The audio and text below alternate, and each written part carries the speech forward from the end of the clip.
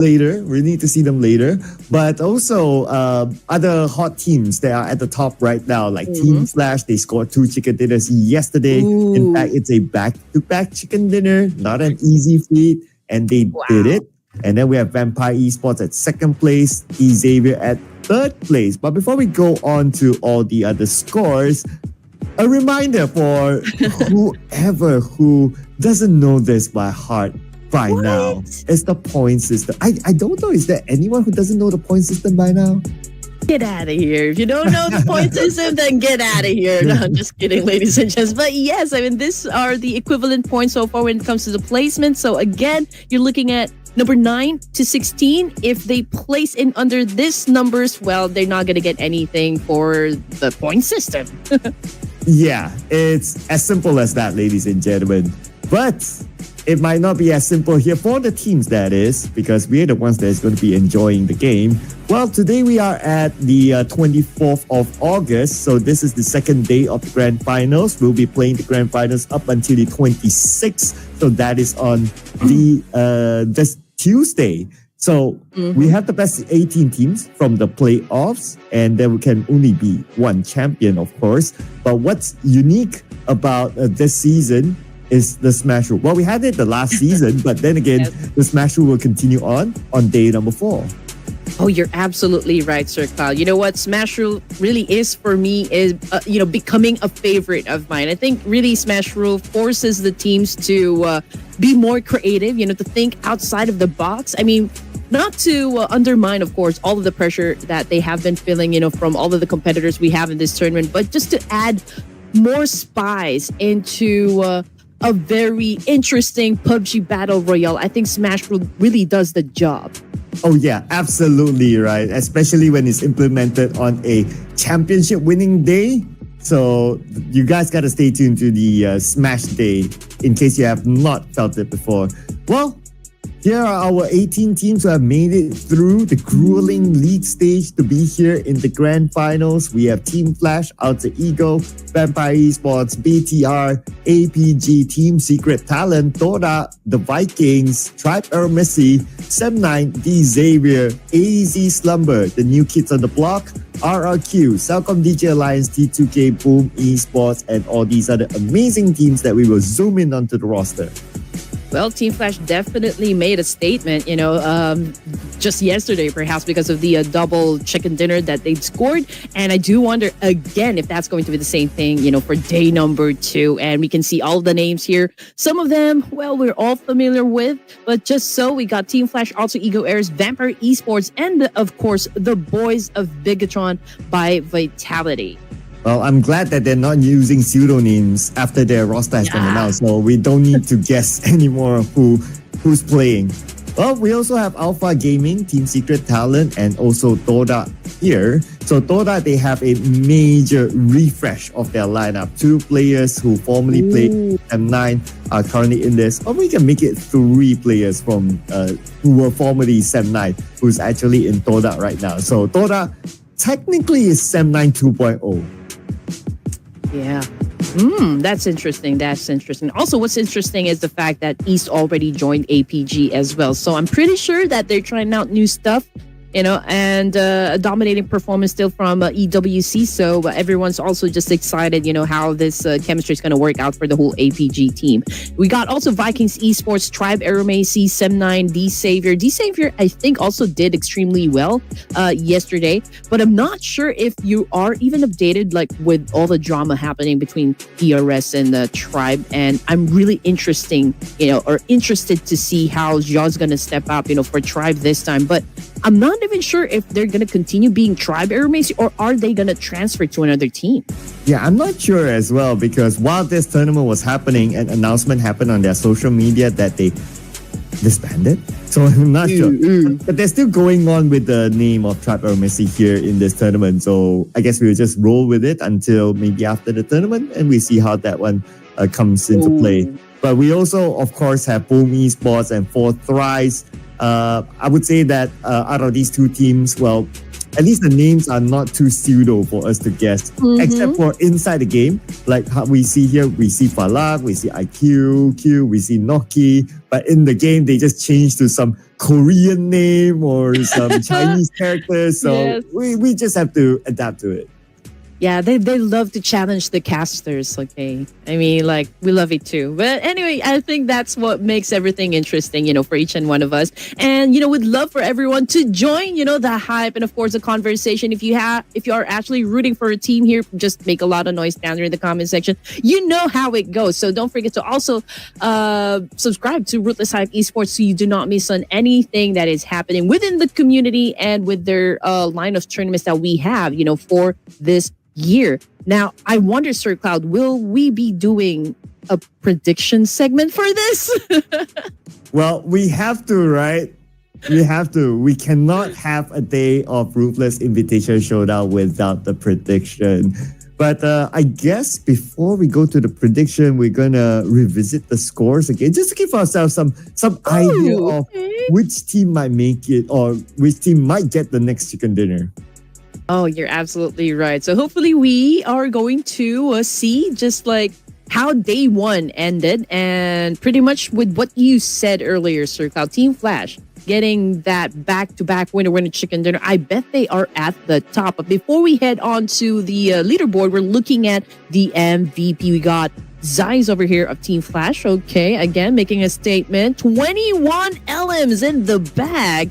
That is quite a lot. 3,361 damage output, 41 utilities used in this match. Again, we're looking to check if this is going to be the same story for Vietnam's Team Flash.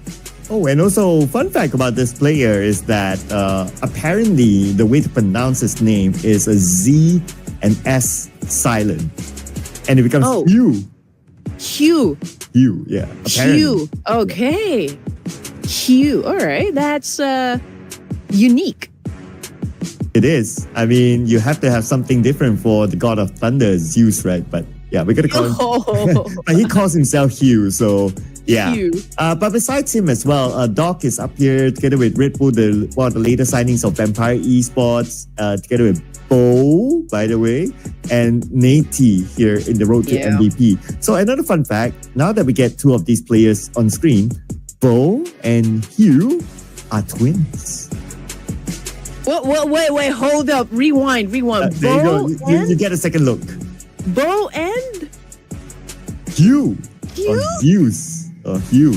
Bo and Hugh. Oh my gosh. Now I see it. Okay. Oh, there's a twin connection happening for Team Flash. All right. Okay, maybe that explains their dominance, for this tournament. Perhaps, they are really cooking up something great, something explosive for Vietnam. Man, this is this great information right here, Sir Cloud. But you know what? I think I also need to mention this, that, for Doc of Alpha Gaming, I mean, this guy, we all know how great he is when it comes to his individual stats, individual numbers. I don't think we even need to introduce who Doc is, of Alpha Gaming. But I mean, even if we are playing Ruthless, this guy never fails to really show up when it comes to the numbers, and I love seeing his name over there.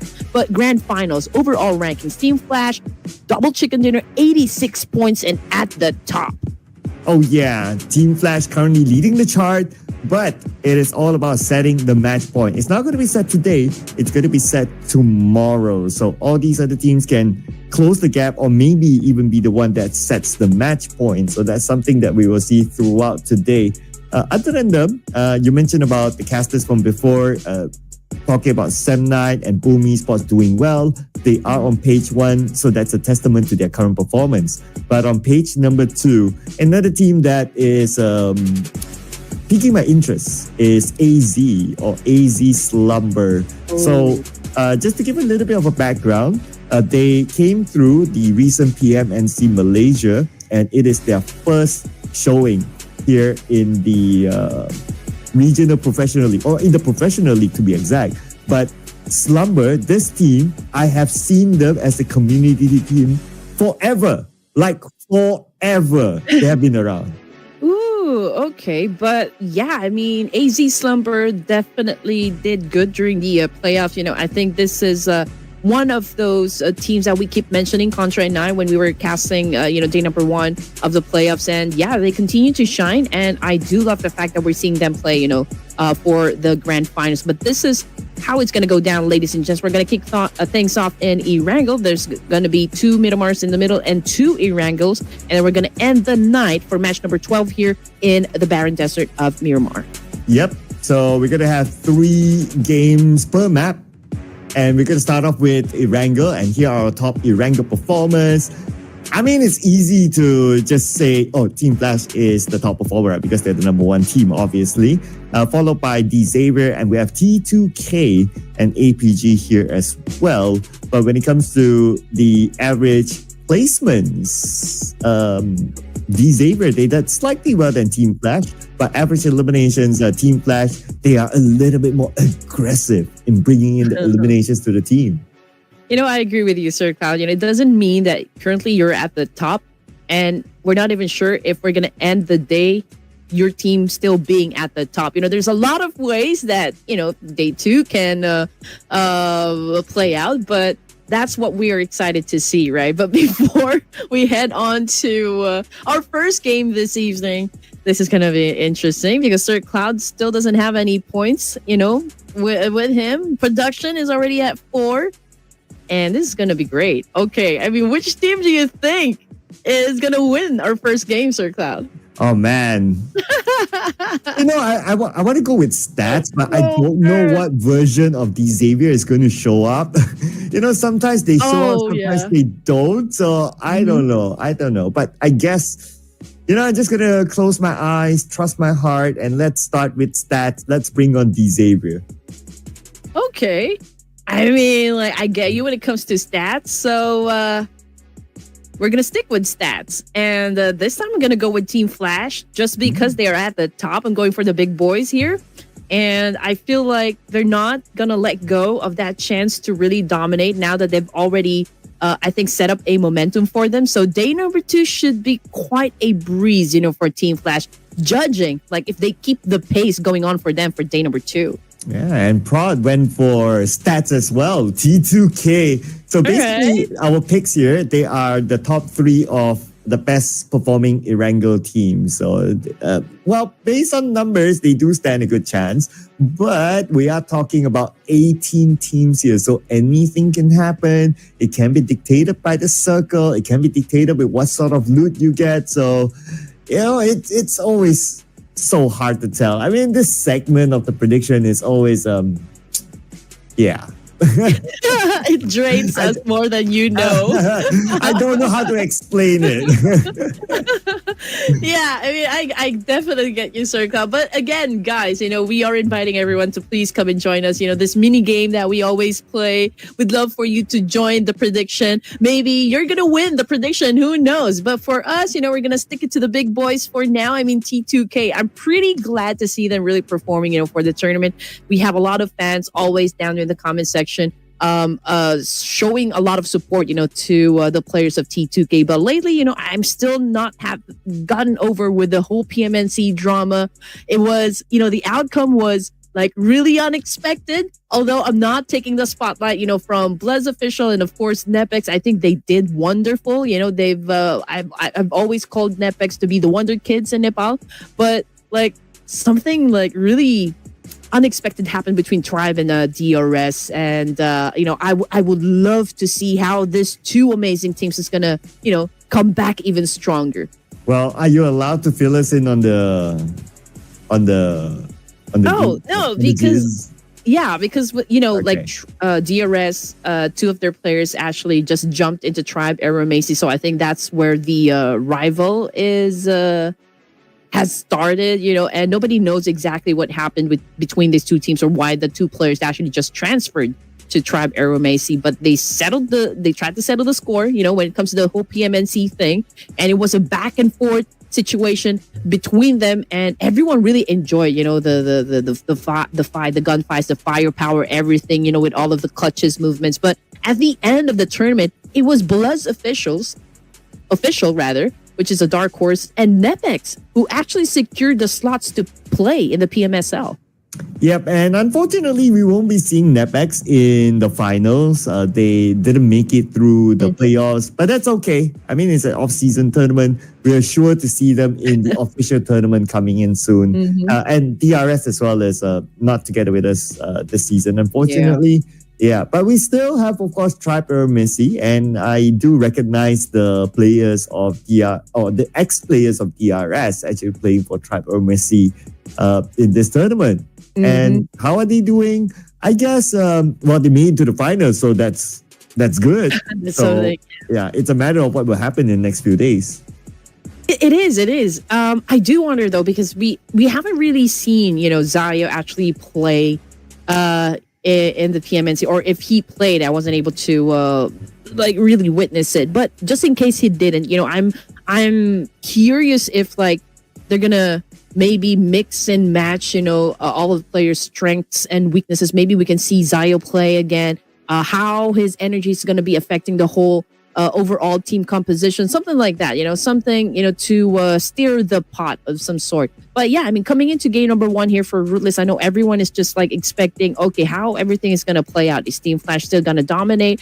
Or maybe we'll see some good movements as well coming from BTR. But, whatever happens, I think pretty much this whole tournament is also quite packing heat, Oh, yeah, absolutely right. I mean, Ruthless Invitational Showdown series has always given us the heat.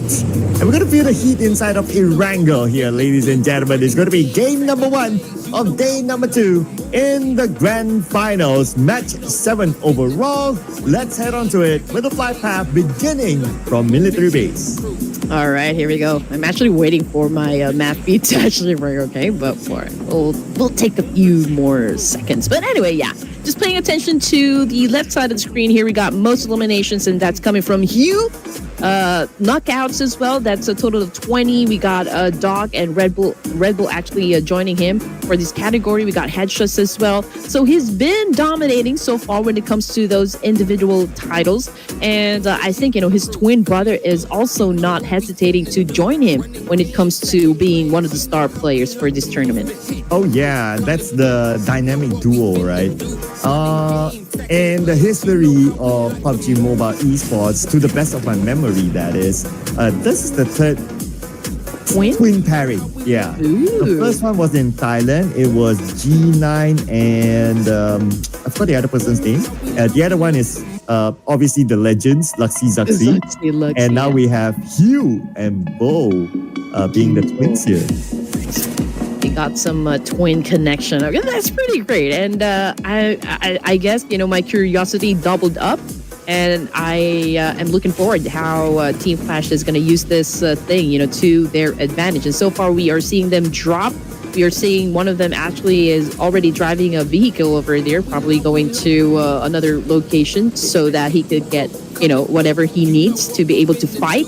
And looking at the map feed over here, we got a portion of the south side military base as part of the circle. So I do wonder if that's going to continue favoring the south side. Will we see a military base finish? Ooh, I hope so. Ooh, evil that way. But you know what? On the topic of twins, right? Since all the teams are looting, we have some time to chat. Have you ever thought of what it would be like to have a twin sister? Oh yeah, I mean, definitely if I have a twin sister, should be my partner in crime, or maybe even a brother. Sometimes things happen like that, right? I mean, you could be twins and also being a boy and a girl, but yeah, it would be interesting, I guess, if you have that secret language that you and your twin just know. So that could be exciting. How about you, Sir Cloud? I've kind of thought about it, in our imaginary minds, we will think that, how would it be if I have another twin? I don't know how to feel about it though. It's do we need to do the same thing together? What do we do? Can we go on dates and switch our date the next day and our partner wouldn't realize it? That sort of thing. Yeah. I don't know. It's intriguing though. It is. And from what I know, there's also a difference, when you're a twin, if you're fraternal, or if you're identical. So I guess there are some traits like where twins shows the same interest or like have the same set of skills and maybe talent. So I don't exactly know. Maybe if there's a like a twin brother or sister down there in the comment section, maybe you can shed light on this one. But what's more interesting is, of course, one player from Alter Ego Air getting picked off. And I believe they're having an exchange up against Kodak over here. Yeah, correct. So we can see Man Up right now with a DBS about to secure that point. Job done for the side of Todak. Obviously, Alter Ego Air still trying to defend themselves, but very low in HP. But oh man, that was quite a shot. Todak, Man Up, currently knocked down on the ground. Cleon trying to provide a little bit of support, for his teammate. But he's cooking up an aid here to try to keep him at bay, to buy little time for him to save his teammate. But another one bites the dust. 2 down for the side of Todak. Oh, okay. Lucky enough for him that the nade did connect and they were not wiped out. But here comes Badru. Or is he Badru? Everyone's speculating who he is. But anyway, the moment he shows up, he gets gunned down by 9. And it's only Rosemary, the Lone Ranger. Man, okay. This is going to be great. I mean, if he could pull off quite a great clutch over here, saving his teammate, that could be very, very nice. That would definitely go into our highlights. But in the meantime, well, it's not happening just yet. Badger's still down on the ground. Same thing goes with Moana. Cleon is knocked down on the ground as well. So Todak obviously is trying to reset over here. And Frenzy just made sure that Moana will not be coming back from that one. Yeah, clearly Moana does not mean family. But Rosemary got shot by a former family of a few players of Toda. Yuhai just got them down and Alter Ego. Interesting. One of the top performing teams of the league stages just got eliminated. Yeah, but we all know Rosemary. I mean, this guy can come back, anytime he wants to. He's like a mushroom. He pops out anywhere. But anyway, Todak right now getting punished by Team Flash this time. And Cleon, after being revived by his teammates, I'm not even sure if it's going to last in this situation. But let's see what's going to happen. Hugh breaks in. And yeah, he got, 2 points, make that 3 points in the bag. In an instant, we got Francis still trying to do a massive spray here with a UMP, trying to make it happen for the side of Todak, even if he is already at a disadvantage over here. He's trying to go and play with them, but Hugh right now just got impatient and just said, hey, just go back to the lobby, man. Yeah, just end this one. Give us the points. And speaking about points, Team Flash, the moment they showed up as a third party, 5 points in the back already. We're not even done with stage 1.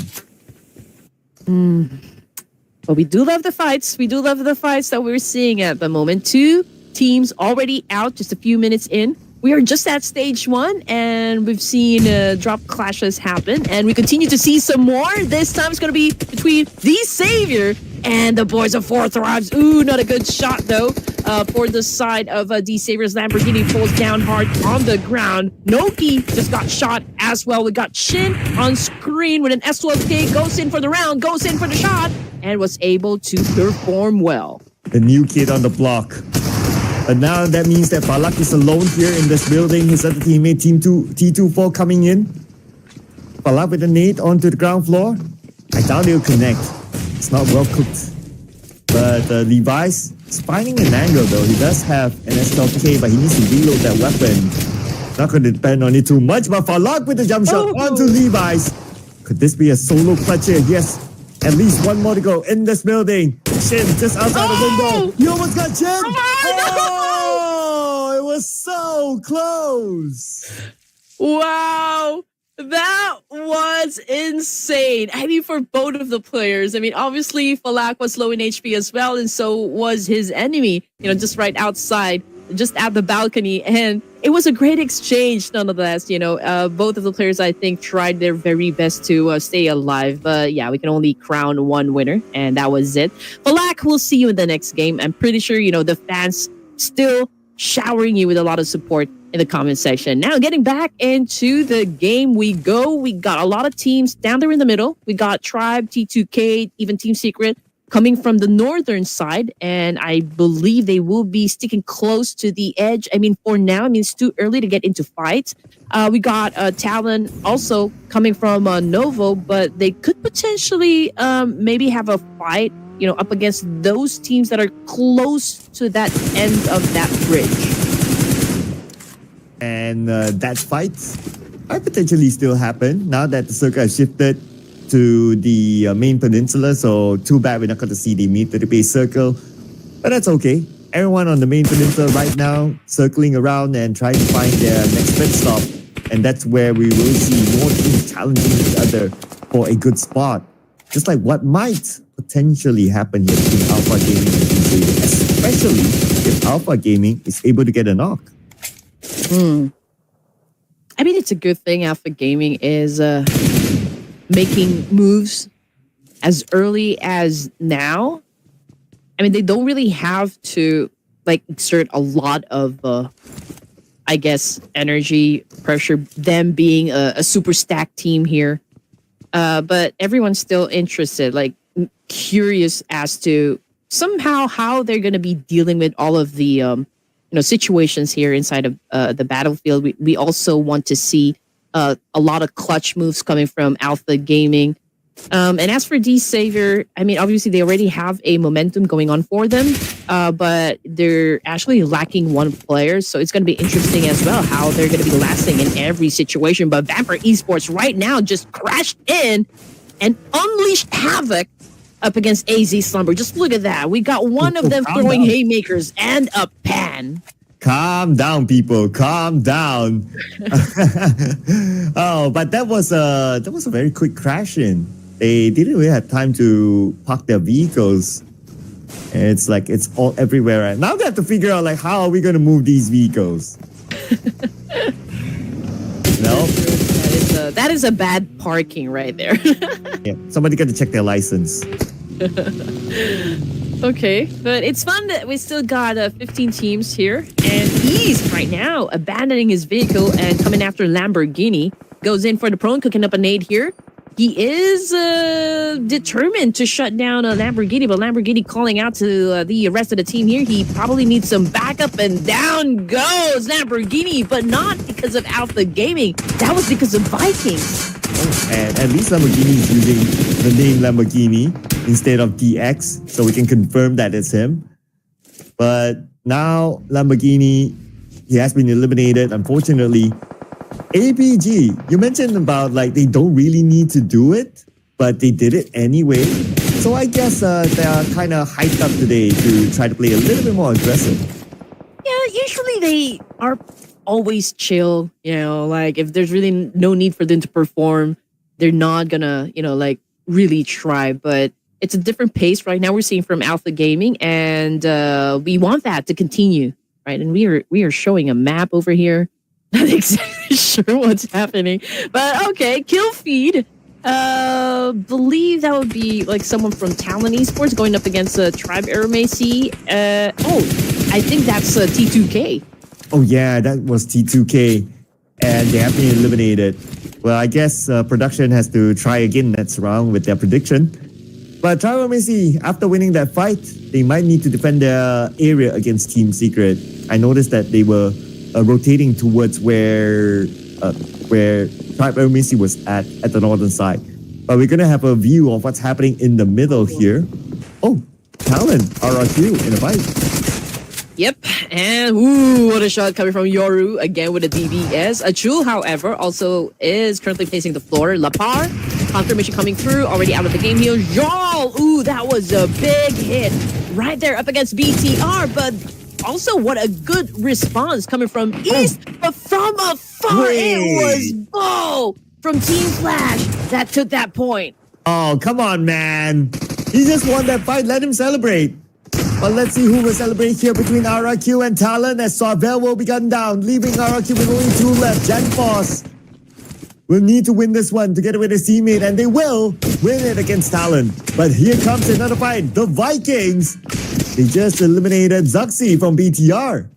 Yep, Vikings do know how to dance, and we are seeing that right now. Them going up against the boys of BTR, but they have to be careful because Celcom DJ Alliance, I feel like they're just monitoring the situation, lurking within the area, just waiting for that right opportunity to strike. Celcom DJ Alliance probably hearing a lot of gunshots, surrounding them. Coming off the kill feed, it's Team Secret versus Delta. Tribe, Aramasi, are they in a pickle? Ooh, okay. No update yet after that knock. It could be a long-range one, and based on the current score, they have managed to revive him. But from afar, Team Secret just got eliminated. Wow, this round is going really, really fast, although it's like a main peninsula circle. Oh, yeah. Absolutely right. Okay. But Tribe, okay. Seem to be doing great. I mean, 5 points in the pocket here. They're still trying to put down GK from Team Secret. Got Zio over here, obviously trying to get close to where GK is, trying to get information. But GK, well, he's gonna bail out, from this fight. And same goes for Tribe Ermacy as well. Seem to be more focused onto getting into the next stage of the circle, in which we'll find out in about 5 more seconds where the circle will go.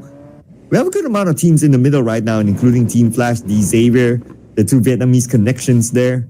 And they should be favored by the circle still, and they will still get the middle of the circle. Oh, yes, you're right. I mean, Team Flash obviously is pretty close with the Xavier. And I do wonder if, Woon T and the rest of the gang here from Team Flash is about ready to dominate, to go up against their older brothers. But yeah, I mean, we got Team Secret coming in, from North still. We got Bo taking in a lot of damage from Levi's, but Win responded back, and Levi's currently knocked down on the floor. Here we got Shin taking in some damage as well from the side. Vikings continue to dominate. Well, there goes my prediction. It's down to you, Red Queen. Down to you. Okay. Hey, I don't even want to say anything just yet, but this is a pretty awesome performance that we're seeing from Team Flash, although Bao is still currently knocked down on the ground. But obviously, Hugh here is managing, another team from outside the window. He is probably maybe gauging the situation if it's, safe enough for Team Flash to pick up their teammate. But I'm pretty sure that they're going to do something about it. Zero's, however, already out from the game. So Team Secret playing with just 3 of their members. We're looking at 10 teams here for stage 4. And Newsflash, literally Team Flash, is now 100 points. They've broken the 100-point mark. Interesting. But Vampire Esports, can they break Team Secret here for this high ground? Boom Esports behind them.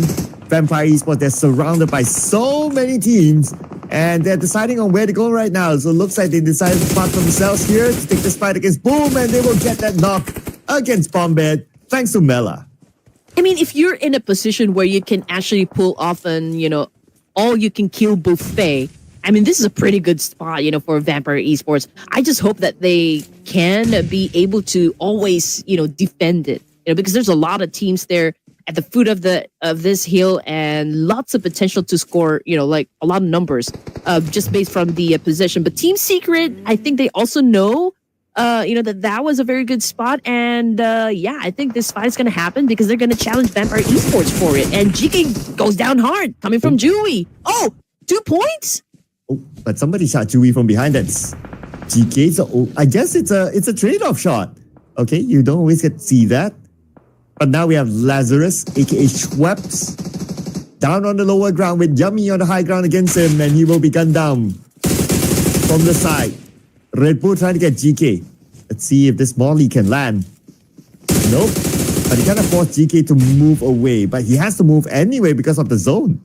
Oh, man, he has a lot of energy, living up to his name over here. Red Bull still trying to find the perfect angle for him. Unfortunately, though, for Dewey, he has been taken by the Blue Reaper. But we're still looking at 10 teams here. Same thing goes for Mela. Lazarus, oh no, was able to put down by both, I think, Boom Esports and the Play Zone. So I guess when it comes to their location, it's not very good for them. Vampire Esports continues to just punish, Team Secret. But also in the process, I mean, Vampire Esports has been losing some other players as well. But check out the top left, Red Queen. We have at least 3 teams. there. Used to be 4 with the fact that Dog has left, but 3 teams still at the potato hill. Circle shifts, 7-9 gets the circle, Dog goes straight into the middle, and Team Flash still has the circle together with the compound from before, and RRQ on the southern side will be unchallenged. So more action that we can expect here from the potato hill. Yeah, I just wonder if Tribe Aeromacey, since they're still outside of the zone, are they gonna go up against Boom Esports before they get inside the circle? I mean, Team Flash also with their current location, I think they do have the opportunity to gatekeep a lot of teams that would be headed, towards that main entry point. So again, Tribe Aeromacey right now, I think this answers the question. They're throwing a lot of nades up against Boom. We got Zaya coming in.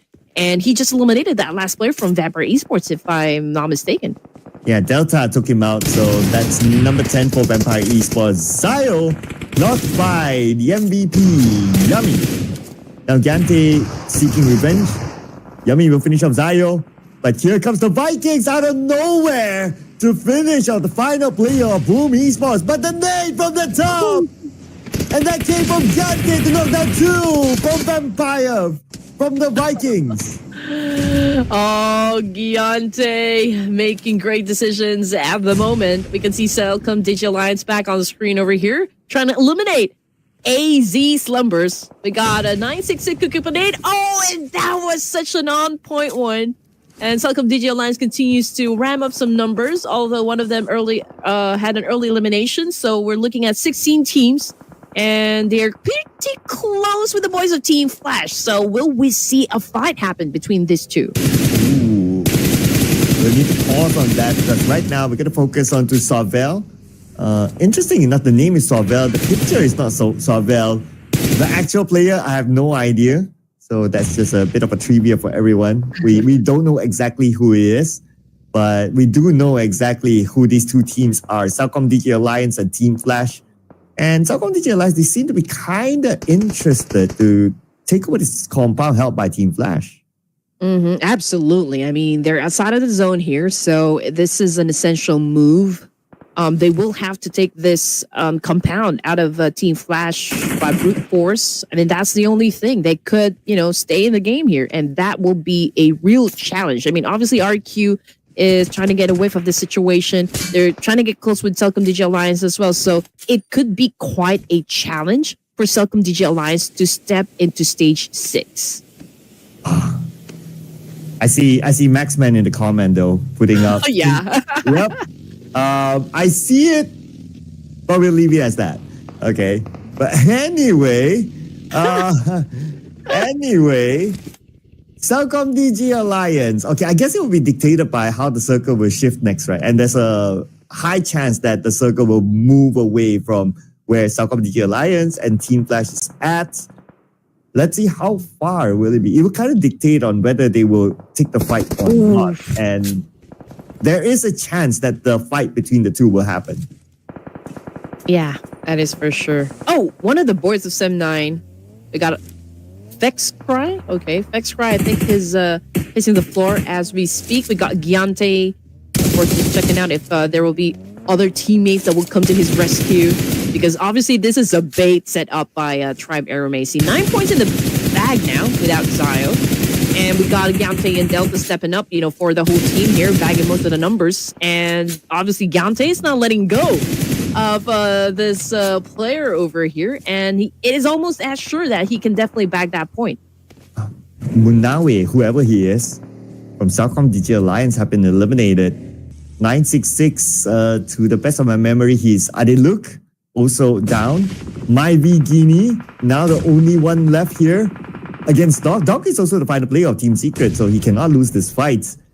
But because he's in the middle and he has this little storeroom, I believe that will attract a lot of teams to him. Oh, for sure. But since it's in the middle, I don't think, like a full team can actually get close. But if Celcom Digi Alliance can find the perfect timing for this one, see. Okay, so it's not going to happen. Doc tried to respond with a nade himself, but Team Flash was just like really overpowering, most of the teams here. And they do have the best chance to score another chicken dinner. But let's take a look at what's happened with RQ. Okay, so obviously one of them got knocked down hard on the ground, and Sem9 just got eliminated with only 1 point. Oh man. But they survived to a top 5 finish, so that's a handful of points for them. But right now, looking at the summary, Team Flash a full squad, Triparomacy 3 players, RRQ 3 as well, and Team Secret only 1 left. Still holding as long as possible. Doc right in the middle of the circle. Now on screen, we still have Doc trying to survive, but finally, oh, there you go. naded out by Tops, and that puts Team Flash on the rampage. Oh man, okay, here we go. Team Flash continues to impress us with their impeccable gameplay. And right now they have another chance at proving, once again, Team Flash can dominate E-Wrangle. I mean, obviously they have the number advantage compared to Tribe and even RQ here. But it all boils down on, again, execution. Right now we're seeing Team Flash on prone, waiting for them to, get close to them, get within their line of sight. But it could be pretty messy between Tribe and RQ. They could be the first 2 teams to have the fight here. So it's a Mexican standoff, Sir Cloud. Yeah, and if that happens, Team Flash can come in as a third party. And like what you said, potentially that is going to happen. Oh, but hang on. Looks like RRQ, they got win from Team Flash. But are they going to finish him off? Are they going to change their focus on the Team Flash right now? Looks like they will. Oh, this is about to go down, RQ. Ready to go down and dirty up against Team Flash here. We got Win taking a lot of damage. He is about to be taken back to the lobby to meet his maker. And there you go. That's the nail in the coffin right there coming from Swavel of RQ. Top was able to back away from all of those nades being thrown by RQ. So Team Flash obviously going for a reset over here. They don't want to lose any more of their members, while Tribe Aeromacy is just really being patient. But RQ, with that move, they even out the playing field. Oh, and it doesn't help Team Flash with the fact that the circle shifted slightly towards the right side. So they have to move forward. And instead of focusing onto RRQ, now they might need to shift their attention to Tribe Aeromacy. But it really depends on who makes the first move. If Tribe Aeromacy makes the first move onto RRQ, then Team Flash will be on the clear. Yeah, everyone knows exactly what it is at stake here. Everyone is just waiting for which team is going to make their first mistake. And I think that would pave the way for either of the teams here to go for that chicken dinner. And right now, they just don't want to compromise their location. They're getting as much knowledge as they can, based what they can see in the game. And Swabel right now doing the massive spray. Yes, I mean, he's pointing the gun at the right direction, but he's not hitting his target. And right now, who's going to hit the first target though? Stage 7 circle is still pretty decent. There's still kind of enough space for everyone to play. Even Team Flash, they can go down south and play by the foot of this hill. So that's still all right. In fact, yeah, they can. But if they were to move forward at the foot of the hill, then they will need to face off against RRQ with GenForce and his nade. I believe that's a little bit too far, so it will not connect. But you gets Delta. Yeah, I feel like Tribe Aeromates is waiting for RQ to just deal business with Team Flash, and I think that's the opening that they're waiting for to take over that vantage point up against RQ. Because RQ, I think, has a very good angle, for them. But anyway, Team Flash already made a move up against Tribe Aeromates. I mean, that was a huge and essential knockdown coming from Hugh, and obviously they're now dictating the pace for this round. But whoa! GFSTY with a massive takedown bow down on the ground. And Rig just got one for himself. And GFSTY is GenForce. Still alive for the team. Here comes Rig together with Delta, taking over this compound, and Rig moves in forward. But Swabel is ready, gets a double knockdown. Swabel defends his ground, taking 2 out of Tribal Messi. Okay. What a turn of events. We got RQ with still 2 more players. Rig being taken out of the equation. And RQ obviously is picking up their teammate. They want to go for that firepower. AST down with 1. RQ still with 3 players. And Team Flash down to 2. So, I mean, it's a slow burn, for Team Flash. They had the number advantage just moments ago. And it was a great play that came out from RQ. Looks like RQ can reset after that great play as well. And now they will have the man advantage against the other 2 teams. Position-wise, RQ, they have better circle control as well. So they stand a very good chance of scoring this chicken dinner. And GenForce evaded that nade, so he's still alright. Another attack by Tops, but nobody's home. And look at the spread by RQ. GenForce, look at him. He's being adventurous now. Yeah. Ooh, again. With a shot from Deontay, unfortunately, it wasn't enough to take him out. So his location had already been compromised. That is for sure. We got GFSTY dodging the attacks coming from Tops of Team Flash and trying to respond with a nade himself. But Deontay, another takedown for RQ. But Swavel is just right behind, ready to support its teammate. And obviously, Swavel is just asking his teammate to come closer to him so they could go for that revive. But this could be like also a way for Team Flash to just show force. Tops getting into play over here, being impatient. And now we got an S12K. Tops holding in his hands right now, trying to dance it off. And that was an accurate one. Good shot from Team Flash. And now Tops doing a massive spray up against GFSTY. Can he dance it out? Oh, can GenForce actually dance this one now? Looks like the answer is no, and Team Flash scores the chicken dinner. Red Queen brings home her first prediction correct. All right. Still, we are talking about the numbers, and Team Flash right now showing us supremacy with in the leaderboard, obviously, and with this massive game once again opening up day number 2 of the grand finals. These are your first winner chicken dinner, the boys of Team Flash. And they continue to dominate here. In the middle of this round, they broke the 100-point mark and they scored this chicken dinner, so surely they're above 100 points now. What a showing here by Team Flash. And you know what? Team Flash's performance here in the grand finals reminds me of D+ Kia last season during the league stages, where they were just that one team that dominates everything. And it looks like Team Flash, they are heading that direction. Absolutely right. I was talking about it day 1 of the playoffs, that during the last season, it was all about, the Korean connection, the Korean domination. And since, they're not playing for this season, it's all about Team Flash, making us feel the heat over here. Team Flash making it happen. They've been quite consistent, I guess, from the get-go. But then again, this is like 4 days worth of grand final, Sir Cloud. Will they have enough gas in the tank? Ooh, yes. And the last day of the grand finals will be a smash rule being implemented. So that might switch things up as well. But if you're the one that runs away with the points, you create like a 30, 40 point gap at the top by the end of tomorrow, setting the match point bar, then you stand a really good chance. But we'll talk about that more tomorrow, of course, when we set the match point. Now, it's all about Team Flash and also RRQ, Typer, Messi, and the Vikings as the teams to watch. And RRQ, they played very well this round. It was just that their terrain was a little bit unfortunate. They were always on the lower ground against Team Flash. Yeah, and it was a tough, end zone. I mean, we're talking about Tribe and also Team Flash, and also not having really the best advantage in terms of their position. So, I mean, it was still like a very good fight shown to us by RQ. And, I just noticed that Q and Bo actually looks like Lamborghini. Oh.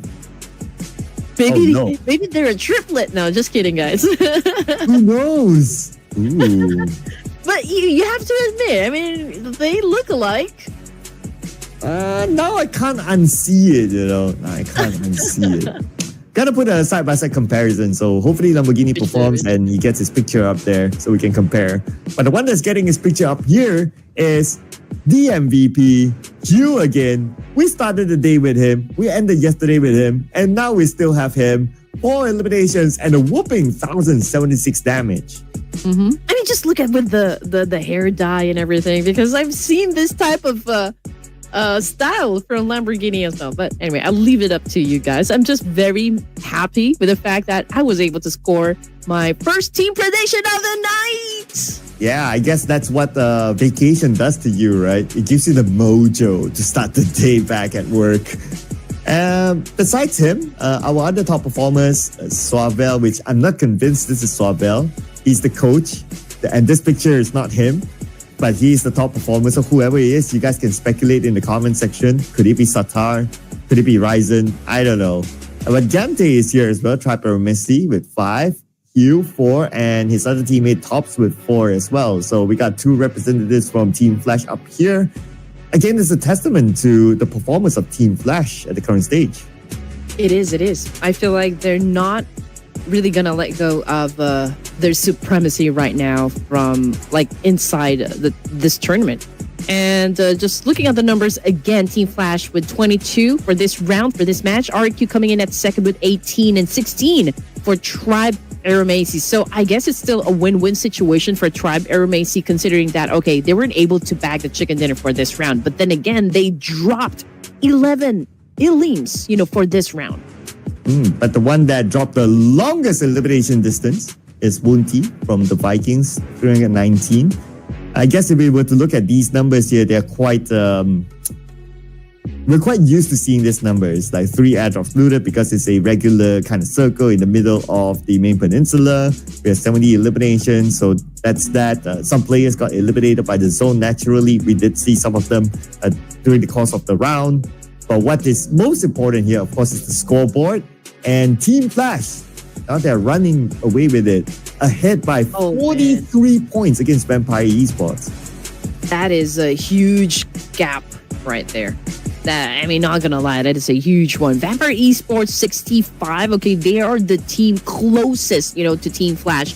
And obviously, if they ever do want to dethrone Team Flash, I guess we just have to see a lot of great things happen coming from the side of Vampire Esports. They don't even need to score a lot of chicken dinner. They just have to really get a lot of elimination points and maybe find the perfect balance between like placement and score points or elimination points. I mean, Vampire Esports, we've always known that these guys can always deliver. I think we can pretty much say the same thing, like with all of the 18 teams that we have in the lobby so far. But like looking and waiting for which of these teams is really gonna step up, I guess that is what we watch out for. Well, at least Tribe Aromacy, they stepped up in this round. Their best performing round so far in the finals. So they move up 3 notches at least. But we have still many more games to go, ladies and gentlemen. Before we continue on, take a short break. So don't go anywhere. We'll see you guys after this.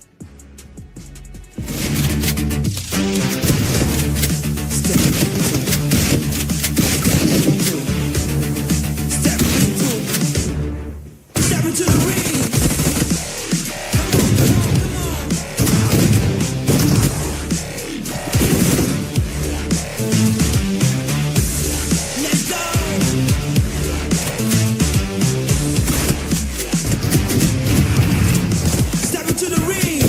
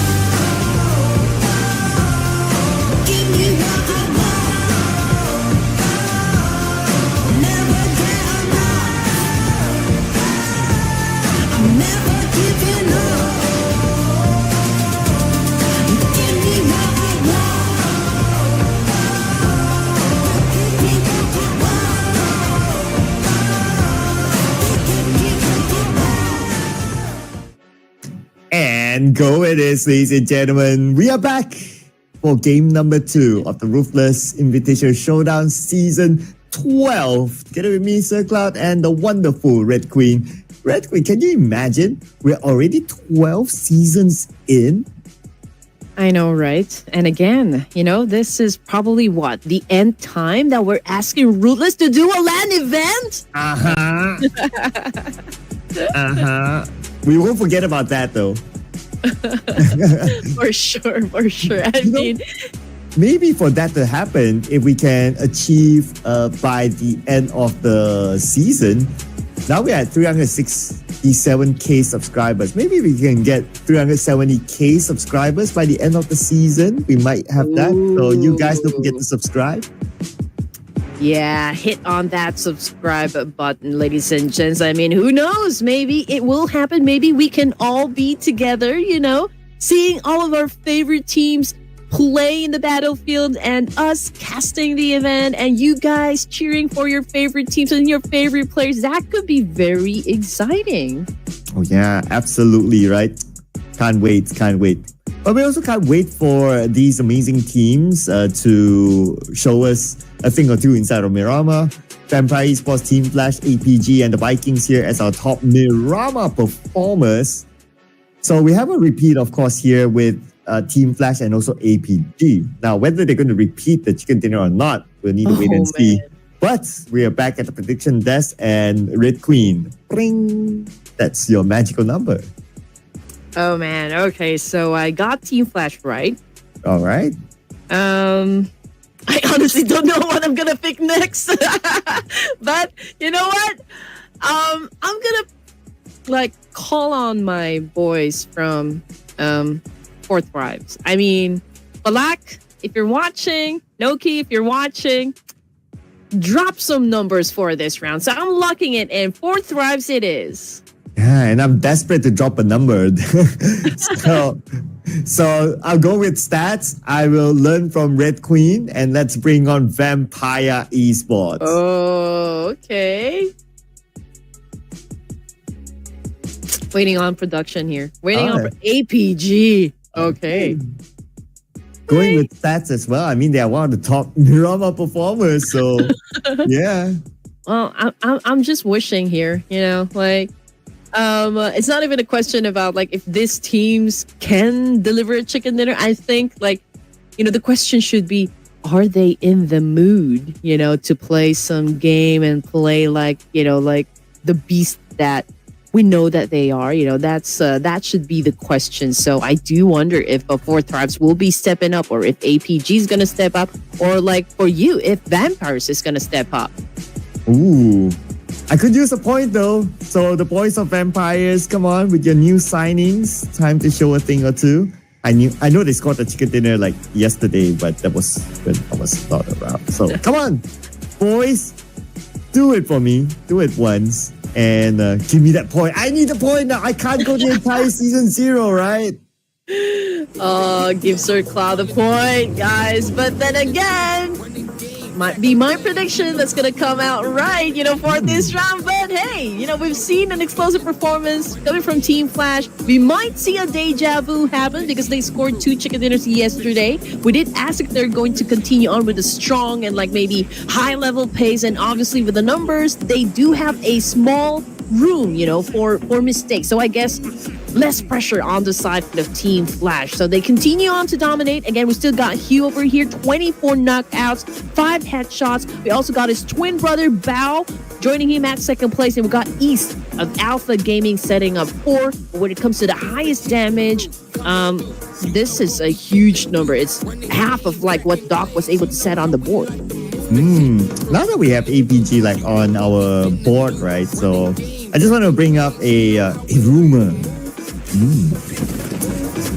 Do you think top is still with APG? Oh my gosh. You do not do this tonight, Sir Cloud. Oh my gosh. That was a juicy meat right there.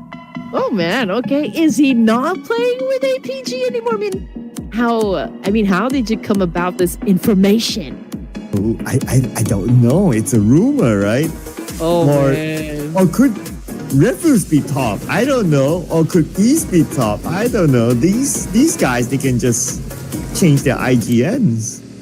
It's crazy. It's crazy. Okay, but please, if you know something that we don't, obviously, please do let us know down there in the comment section. If you are about to spill a tea from the inside of community, those whispers that you hear from around, please share it down there in the comment section. Oh, we love tea, right? I definitely do prefer it over coffee. Just saying, though. I think it has more caffeine, though. If we're going to compare tea and coffee, what they say is that tea has an even more caffeine than a coffee. Oh, really? Yeah. No wonder my dentist has been telling me to cut down on tea. Have you not been sleeping again? Yep, I've not been a good boy at times. I still love my tea. It's something that keeps me going. I think just like coffee for everyone else, right? So are you a coffee or a tea person? I tried to balance it as much as I could, but it has something to do with habit, I guess. In the morning, I would prefer to drink coffee because I guess it really wakes me up. But when it comes to nighttime or maybe after some meals, within the day, I prefer to have a cup of tea. Yeah, coffee is good for the daytime. But I wonder, does it really give you the supposed energy, or is it one of those what do you call it? It's just in your mind. I think for caffeine, it does a trick for me. It gives me a burst of energy, but only for a short time. So if somebody were to buy you a drink, would it be tea or coffee? I think I would go for coffee, but Boom Esports right now getting some job done, and this is an early elimination for the side of Team Flash. We were talking about him just a while ago. Top right here is about to be taken now by Boom Esports, and there you go. They're still coming back from that one, and Bao obviously tried to avenge his teammate, but I don't think that's going to happen as well. And though that's a different tops though, but okay. But like what you said, right? Team Flash, because of the gap that they have created, they can somewhat take a chill this round. So even if they start off playing with 3 players, they lost one early on, I guess to them is no pressure. They're all right. Yeah, they're going to be all right. 46 gap, right? 46 in total. So again, even if they don't really perform well for this round, I think they have that small room to work with. But then again, if you already are, on a momentum, I guess you just have to go through and just play through and just ride the wave. But in the meantime, we're looking at Train to Kill. We got Mimi throwing some nades over here up against Tins. And, Igneous taking it hard. He's down on the ground, and it will be difficult for, the rest of the team to pick him up. After this promo, we got Mimi trying to dance it up with one player, and that took 2 guns to shut down his enemy. But Trang, on the other hand, Vikings, also an altercation over here up against T2K. Jaya made some spectacular moves against T2K, and now I think he's about to get the job done. Okay. And by the side, Superman is pretty low. Needs to take a moment to heal up. He should be back up to 80%. Is that a nade behind him? A very long cooked nade, but there you go. One last shot by Rules, and Superman met his kryptonite. Yeah, met his doomsday. Oh, that too. But okay, so unfortunate situation for the side of Vikings. I guess they also did not expect this to happen. At stage 1, but that is of course a drop clash that just happened. And for this round, Vikings, they did not do good. And now, looking at the 17 teams remaining, everyone still has, a complete squad except for Team Flash. Also, already playing with only 3 members. We got Boom Esports looting around. I guess Labendita. Was that Labendita or was that? Oh, I didn't quite see that one. But Team Secret, Los Leones. I believe they're around Los Leones. Yep, just above Los Leones. And they are in the circle, so they'll be pretty comfortable here for now. I don't expect them to be going around hunting for opponents. But if they do, I'm not complaining. Now we get a better view of where everyone is at. So it looks like everyone generally has a good spread, but seems to be a lot more teams on the right side between Los Leones and Impala, the high ground area. And Boom Esports, they're going to take that high ground. It's going to be a very good spot that they can monitor the movement of all the other teams around them. I think the only team inside Los Leones would be Celcom DG Alliance, and I think most are a little bit hesitant to actually get inside Los Leones. Probably they're thinking that, okay, there might be a lot of teams just camping around the area, but you're right. I mean, Team Secret is close with Team Flash. We got Boom Esports as well. Alter Egos might join the mix as well, and even RQ. I mean, those are the teams that are over to the right side of the map over here. And from the left, we got 4 Thrives coming in, and they might have an exchange up against D Savior. But we're looking at Vampire Esports right now going up against the boys of BTR. Having a long range exchange.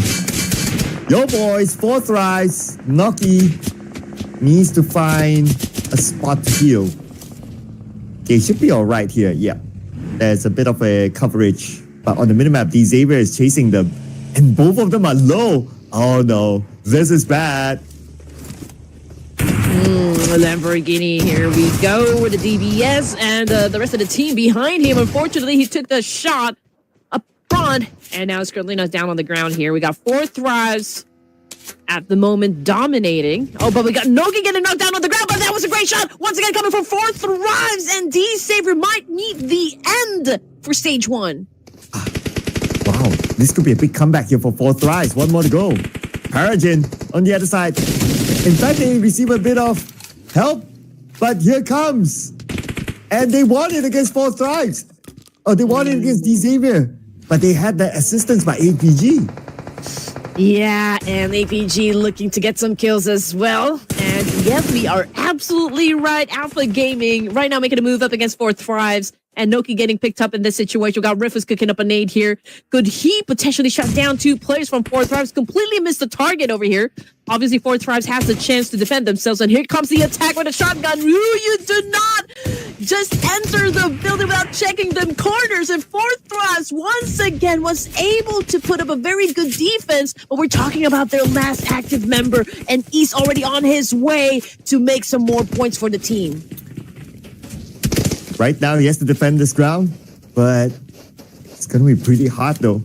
That's a shotgun. Very clutchable weapon. Oh, don't walk into the wall. No, don't walk that way. No! Not like that. We're not exactly sure what happened, but yeah, he got roasted alive, and that paved the way for him to get damaged so bad that resulted in his demise. And the fight keeps coming in. Team Flash right now, Hugh taking some heat up against, or from Team Secret rather. We got Team Secret full force right now, going in for the pinch up against Team Flash. We got Wen with the DBS. Doki, GK, down on the ground, back and forth situation. Who's going to be winning the fight? And now it's going to be Bo, 1v1 against Juke. Is he going to go for the heal? Not yet. He's still considering the Molly to buy himself a little bit more time. Oh, but he's low because of the Molly, and Juke landed the final blow. And at the end of the day, it is Team Secret. Oh, but it's not over yet. Hello, Cellcom DG Alliance. Oh, man. They smelt blood. And yeah, that's what they went for. Ah, man, they did not even let them reset. I mean, that's all about, of course, survivability. I mean, if you do have the chance to seize a moment, and you just have to go for it to get all the advantages, right? 11 teams remaining for stage 2 here, and we got, most of the teams at the top already taken out of the equation. I mean, D-Savior, we got 4 Thrives, and even Team Flash. So that was a fast one. I mean, we just came to stage 2, and we're down to 11 teams remaining. Also, Ego Eras, okay, they've managed to go through some fights inside the match. I mean, obviously they lost Badru with 1 elimination point, but 3 still a solid number, for the side of Alter Ego Eras, and they have not been performing well, I guess, for day 1 of the grand finals. Perhaps we can see them go a little bit aggressive for the remaining matches for day 2. It's a very different performance from Alter Ego as compared to the league stages. The 3 players, let's see what they can come up with. At least they're not too far from the circle. They can still take a step in. But I would say potentially more fights might happen at the north. We'll look at that later. Oh, it's starting now. On the elimination feed, East just got Ajaya. And Ajaya is out thanks to Doc. That puts Alpha Gaming in a domination stage. 5 eliminations already for them. We are experiencing a little downtime, for stage 3. And I guess everyone is getting to a nice spot where they could potentially, get all the advantages up against those teams that will pass by, get that vantage point going on for them. We got Alpha Gaming back on the screen here, and we did see how Ruthless was taken out, but it's still Jal, Doc and East here all together. We got Vampire Esports getting close to T2K. We got Rose with his buggy, getting information. It could be quite a challenge, to take Vampire Esports out of this compound. But Vampire Esports only has 2 players, so if there's enough information relayed to anyone around them, they might just take this fight. But so far, nobody is really pushing for it, which is understandable because everyone there is in the circle, so you don't really need to force that fight. But this fight might be forced here between T2K and APG. APG just survived into the circle, but that's more like a warning shot to tell APG, don't come here. Don't come here, or you shall perish. Ooh. But of course, that is still I mean, we don't know if that's exactly what's going to happen. But AZ Slumber, okay, they're still trying to pick up their rhythm. Obviously, this is a tougher stage for AZ Slumber, but they did an impressive performance during the playoffs, and we're looking to see if they can pull off, just like that for the grand finals. As you all know, this is going to be an even tougher stage, especially for AZ Slumber and maybe some of the teams here. But then again, it boils down at maybe outsmarting your opponents as well. So if you can actually determine like what formula really works for you and the rest of the team here, you need to be able to execute just that, or maybe capitalize on that one to always gain that advantage. But of course, execution is always a challenge. Yeah, it could be a challenge here for Alter Ego. Scoped down by Cleon, who a little birdie told me that he's dead. He tries his luck. I don't think he'll be able to hit that shot from that distance. But we'll check out the next circle now. And who will be favored by it? Shifts slightly towards the bottom left. So RRQ is in the middle, Vampire Esports as well. But the next clash point potentially might be up north where T2K and Sem9 is next to each other. And also on the right side, we have Alter Ego and Talon still there. RQ, okay. Impressive run just moments ago. And now they might be having a conflict up against Todak, but we'll wait for Todak to actually do the first fire. But T2K right now down on 3. We got Ajaya out of the game here. They're going up against Sem9. We got Mimi on screen. He was able to give a lot of damage onto his opponent over there. We got Igneous back here with an M416 spray, but he overextended his stay outside of the house. That's why he paid for that price. Currently knocked down. And we're looking at T2K with 2 active members, but there's also like another team that wants to join in, and that would be the boys of APG. And they are looking at this compound. They might be interested to come in as a third party later, but not that late. East took down a member of T2K from afar, but the one that finished him off, Mimi, is going to be Satya, aka Fearon. And he gets Igneous as well. Wow, where did that nade come from? Is this O high or U high? Okay, Sem9, Satria. Okay, M416. I think he was able to get that point done. We got him still looking at East. He was able to do a little spray. Okay, I think he's about to nail this one. Okay, I thought wrong, but East was able to escape with his life together with Joel, and they continue to, of course, fight up against the other teams here.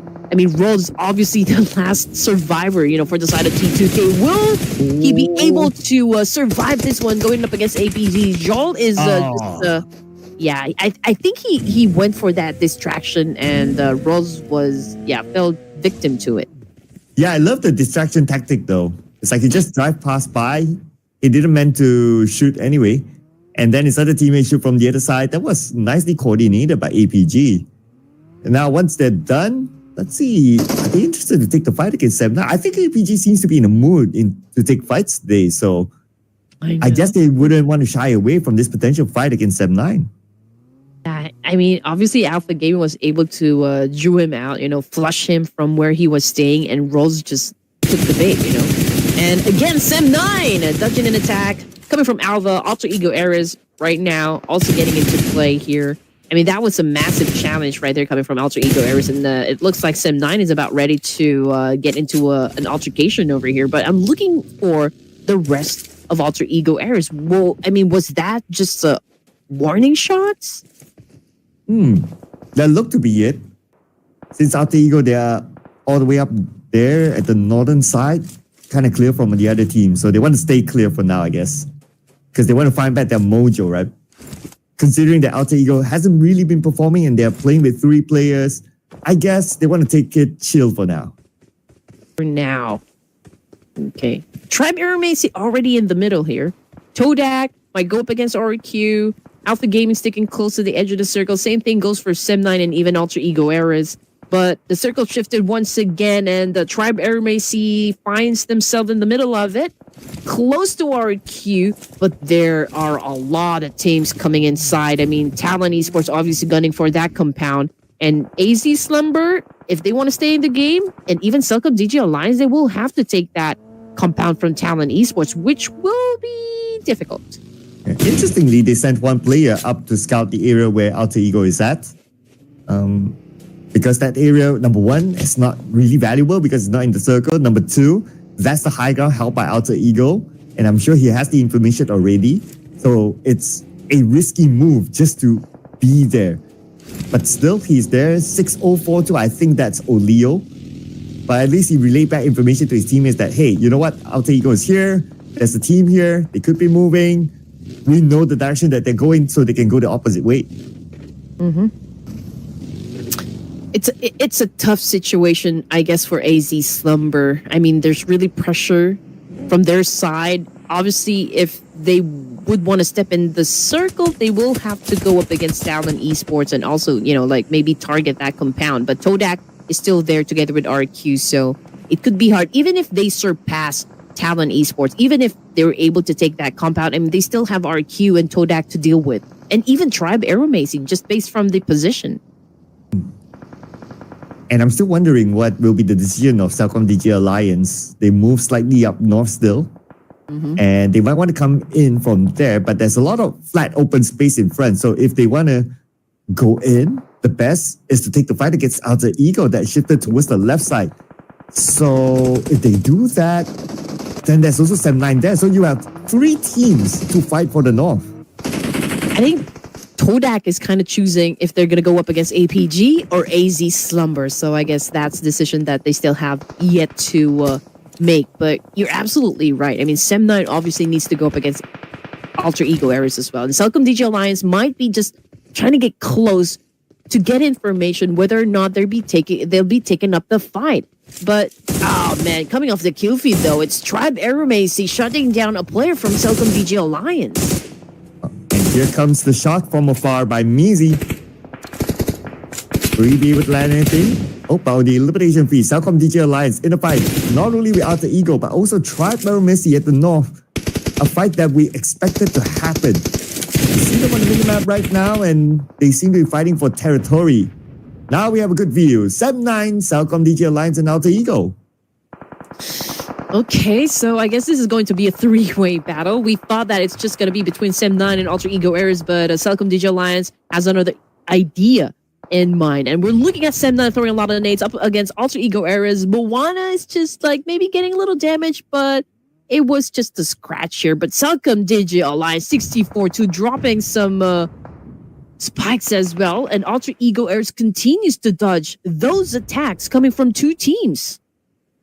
But it can't dodge the absence of the circle. It shifts towards the middle. Now we have 4 teams in it. The northern fight might still continue. And because of the circle shift, this will force all these teams to come together. So this fight at this point is inevitable. For sure.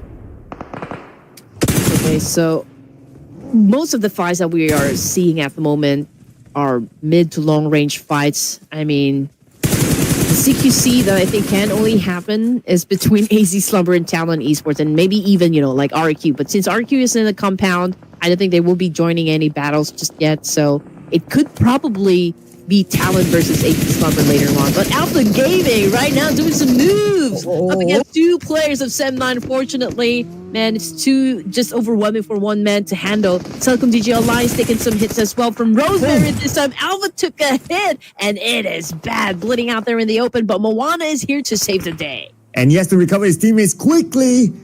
Now zone is closing. Sem9 is still around the corner. Amazon still with a high ground up against them. Just needs the information.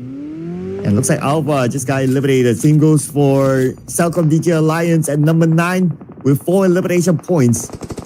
So much happening at the top. Tribal Messi might just be part of it, but here comes AZ Slumber. Azmi taking a lot of damage from that fire. Ooh, the name. Oh man, this is it. This is it. The chance, for AZ Slumber to dominate up against RQ. They need this compound to stay in the game. They need this location. And RQ obviously putting up a very good defense so far. They also have one player knocked down on the ground, but that was a close call on the side of RQ, but was able to get the job done. RQ continues to dominate still. And same thing goes for Sem9 with already 5 elimination points in the bag, taking out Alter Ego Ares. They're the ones dominating right now. Alter Ego and OK round for them. 7 points collected in total. Genforce just got eliminated by Toda from that high ground. Brian out as well thanks to RQ Swavel. And RQ, because they're in the middle of the circle, they have this compound. They will attract a lot of attention from the other teams. But nades galore by RQ to finish out the final player of AZ Slumber. Yep, access denied. Okay, you will not be taking this compound from us. Okay, I mean, Slumber, they've been put to sleep, for now, but we'll see them later on. RQ continues to have the control of this cluster of buildings. However, that was a very good spot coming from Talon Esports. We got Boo scaring down one member of RQ, and he's looking to seal the deal with that nade! And it was a very good one. But can Boo, aka I believe this must be Boo Boo Hoo, new signing by Talon, now taking up this fight against APG on the other side. But at the same time, the circle will update itself while APG defends their ground. They should still get the circle because they're somewhat in the middle of it. And here comes the rest of Talon. Sends a nade across and they will get a knock onto Doc. Oh, man. Doc needs a doctor in the house. Could be hard, for Joel to pick him up at this point. Talon Esports will be coming right from behind them. So that could be, oh, man, detrimental. RQ also trying to get into play here. Talon Esports getting some damage. And Joel, what a response. What an answer. A Chul knockdown on the ground. What innate? Oh, looks like APG there receiving assistance from RRQ. Excel eliminated. Now Yoru is alone on the other side. While they're recovering their fallen teammate, Achu. Achu is back up. And here comes Goku. His turn to take charge of whoever is in front. But RRQ taking the active approach. They're leaving their compound out to take this fight. They want the points for themselves. And they will be going up against Talon. Achu from the lower ground. Not the best possible position. RRQ has a high ground advantage. And they were trying to defend it. But Yoru will say, I want to be the king of the hill. But Yoru being fired back by Lapa. A big trade-off between the two teams. At the end of the day, it is still RRQ. Oh, man. Joel took a nade on the face coming from Talon Esports. But they're not out the woods just yet because RQ also trying to reset, still trying to dominate. And it's just a matter of time. Talon right now just doing their very best to last long for stage number 7 here in Miramar. Tri-Barrel Macy numbers, well, they still have it, but they have to go up against the boys of Sem9. And right now we can see a lot of smokes getting popped. At the moment, Sem9 trying to gauge the situation, going for the up angle over here, and they're ready for a bloody fight up against Tribe. Oh, that nade onto Yuhai. It was huge, but Yuhai's still alright. And Vex goes in all alone. Gets that one knock immediately. Looking for more targets. Amazal will finish off Rick. Bit of an assistance from a distance. And here comes the rest of Sem9. They want to infiltrate this compound. They want to take it away from the hands of Trapero Messi. As Zayo goes up to the second floor, he needs time to reload and reset to himself. But then again, Sem9 is not giving him that space. Trapero Messi out. Oh, man, things are pretty intense at this point. 3 teams remaining. RQ getting punishment coming from Sem9 as well. 9 points in the bag now. RQ just got eliminated with only 6 in the bag. Sem9 versus Todak for the final zone here. It's 4v3 situation. Numbers advantage goes to Sem9, but let's see if Todak can flip the script. Ooh, it's Sem9 versus Sem9 2.0 right now. Who will score this chicken dinner? If we were to look at the circle, Todak, they do have the high ground, they do have the circle, but they don't have the numbers though. Sem9 on the other hand, they have to cross that road. This road is going to be their final bane before they meet with the anime boss, Todak. Oh, anime boss. I like how you put it. But yeah, I mean, this is the final boss they're dealing with. Let's see who's going to be winning this. Cleon, right now, cooking up a name here.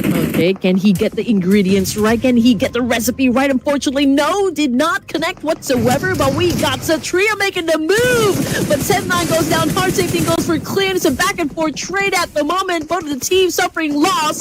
And it's now a 3v2. Oh, they fight back. Viren gets mud up. And Viren gets gunned down instead. A bit of a trade-off there. Frenzy on the lower ground right now against Vex, the new kid of Sem9. Can Vex actually do it? Yuhai is still right behind, providing that cover fire support. And Frenzy will finish off that one player of Sem9, securing that one other point. But Vex with this nade, sends it across, will not connect, but here comes Yuhai. And Frenzy doing the salsa. Well, then at the end of this round, it's a rampage. It was set off by Sem9, and they took that win, eliminating the last remaining player of Todak. But that is still an absolute performance coming from Vex right there. But we can only crown one winner, and that would be Sem9, with a massive number of elimination points as well. Yes, and they were very active this round. Also going around, whenever they see a target, they go for it. And they survived the northern fight where there was Southcom DG Alliance and Outer Eagle. That paved the way for them to be the winner chicken dinner winners in this round. And the new kid on the block for Sem9, Vex, scores the most eliminations, 6 eliminations to be exact, followed by Firen 5 and Amazal with 1. This is amazing news for Sem9 because Vex, fun fact, is an unknown player.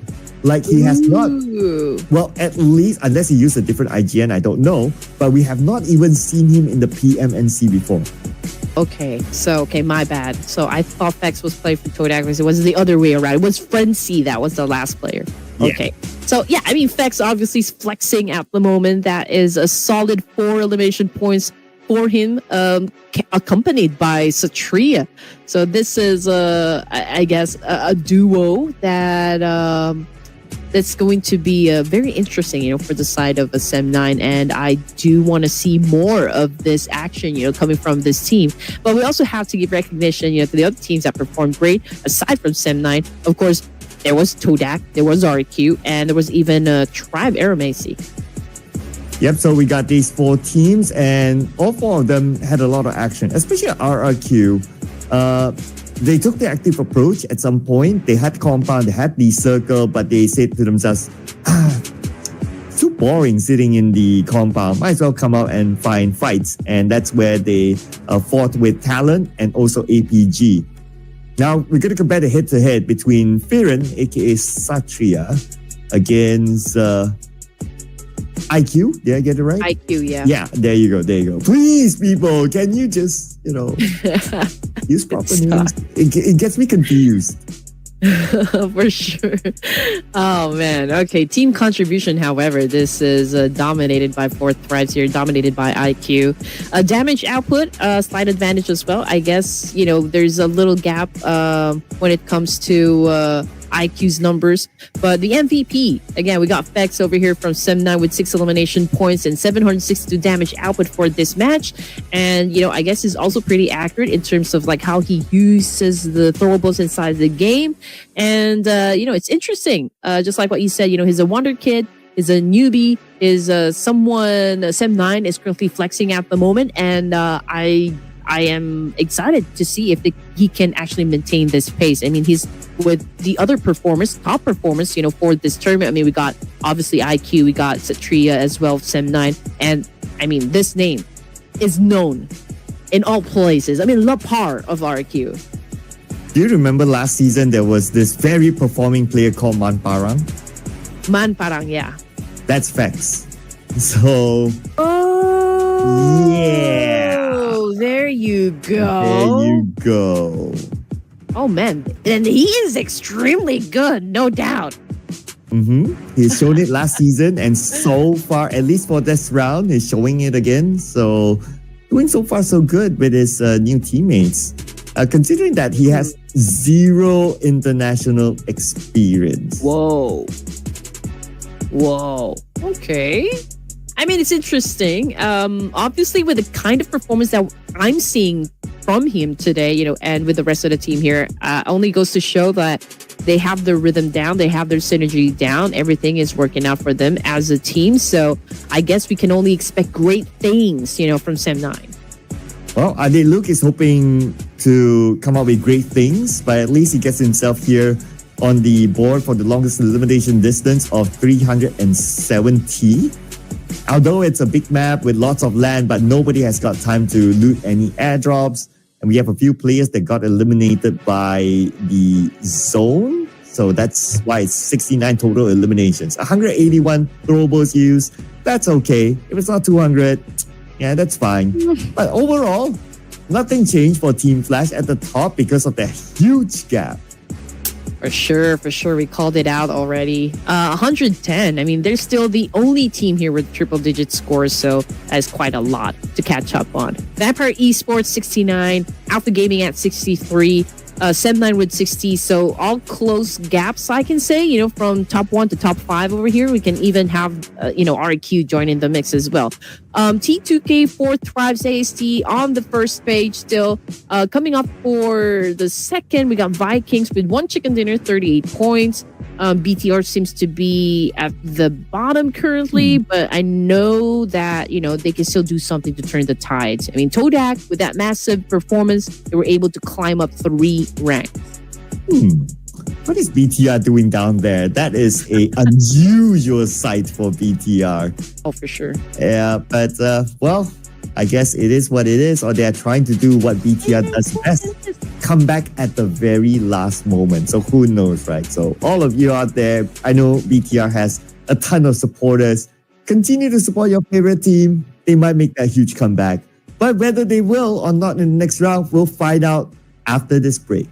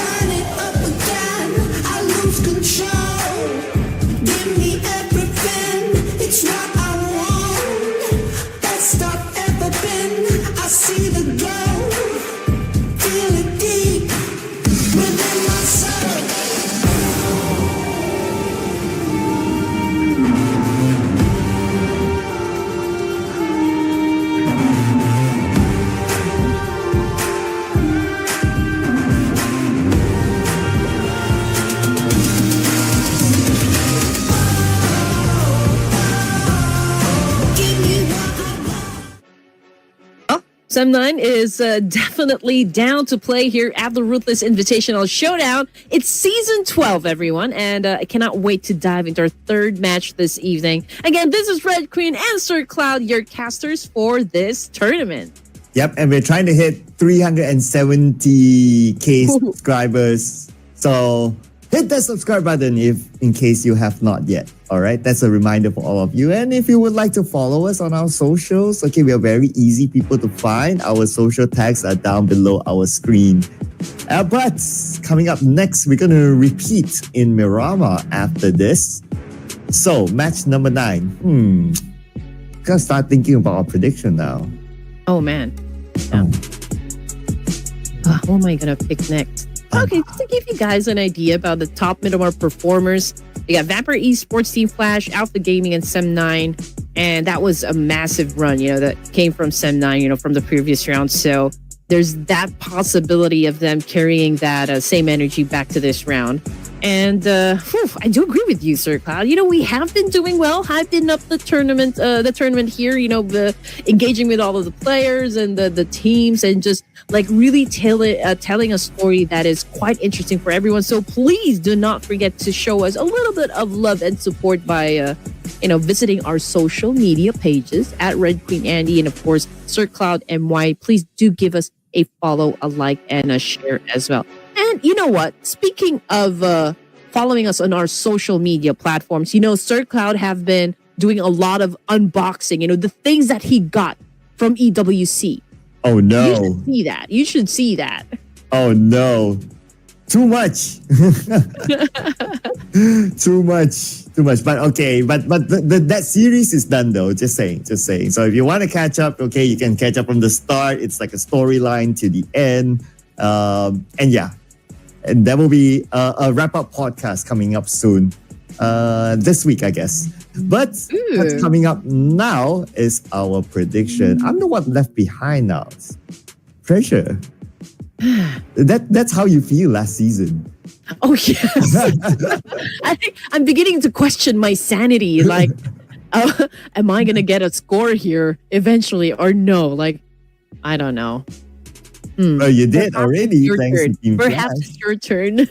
Oh, man. Oh, it's moving to me now. Okay. Oh, gosh. You know what? I feel like I'm going to give chance to... Man, this is hard. Wow. Vampire Esports. Let's go with Vampire Esports. I like the fact that production Big BTR is like, they want to see the huge mega comeback by BTR. Okay. Perhaps. All right. I mean, Federalis, I think, is playing. I mean, the guy is outstanding. Okay. All right. Let me lock in Team Flash. Let's go. Let me have a Oh, man. Yeah, let's go. Okay. Team Flash, so VTR. And of course, we got Vampire Esports. So we got Vietnam, Indonesia, and Thailand. Okay, now I want to see the fandom down there in the comment section. Which of the teams you think is going to be winning the fight? We'll make it easy for you guys. You can choose like from these 3 teams that you can see on the screen. So is it going to be Team Sir Cloud? Is it going to be Team Production? Or is it going to be Team Red Queen? Let's go. Ooh, okay, that's intriguing. Okay, put it in the comments, ladies and gentlemen. Yeah. But now I'm starting to question my choice, right? Like, you guys is already up there. Like, they're so ahead. Like, they're still that one and only team with 100-ish points. Do they still want to do it? I don't know. But you know what? Because of the smash rule at the very last day, it still makes a lot of sense for you to have that bar. Yeah. I think, it's... Everyone has this love and hate relationship towards the smash rule. Because sometimes it can work on your advantage, but sometimes, it can work against you. So it's a flip of a coin, like I feel when it comes to smash rule. And I think it's a best thing that happened, for PUBG. I mean, that's the nature of competition, right? Like somebody wins, somebody doesn't win. So it is like that. I can totally understand the sentiment, right? Like if it favors your team, then you'll be like, yay, I love the smash rule. But if it doesn't, then you'll be like, oh no. It's just a natural course of a competition at the end of the day. But it's also a natural course that we will head on to our following game. And this is going to be Miramar again. Miramar round number 2. And in the previous Miramar, we ended the round somewhere around La Bendita-ish circle. So let's see if we get a different one this time. And Hugh absolutely rocking us still, with his numbers up on the board. most knockout damage and even the highest elimination points, I guess. Yeah, 25 in total. And then we got Doc and Fex over here tied up with 18 points in total. But those are just like the individual titles that we have, going on for this tournament. But for the flight path, we can see that it's fairly, like slightly in the middle. So I guess San Martin and the likes of La Bendita, Los Leones are going to be, the usual drops we can definitely see. We do wonder though if we're going to be having the same zone, but we'll just have to wait and see. Yep, it'll be revealed to us soon. While that, any potential early fights? Okay, the drops, maybe not yet, but that might change when teams tussle for vehicles. But we're going to get a very different circle this time. It's going to be on the left side. So strategies are going to be different. This kind of circle, to me, is still all right. It's an okay circle. It's not one of those like Impala circle or all the way down south. But we see an early engagement. Team Flash and Cellcom DG Alliance for Los Leones. Hopefully we see a lot of action happen still. I mean, there was a drop clash that happened, like a couple of drop clashes that happened during our first Miramar. But this one is a little bit passive if we're just going to compare the two Miramars for today. But of course, we are just at the beginning of the match here. And obviously nothing is still happening. No team is pushing anyone just yet. But Los Leones, we are looking at Team Flash and Cellcom DG Alliance. Boom Esports pretty close to that same spot. Even Alter Ego Eras and AC Slumber could potentially, meet each other somewhere around South area. And as for Team Flash, since it's the team that we're seeing on the screen here. Obviously, they do have, little information about Cellcom DG Alliance. But as to where they are exactly, I think that still needs, figuring out. Yeah, because it's a big city, right? So naturally, you can like hide among these buildings. And it will take some time. But what we're sure is that the circle is away from this area. So it's something for the teams to consider to not stay here too long. But if they can get a shot, why not? I mean, it's points at the end of the day anyway. Yeah. But it's interesting because like we're not seeing any drop clash that happened, for this round. So I guess everyone's a little bit, cautious, I guess. Maybe this is the start of something new for most of the teams here. Those teams that we are really waiting on to kind of have a resurgence or like maybe a burst of energy before coming into play here. But right now, we are not seeing any of that happen. I mean, we are looking at T2K Esports, and the teams that probably can go up against them would be like RQ. We got BTR as well, and maybe even Vikings. But, judging by the number of teams, just pretty close to T2K, I feel like there might be a cleanup that can happen around that area. But just looking at the number of teams really flocking and staying within that particular spot. But then again, we just have to wait where the next circle would shift. And we will probably be able to spot, those teams that might have an altercation. The potential might be around San Martin area. That's one potential, but it really depends on how the teams will rotate, right? Because, yep, it is Miramar. It is a big map. So naturally, the teams will have a lot of options to rotate. Anywhere else might be a potential. Now, it depends on how slow or how fast Todak would move down south. And if they were to stay there, then they can potentially be gatekeepers to like Alter Ego, that might potentially take the southern route in the circle. Okay, so I mean, just looking at the teams here, I do wonder since, Team Flash is currently at the top spot here, will they be really pushing themselves to stay at the top? I mean, like, having said that, I also wonder, like, if Vampire Esports will take their aggression up a notch here, add a little aggression. Same thing goes for APG. Would be enough, for this day number 2, would it be enough for them to cross that triple digit score as well? Same thing goes for Team Flash, or same with Team Flash. I mean, those are just maybe some of the expectations coming inside, for game number 3 here. And as for BTR, I mean, currently they are at the bottom here, Sir Cloud, and we haven't really seen them perform just yet. Maybe we see them go through fights and maybe even win some, but not the explosive, fiery type of BTR just yet. Yeah, they hardly make a showing on our screen, right? And when they do, unfortunately, they don't win fights. So I don't know. This is a very different kind of BTR that we're talking about. Like even during the league stages, like they were doing okay. I believe they finished at number 4 or something, or number 5, which is not too bad. But this is a very different kind of BTR. And at this stage, because they only have 19 points, Team Flash is at 110 points. Even for them to smash it, I don't know. But we'll talk about that more later, because right now we're going to focus on to D Xavier and Talon.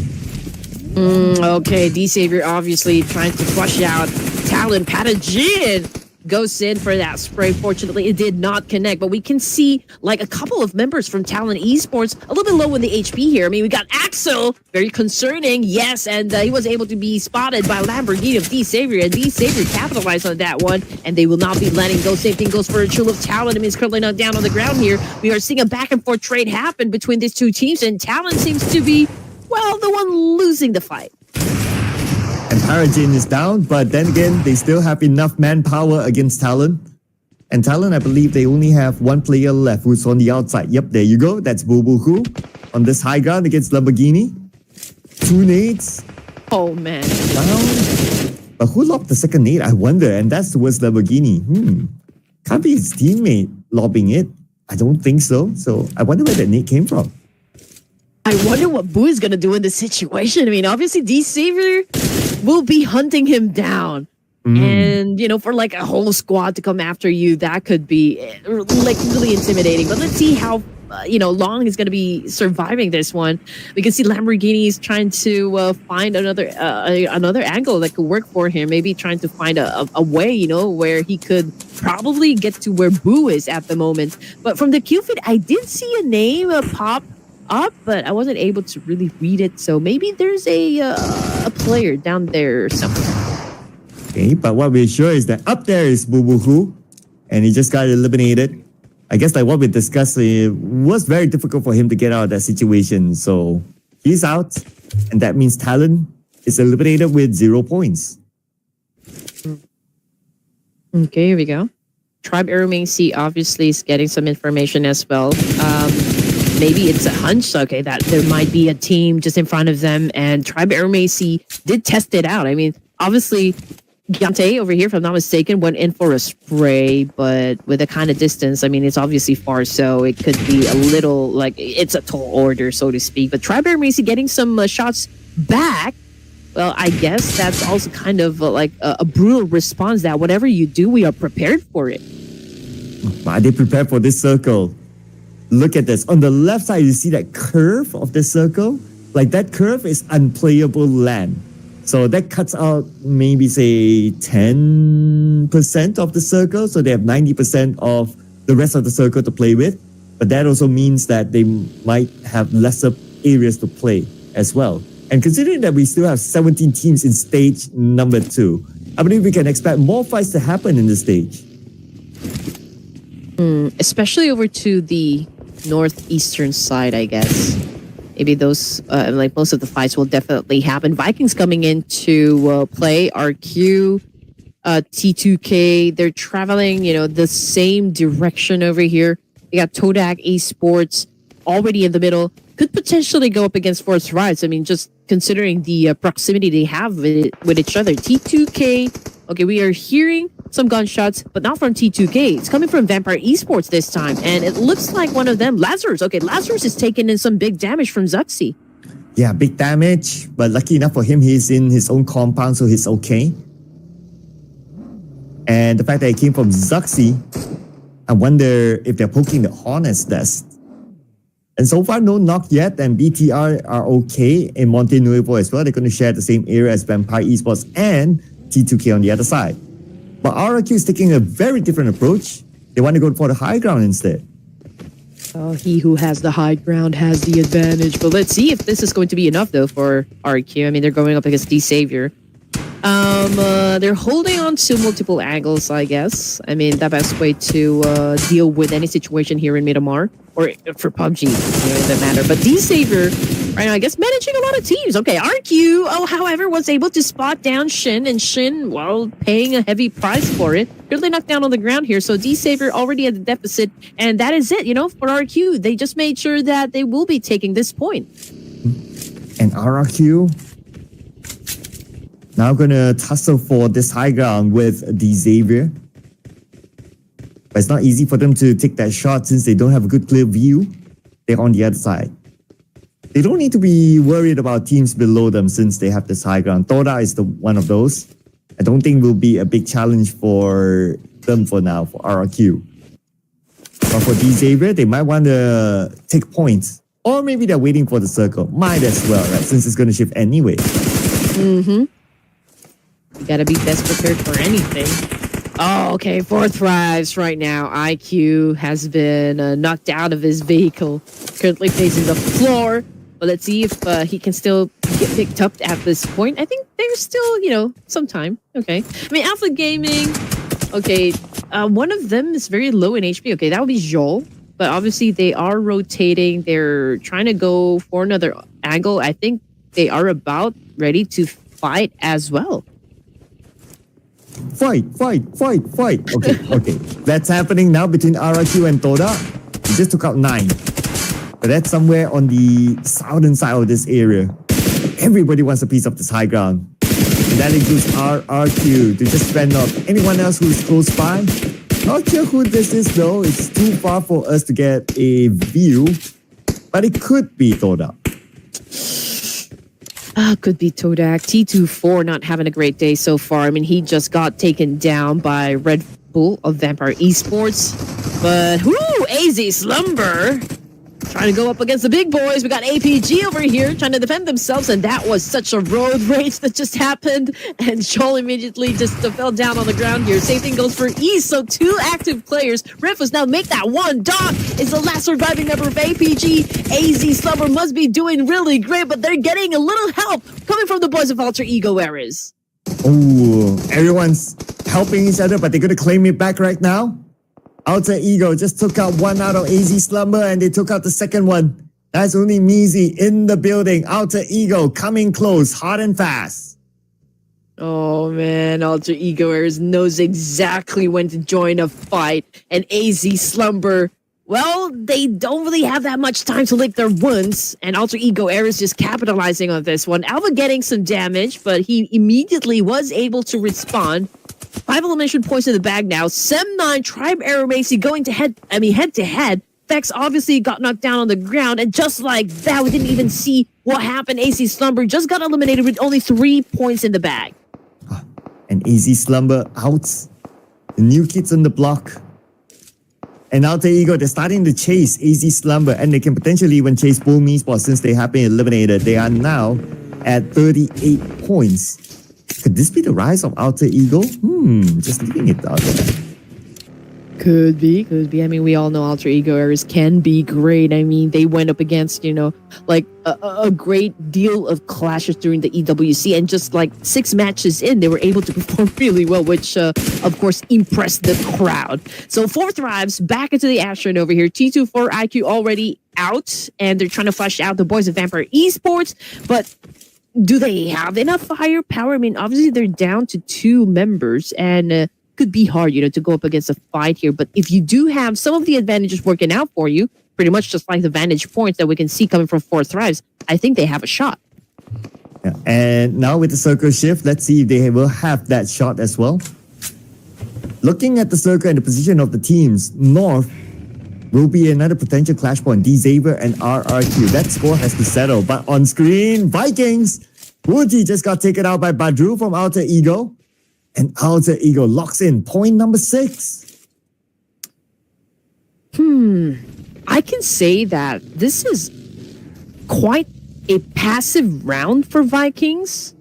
And I'm not sure how exactly they lost 2 of their members, but I'm curious at like what kind of adaptability skills that they've managed to how to say, managed to master, in order for them to survive up until the latter stages of the match. So that's interesting to see. But in the meantime, we're looking at Celcom Digi Alliance versus Team Flash. And coming off the kill feed, it looks like Team Flash might be the one drowning. But D-Saver going up against Superman, Vikings, throws in the nade, Levi's caught it. And this could pave the way, for Superman to actually win this fight. But that is going to be a 2v1 situation. Oh, okay. Superman 50% of health. Now with the Molly to buy himself a little bit more time to heal up. Still in this fight though. While Vampire Esports and 4Thrives fighting somewhere else. Superman now defending his goal, but from the back, who showed up? It's RRQ showing up right now, and RQ gets into the combat, spraying into the building, hoping to hit the target. Lamborghini is the healthiest member of D-Savior right now, and he has to buy enough time for his teammates, but unfortunately he went down as well. RRQ rushed in just at the right timing. Now all they need to do is finish off Pubg. Oh man, it's already catastrophic for most of the teams down south. And the fight continues on. We got RQ still going up against D-Savior. Sem9 just got eliminated empty-handed for this match. Oh, that's got to be tough. Patagen throws in some Molly. Buy him a little time here. But Bow right now getting tagged by Playzone of Celcom Digi Alliance. Genfos right now telling his teammate, come back here, I'll try to revive you. But then again, they will have to deal with business over here, waiting for any team that could potentially take them out, but they need to take care of business. Patagen, the only problem from the side of D-Savior, has fallen as victim up against the boys of RQ. It's a total domination. And RQ takes over that compound. They can hold it for the stage, but likely they will need to move when it comes to stage 5. Coming up soon in about 35 more seconds. In the middle of the circle, we have a lot of teams here on the high ground. That includes 4Thrives, Celcom Digi Alliance, Team Flash, Win is on the other side, Vampire Esports on the lower ground. So many teams here in this area. More on screen, Alter Ego Rosemary just took out Nepeko. Oh, ouch. 10 teams remaining, stage 4. Tribe, they're quiet for now. They're already in the middle. Same thing goes for Vampire Esports. I mean, obviously, they're not getting into any engagements, but, it's going to be a different story for Nokia 4Thrives. I mean, he's pretty close, to the boys of Celcom Digi Alliance, so it's just about a matter of time, before he gets spotted out.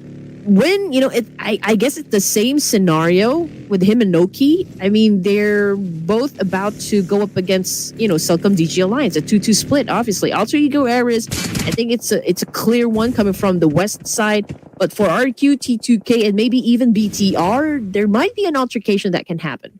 Oh, and it's going to be the fight for the high ground based on this circle. Let's see who will be the king of the hill. Right now, Celcom Digi Alliance have a good spread. And they're going to try to lock out Team Flash, but they have to deal with 4Thrives as well on the other side. Noki, with this nade being cooked up, and the rest of Celcom Digi Alliance, they have to leave this area just in time before the nade lands. Noki obviously is trying to scare them away, and it seems to be working out just fine, for the side of 4Thrives. But the fight is not over just yet.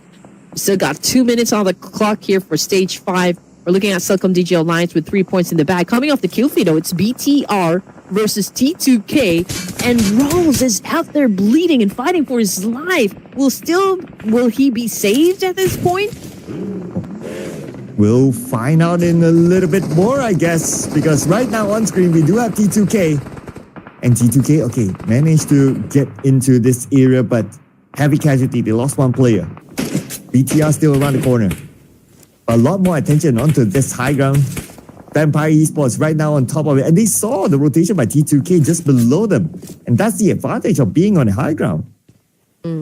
Yes, sir. Could probably have the advantage of just choosing who to take down next. But anyway, Alter Ego Ares 6 points now. And it's a solid performance. I mean, the fact that they're still a complete squad here for stage 5, it's amazing. And Rosemary, again, holding off to a very good angle over here, potentially shutting down maybe a couple players from the side of RQ, but maybe is just trying to apply a lot of pressure onto their side. And that's the same thing going on, for the rest of Alter Ego boys. We got okay, there you go. I mean, Genfos finally got taken down by Tribe Aeromasi this time. Genfos out, thanks to Rick. And that puts Tribe Arrow Messi in a domination stage. 5 eliminations at least for Tribe Arrow Messi right now. And they still have a full team, so anything can happen. Who knows? Who knows? Everyone for Tribe Arrow Messi got a piece of elimination at least. So everyone's pulling their own weight. But their next challenger, it could be Alter Ego. Zuxi, okay. He finds one player from RQ and did not waste any time, converts that into an elimination point for himself. 10 teams remaining, and we're still looking at Bigatron by Vitality. Right in front of them, there's Vampire Esports, there's Team Secret, and even T2K. So I do wonder which team they're going to be challenging up to next, But we can see that with that mini 14, he is doing a little bit of that tap and fire up against Tribe Arrow Messi, but I don't think Tribe Arrow Messi will respond for now. And Circle shifts still with that high ground within the circle. Just like Southcom DG Alliance, they have to move in front. And that shouldn't be a problem for them because Noki, he's number 1, alone. Number 2, he's on the lower ground. So he will not be a big threat to Southcom DG Alliance for now. But for BTR, the team that needs to make a big comeback, so far so good. We're talking about 6 eliminations now. Oh man, Rosemary, confirmation coming through. Tribe Arrow Messi is doing a little bit of punishment up against the Alter Ego Harris, and they're winning the fight. We got Riggs still currently not down on the ground here, but this is a strong performance nonetheless coming from Tribe Arrow Messi. 2 of them knocked down on the ground, so there's an obvious need for them to kind of reset and recuperate in this situation, but I hope that there's still a lot of time for them. But looking at the situation over to the side of Bigatron, 7 points now. I believe they already have the momentum. They've already set the pace for the rest of the team here. And as for Tribe Arrow Messi took a massive hit, and they're about to lose Zio in the process. Noki, is he going to pull a surprise here? Okay, Adelus looking the other way though. It seems like he kind of forgotten about Noki. And he could be the one to surprise them. He has 40 bullets in the chamber of his Scar L, 4 in reserves. So he has to make his shots count. Could potentially throw just one nade and get a lot of elimination points for this one, but you got to have that perfect timing.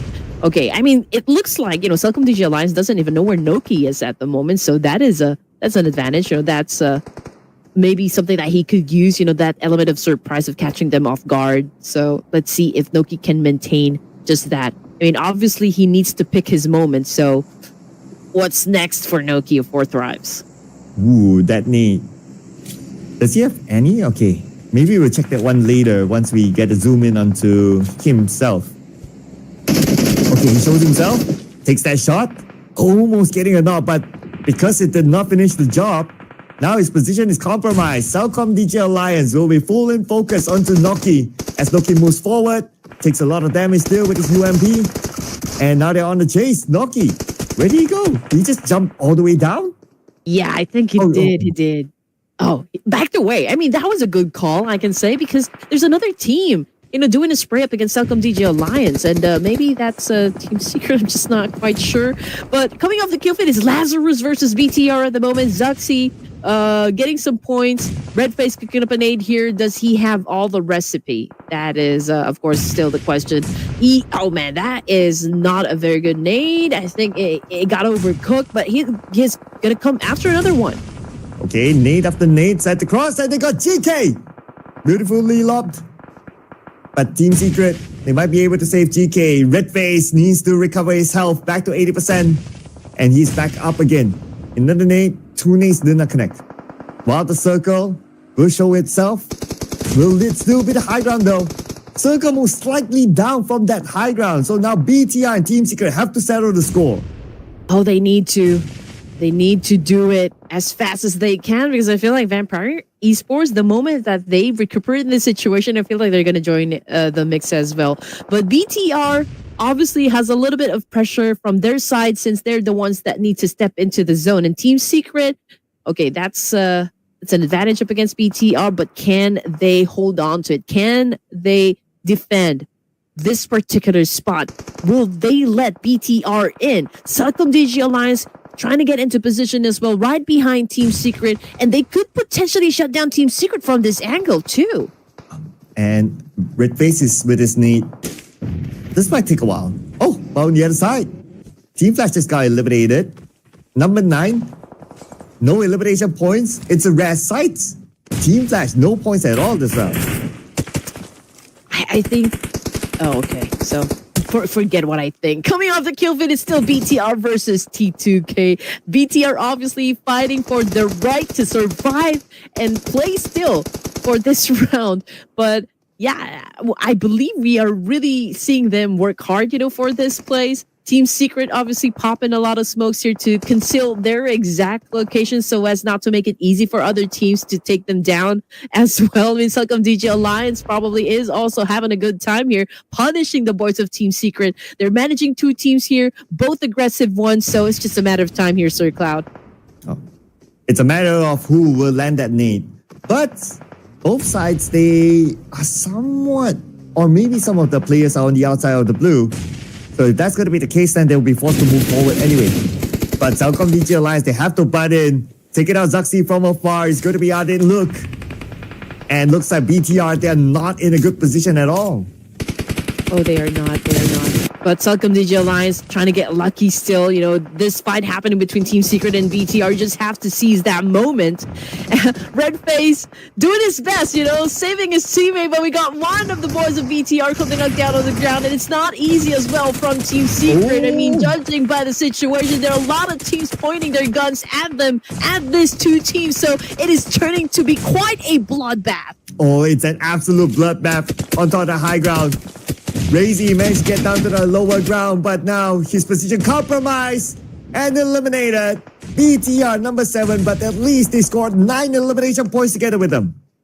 Emperor Esports is not in the best spot as well, and Tribe Aeromacy knows this. They're trying to flush them out, trying to distract them, disorient them, and all of those nades being thrown in the situation. So Tribe Aeromacy does have that slight advantage up against the boys of Vampire Esports, but we're looking at Celcom DJ Alliance. 7 elimination points in the bag now. Noki, amazingly, is still alive for stage 8. I mean, we are 1 zone out before we close things up for this match. Ooh. Red Bull took a massive hit coming from Zero with that nade. Tribe Aeromacy could potentially take down the rest of Vampire Esports. Beautiful nade there, but they have to follow up soon. But now we check on what's happening on the high ground. Well, Oleo locks in another elimination. 4 thrice eliminated. Now it's Tribe Aeromacy and Vampire Esports for the fight of this compound.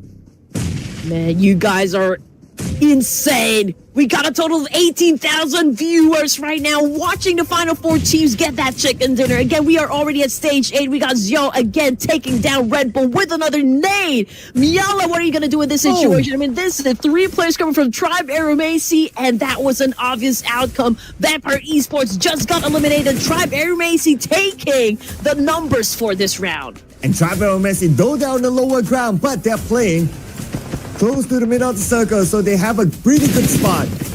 Zero gets Oleo, even though he had the high ground advantage. But now they don't really have the space. Look at this stage 9. Celcom DJ Alliance really close to the edge of the blue. And the blue will put pressure on them right now. Tribe Aeromacy finally popping off. We got 16 eliminations in the bag just because Zaya is actually playing, for this round. So it is amazing performance we are seeing coming from Tribe Aeromacy. And here comes the dance off between Delta and Alter Ego Errors. Alpha gets knocked down hard on the ground, but still 7 elimination points in the bag. Tribe Aeromacy down to Celcom DJ Alliance, who's going to be winning the fight. Okay, here comes, and Delta wins that 1v1. Celcom DJ Alliance, only 2 active players left, and they are forced to move down to the lower ground. Delta will take front against the 2 players of Celcom DJ Alliance. Here comes Delta with the high ground. Double knockdown, double elimination, delivering Tribe Aeromacy their chicken dinner. Tribe Aeromacy be flexing them guns. We got them at the top of the leaderboard for this match, and with an amazing whopping elimination points, just to add on top of that one. Tribe Aeromacy making their presence felt, and I'm pretty sure the crowd is going insane down there in the comment section. So congratulations to Tribe Aeromacy. Woo! What a round. They won the earlier fight with Vampire Esports in their own compound. And then there was to secure the middle of the circle, even though they're on the lower ground. It doesn't matter because that's how the circle works. It gives them the advantage going up against the teams on the high ground, including Cellcom DJ Alliance. And look at the amount of eliminations. Delta himself, 9 eliminations. I was wondering, okay, how many clashes, did Tribe Aeromasi go through? And, obviously, like with this numbers that we can see on the screen here, only goes to show that with every clash that they actually went through for this round, they all made it to the top. Whoa. And with 18 eliminations in total for Tribe Aeromasi and the Chicken Dinner, that's 28 whooping points. That's a lot of points for Tribe Aeromasi in this round. Now, because of the gap that Team Flash has created, for them to be number one, not yet, but we can definitely say that they are getting close. Oh, yes. And also, just I feel like it's euphoric to even witness the teams really performing for us. And again, even if this is just an off-season tournament, I do love the action that I'm seeing coming from all of the teams here. And this is such a blast, coming from Tribe Aeromasi. And I do love seeing Zayo play for Tribe. All I can say that he is a fine member of Tribe Aeromasi. I feel like this guy definitely has the potential to become one of the greats, from the community. And I'm excited, for Zayu really taking up his position over here for Tribe Aeromasi. Oh, yeah. And it's exciting to see how he can not only himself perform, but also together with the team perform as well. And we're going to compare Tribe Aeromasi with Cellcom DG Alliance, number 1 and number 2. It's 20 eliminations for Tribe Aeromasi, so that's 30 points this round. Wow, that's a lot. As compared to Cellcom DG Alliance, 8 eliminations. But I guess they were kind of in the standoff for a long time at the high ground. That's why they didn't really get the chance to gain more than 10 eliminations. Mm-hmm. But we got to give it to Delta over here coming from Tribe Aeromasi. That's 9 points, coming from this guy. 1,228 damage output is a lot to handle. I mean, this guy definitely popped off as well, making Tribe Aeromasi really look good towards the end here, bagging the chicken dinner. And it will always be about teamwork, I guess. Oh, yeah, absolutely, right? Teamwork makes the dream work. It is a team game at the end of the day. It's not a solo game. But if you have players like Delta and Zayo performing like this, well, definitely benefits your team a lot. But besides them, we also have to congratulate Lamborghini and Zuxi for being part of the top performers. And this is one of the better rounds of BTR. Oh, for sure. Yeah. And just like what I said, I already mentioned this one, that whenever I see top performance, on screen here, I just feel like there are different types of kaijus, those monsters from Japanese, like those animes that you guys watch. And these are all different type of beasts that we have so far in the Battle Royale. And I'm excited to see okay, the kaiju from Cellcom DJ Alliance, the kaiju from Alter Ego Airs, which is obviously Rosemary. What are they going to do in the next rounds to come? And I do wonder if we are going to see the same names, for the top performers, or are those going to change as well? But for this round, I think we got at least 6 teams that had an early elimination and with no points whatsoever. That's a lot. That's the most that we've seen so far. Teams with a 0 down there. And this is also one of the longest elimination distance that we have seen so far. 393, getting close to 400. So that is very long, very, very long. Coming together with it is 206 throwables used, so that's more than 200. So it looks like this round is pretty different as compared to the rounds before based on these stats. Yeah. And I feel like we are going to be witnessing a lot more of that just happened. So it's going to be a treat for us. But okay, the overall rankings, which you guys have been waiting for. Team Flash still at the top here. Still the only team with a triple-digit score, 110. We got Vampire Esports. AST climbing up 6 ranks and landed on 3rd spot with 71 points. We got D-Savior joining the top 5 as well with 65 points. Currently tied up with Alpha Gaming. So a lot more things can still happen, but Four Tribes moving down a rank here. So they're now at 9th place with 47 points. And from all of these teams that I'm seeing on the first page, I think that they do have this steady aggression going on for them, at least for day number 2. So I do wonder who's going to be breaking that. Yeah, and because BTR had a decent round, they move away from the dreaded number 18. Now pushing Tora down to the number 18 spot instead. But the points are still close. Only 3 points between Tora and Talon and Team Secret. So one decent round could definitely push them out of that number 18 that nobody wants to be at. But ladies and gentlemen, we're done with the first half of today. We still have the second half of today. Game number 4 will be coming soon. So don't go anywhere. We'll see you guys after this break.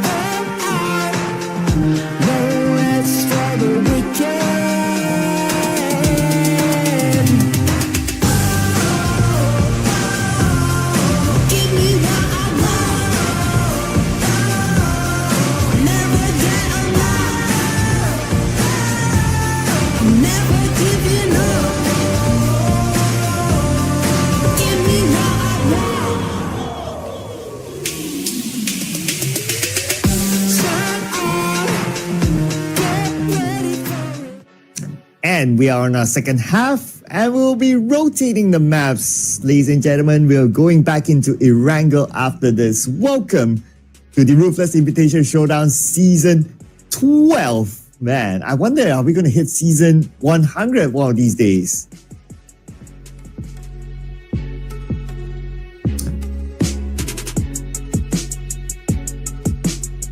Yep. In case you can't hear Red Queen, I can't hear Red Queen as well. But it's okay. In case you just join us as well. So here's a little bit of a recap. Team Flash takes game 1. 7-9 takes game 2. And Tripromacy just came off a chicken dinner inside of Barama. So who will fill the chicken dinner spot in the upcoming match, which is Erangel? We're going back to the OG map again. And looking at the top Erangel performers, looks like Team Flash, they're dominating all the stats here at number 1, followed by D Xavier, and then we have T2K and APG here. So yeah, the fact that Team Flash, they're dominating all the stats, best performing team in Erangel, I don't know, could Team Flash do it again, or are they telling themselves that, you know what, we can start to chill a little bit because we don't really need the points. Well, I mean, they do objectively because you want to set that bar and also set the match point. Anyway, we're going to wait for Red Queen to return. If Red Queen is here, of course, you can give a holler. Don't worry, don't be shy. But for now, you're just going to listen to me and me only. I'm going to dominate the desk here for now. How will Team Flash continue to dominate? Put it in the comment section, ladies and gentlemen. Average survival time, more than 21 minutes. Average damage, okay, kind of close with the Xavier.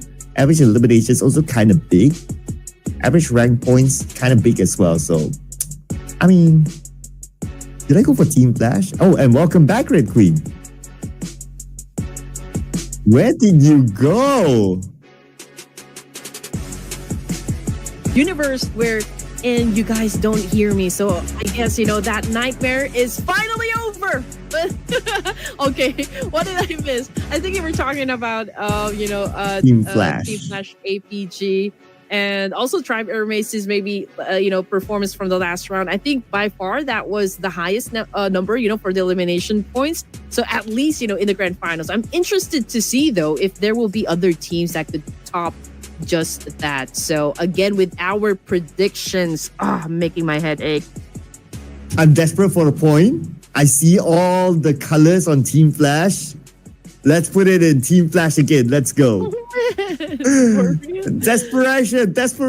Oh man. Okay. I mean, Trap Air Mace is making me confused at the moment because I feel like dropping those elimination points is such a huge one.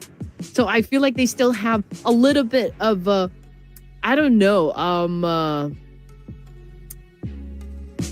energy, I guess, into making sure getting those elimination points done. So I'm gonna lock in Tribe Air Macy. Perhaps they could pull off a double chicken dinner for the night. I just have this much faith to Zayo and the rest of the team.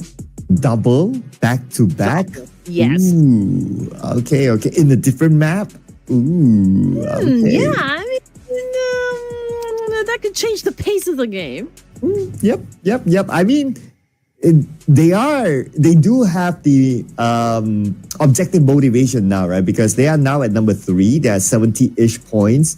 So they are very, very close to overtaking Team Flash, assuming that they get a chicken dinner this round. And Team Flash, maybe they don't get much. Then they will potentially be at number 2. And then they only need one more good round to overtake Team Flash. So, yeah. I mean, this could be a big comeback for Trapper Messi against Team Flash.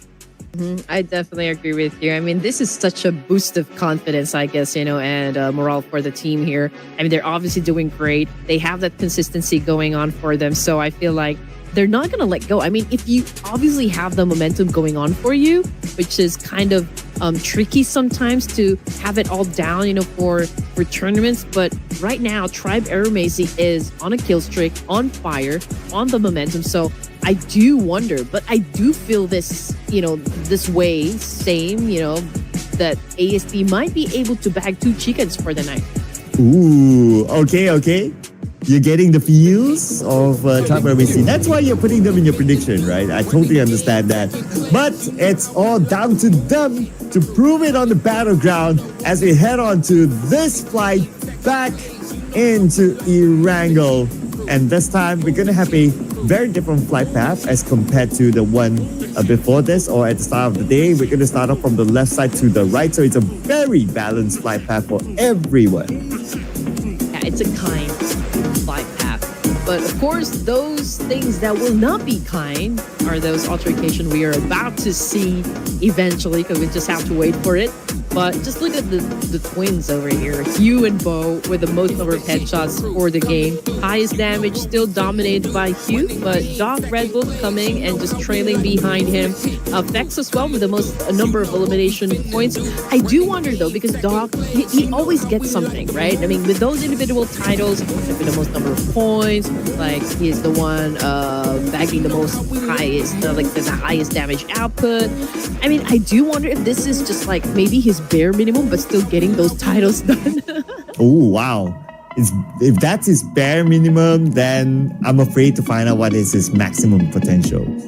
That is scary. But of course, players like Doc and generally the Mongolian players, we know their potential. We've seen them at the world stages before that they're able to perform.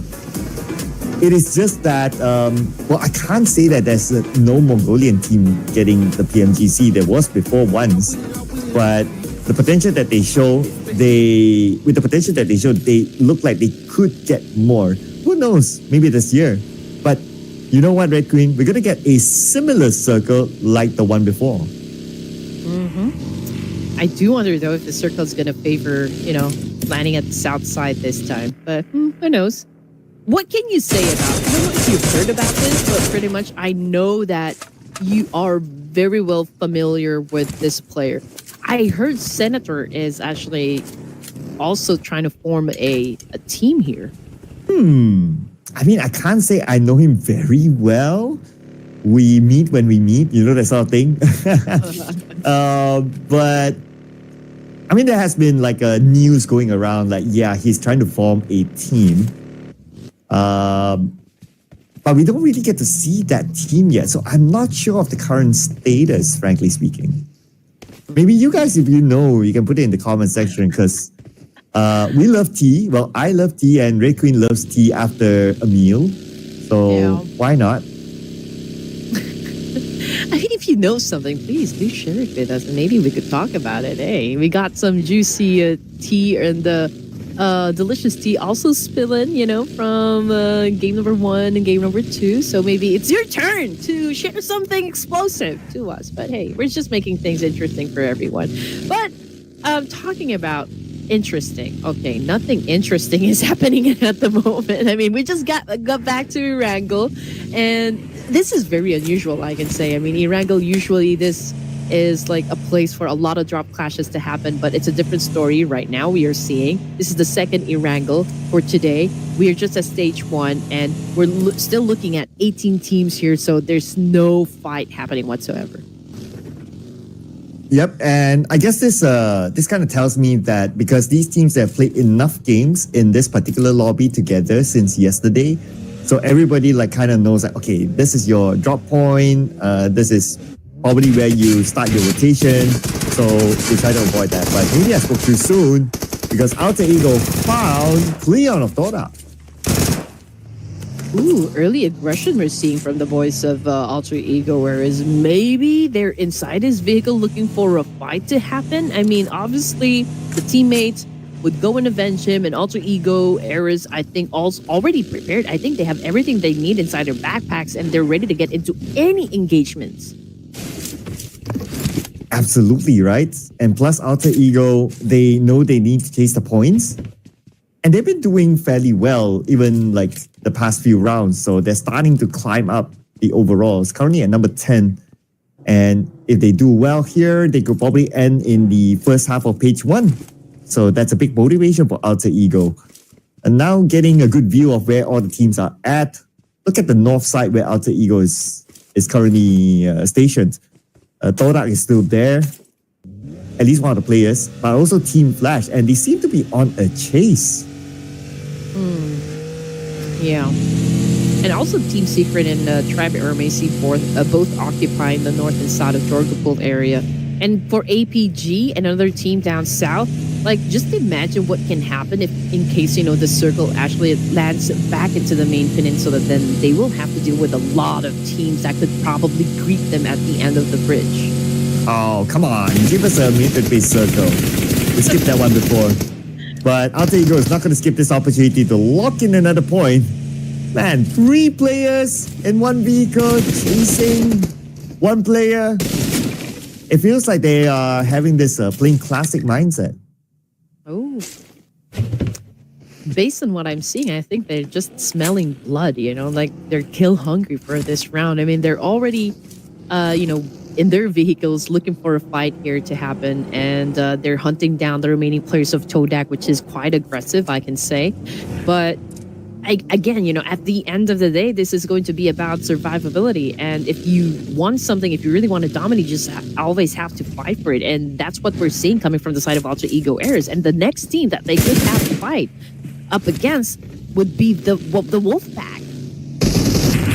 And here comes the Wolfpack against Alter Ego. Alter Ego 4 players just rushing in onto where the Wolfpacks are at. But they have a good spread and they counter back onto Alter Ego. Because of the spread that they had, Alter Ego, they couldn't deal with the multiple angles, especially from the side, and Boom Esports took them out.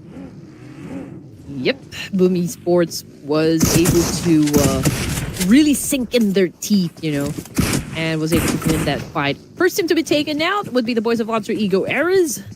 Let's see if Vikings can survive this fight up against AZ. Slumber got me over here. Okay, trying to make a move, but unfortunately it did not work out. AZ Summer continues on with that tag play and was able to get someone knocked down on the ground here. But the fight's not over just yet because we're looking at Vikings and they're also looking to retaliate. Here comes the Vikings with their horned helmet. Rushing in. Trying to flush them out with a molly. And they got Azmi. Okay.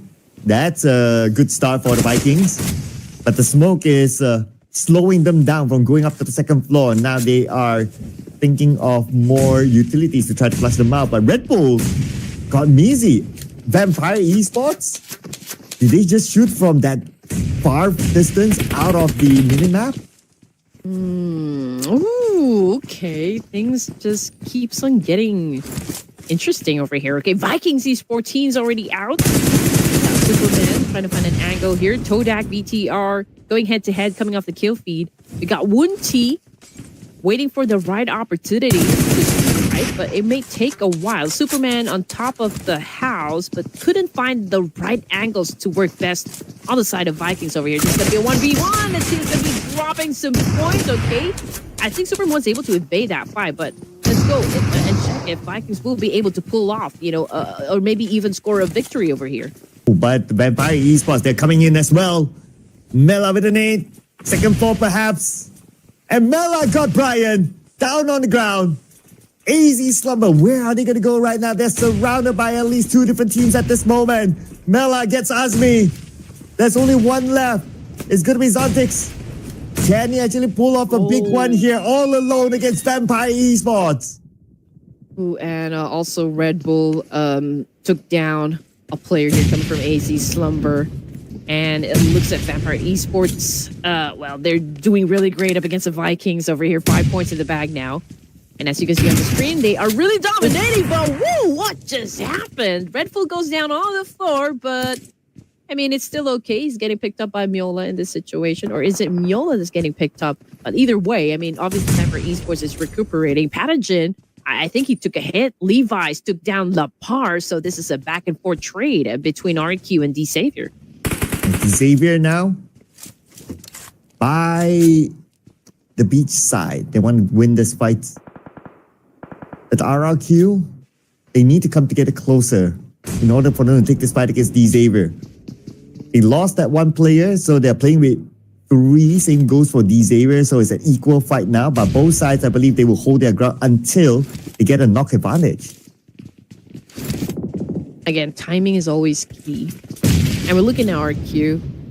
Okay, where is that fight happening? Okay, it's over to the, south of the main peninsula. Okay, but there's a lot of teams also flocking in that particular spot. So probably, those other teams are listening to all the gunfights happen. But we're looking at D Savior over here. And Shin obviously getting some damage from another team out there somewhere. Is boosting up, getting ready for a fight up against RQ. Lamborghini also trying to slowly get inside this house, but he's taking his time. He's not rushing into any decisions. Very cautious, but decent. Levi's took a massive hit up, coming from Swavel, and that could pave the way, for RQ to win this fight. Okay, that could be a start of great things for RRQ. Lamborghini in front of Swavel, dances around, Lamborghini goes down. But 4 tries, they want a piece of this party. They are here right now, and the moment they arrive, they get the Beko. Oh no, Falak making a move, and Falak, at the beginning was able to score a point in an instant. And now Falak and the rest of the gang here from Fourth Prize getting to shut down the boys of RRQ. They're trying to do a sweep over here for both the teams, RQ and D Savior. Obviously, Fourth Prize aggression is on. They're doing everything to actually flush them out, from this compound. Ooh, 3 teams want a piece of this compound. And Pubg from Talon just casually passing by. Not going to be having any part of this fight.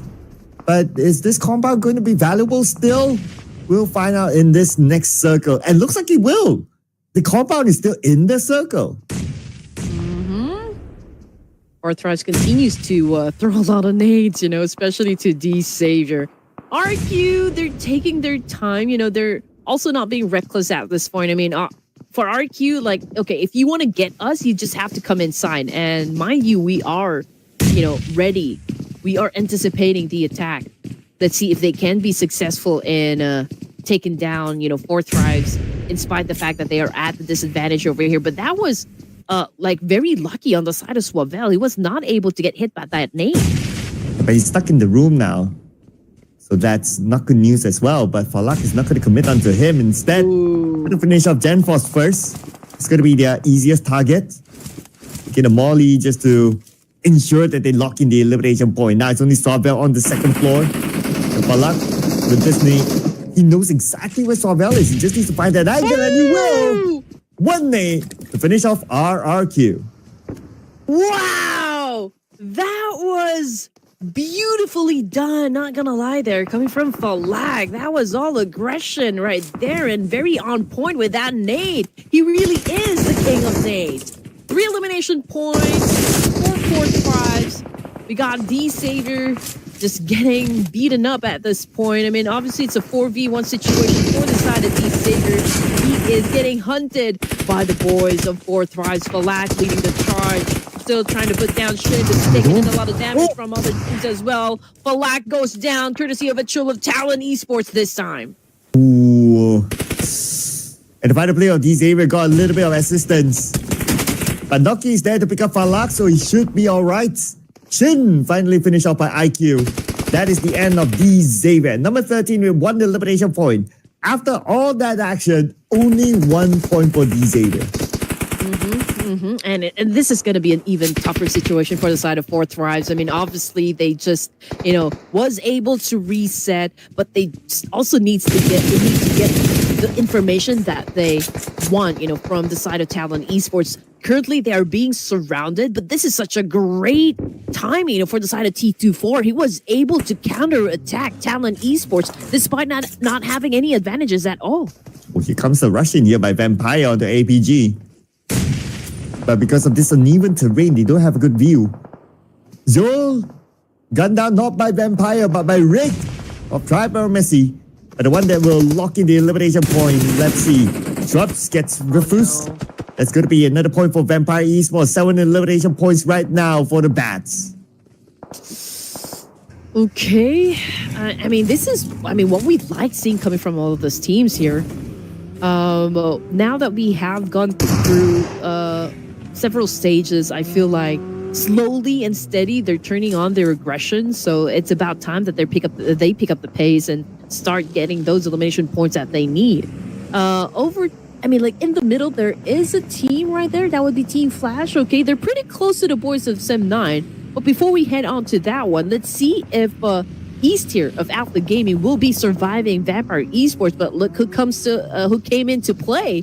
Tribe Eremesi, just taking control of that second warehouse. Oof.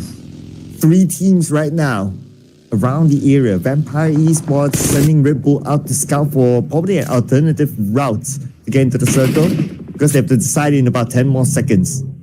Right now, it's more about them just being around this warehouse area to see if they can get any exit frags. But since Red Bull, he found an alternative way in by moving up north and coming back into the circle, they decided to leave and follow him, which I would think it's a very smart move. But this is a solid performance coming from Fourth Thrives at the moment. 4 points, for stage 4 with 12 teams remaining. I think they are at a very good pace, at a very good momentum. Again, we're just looking for consistency over here. Coming off the kill feed, it's Celcom DG Alliance versus Boom Esports up top. Okay, both of the teams we just mentioned outside of the zone here, potentially they could be joined by Vampire Esports as well, since they're pretty close to one another. But Boom Esports seems to be the one receiving a lot of damage, coming from both of the teams here, Team Secret and Vampire Esports, and it's not looking too good. Yeah, and they only have one player left. Not sure about the current situation about Boom Esports, but now we have a good view. Here comes Vampire Esports. Here comes Yui.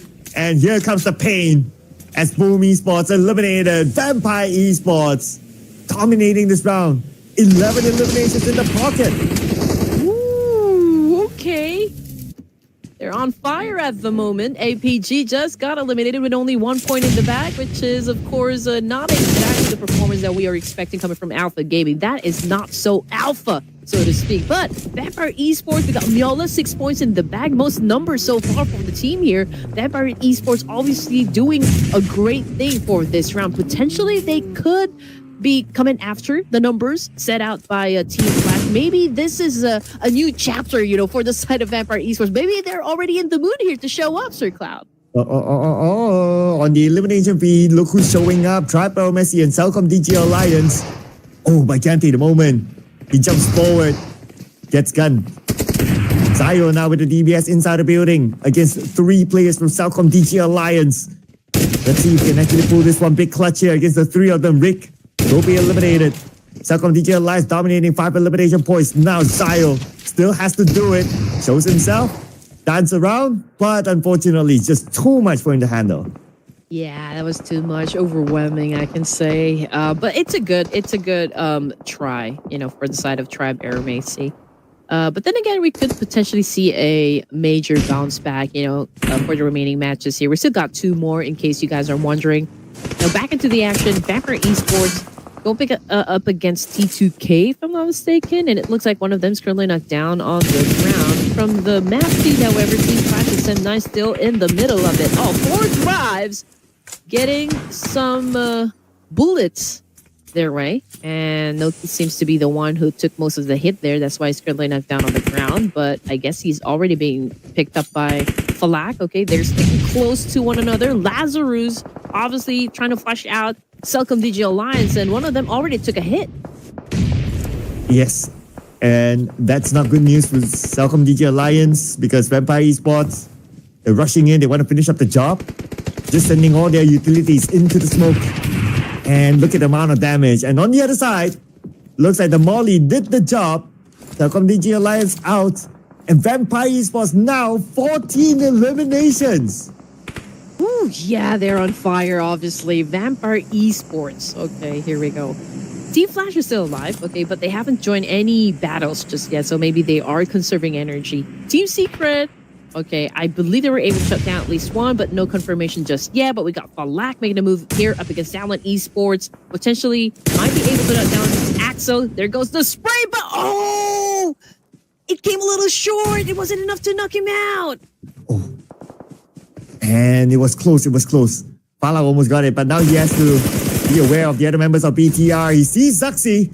Zuxi wasn't looking at him. And he gets that one knock pretty easy from that distance. But they have to figure out how they're going to get into the circle. The job is not over yet. And that was a good spot coming from Fourth Tribes. I mean, he immediately sees Zuxi, and he just took the win right there. But BTR right now resetting, and Fourth Tribes not going to let that happen. They now are about to crash this compound. They're about to take it away from BTR, who's going to be winning the fight. We got IQ jump shot, and that was fantastic. Nice start. Looking for a nice ending as well, getting red face on the other end. Falak gets knocked, but the follow-up happened right after. Fourth Rise wins the fight against BTR, taking them out. Number 8 for elimination points. And Fourth Rise, so far so good as well. They're already at 8 eliminations.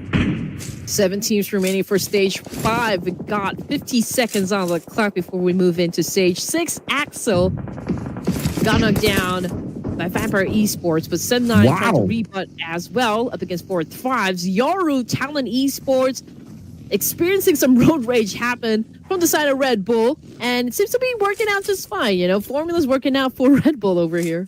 Somebody turned off the lights because Vampire, they look like they can see every single target. And every single target that they see, they take out. Next is going to be fourth prize. Here they come.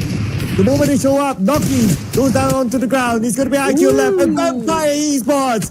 18 eliminations and counting. They're on another level here. Okay, Vampire Esports decided to play with us under the sun. Oh, they must have those day light rings going on for them. Okay, they're doing just fine. And probably, the remaining teams here already feeling their presence inside the game, and Vampire Esports continue to ram up those numbers. But Team Flash, okay, first one to get their hands on that compound, north side of farm. So potentially they could be targeted by, Team Secret and maybe even T2K, because those teams that we just mentioned are those teams that doesn't have any compound to their name. Look at this long rotation up north by T2K. I don't think they'll be able to find a good compound to land because all those compounds are taken by a team. So they have to make do with the position that they have up north. What's going to be interesting is the right side. We have three different teams. We have Team Flash there, Team Secret, and also Sem9 on the south. So this fight might happen anytime soon. But Ajaya found Red Bull. Oh, man. T2K found an angle that could work for them. T2K, amazingly, even with just 2 points in the pocket here, getting into stage 6 shows a lot of heart here. And I just really want them to get to the latter stages of the match here just to, have a chance to get that chicken dinner. But Vampire Esports spotting down, players from talent. So that was a great shot as well. 5 teams remaining, final 5 teams, for stage 6. T2K, how many players do they have? They're still a complete squad. Oh, but T2K, that number could change unless Rules can do something about it. As he fights against Vampires, he sees them, jump shot attempt, but not able to connect those shots. Mimi comes in from the other side, Chefs need to recover, but again, Vampire Esports, 23 eliminations, Mela with 11. What does it take to stop this team? Meowla is not meowing at the moment. This is more of a roar, coming from a lion. And obviously, Vampire Esports is on such great momentum at the moment that even if they don't win the chicken dinner for this round, with the numbers that they've set up on the board, that is still a solid performance. But then again, if they could maybe catch the chicken dinner, then that would be the cherry on top. Now, back into the action, you can still see Team Flash over here dominating. A complete squad here, so that's an advantage. Same thing goes for Sem9. But yeah, let's see how Team Secret and Vampire Esports would be turning the tides here. But I feel like, the first few fights will happen between Team Flash, Sem9, and Team Secret. And I guess Team Secret would be in the world of trouble just in case they don't get favored by the zone. And we're going to find that out who will be in the world of trouble soon. 20 more seconds. But you know what? Now Vampire Esports, they must be feeling bored because they're all the way on the left side. They've cleared off everybody there. So if they want action, they have to move towards the right. And you might be thinking of doing so, but on screen right now, it's going to be Team Flash defending the ground against Team Secret. And Team Secret eliminated. Now we have 3 teams left. Oh, and this is not, maybe good on the side of Team Flash. But, it's still okay, given the fact that a portion of that compound is still included in the zone. But it's a great way that they were able to defend themselves up against Team Secret. Team Secret obviously did not have any choice. They needed to evacuate that compound and just maybe challenge up a team here. And they went for Team Flash. Obviously, that plan did not work out. But we're looking at the final 3 teams remaining here. Sem9, Vampire Esports, and Team Flash.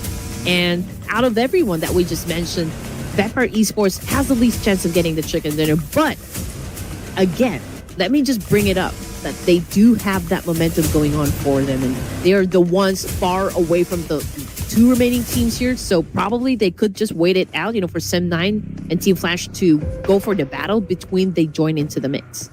Yeah, right now, Vampire Esports, they can chill, or maybe they don't want to chill. If you look at the minimap, they're actually moving. Okay, they're moving towards the inner side of the circle, which is okay. But they're not rushing at Sam9. I guess they are also aware of the fact that they only have 3 players. So they might as well play the defensive stance now. So it's the call of Team Flash and Sam9 on whether they want to be active. Bao is trying to get into a very good position over here, but is still, trying his best to do an effective hardcore at the moment. But okay, he is struggling a bit because it had been quite a few number of attempts already, but I think he's going to be giving up on that one. Okay, back into Team Flash. 2 points in the bag here, and they seem to be dominating the northern side of the circle. So potentially, I feel like they're going to go for that zone control, but it could be hard to pull off because we still got Vampire Esports here, and again, they're not to be taken lightly. Definitely not. I mean, these guys are on the roll. Okay, so doing the math here, if they, from Vampire, eliminate both teams, they will get 31 points. That is crazy. 31 eliminations is insane. It is. But obviously, all of those 3 teams just doesn't really want to get into a fight just yet.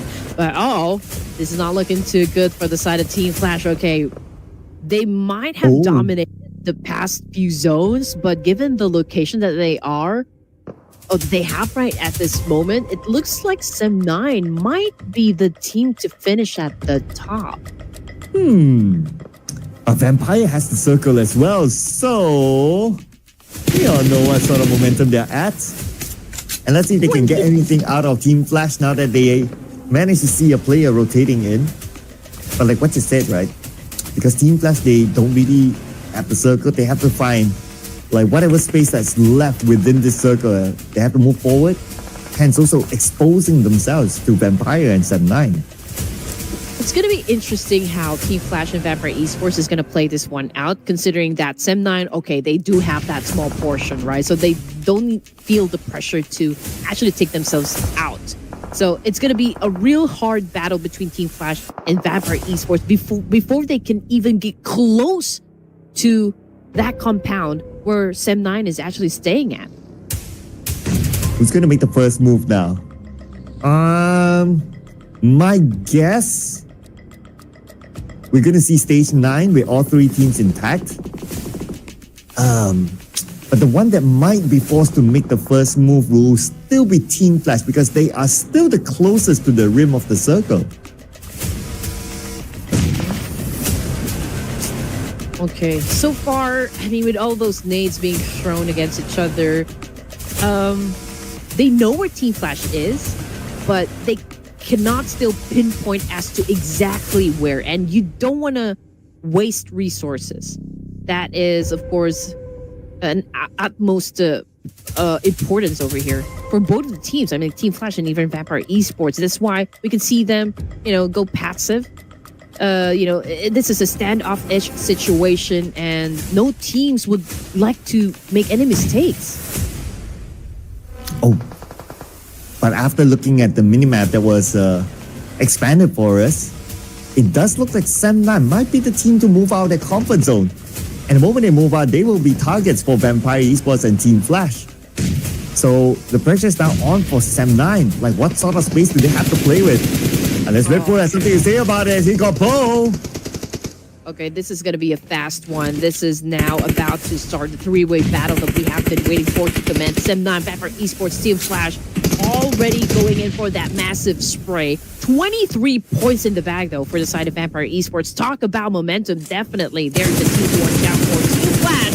Oh, we got Satria making it rain bullets up against Win and Hugh. I don't think they're going to be surviving this one. Top's getting some damage as well from Sem9. And this is going to be a battle between Sem9 and Vampire Esports for the chicken dinner. Well, there goes my prediction. It came close. Now let's see who will close this one off. Between Sem9 and Vampire Esports. Here comes the nades. By Sem9 putting pressure back on the Vampire Esports. But Vampire Esports, they respond back with their own nades as well. And at the same time, Fearer has to jump down off that building. Fearer will be pressured by the blue. Fearer has nowhere to go. They got Red Bull somehow. 2v2 at this point. Into the nade lands. And Schweppes goes down. Looks like Sem9 is on fire.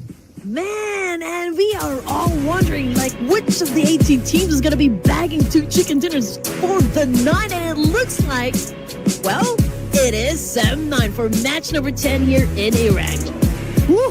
Sem9 with their 2 new signings, Amazal and Fex in the lineup, together with the original members, Yuhai and Piran, scoring 2 chicken dinners today.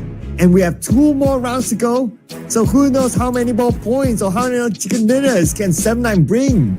Not gonna lie, it's a very interesting roster, and I think we're getting a taste of like what they can do in the battlefield, and it has a lot of potential. Sem9 definitely is making some waves, for each and every one of us, and everyone's kind of enjoying all of the action they're getting from Sem9. And just look at that. We got Amazal, we got Satria, Fex, and Yuhai over here, and just like what you said, it's they're moving like they're this well-oiled machine, at least for day number 2 of the grand finals. And again, we are waiting for other teams to step it up. Yeah, and 6 eliminations, not the highest of numbers, but chicken dinner is still a chicken dinner. But because Vampire Esports, they scored like what, 20-ish? Was that 22 or so? 23 eliminations. Surely they would have collected more points than Sem9. And we were saying just moments ago that, okay, maybe this team actually will be the team that will set the most numbers in terms of elimination points. But then again, well, there's Vampire Esports topping exactly just that. And let's see again if that number is still going to go high. I mean, 23 elimination points is just like really outstanding, phenomenal even. So I do wonder if, there will be a team to do just that, for the remaining matches. Vampire Esports, Sem9, 4th Tribes, Team Flash. So these are the teams that did well for match number 10 in Erangel.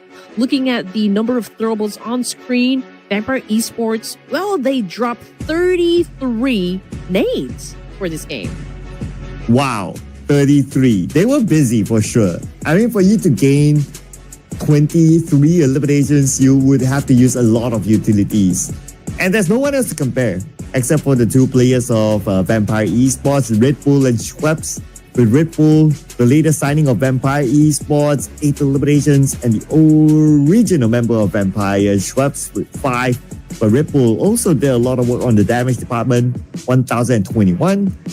But Schweppes, I guess he played a little bit more of the assisting role, getting 8 for himself.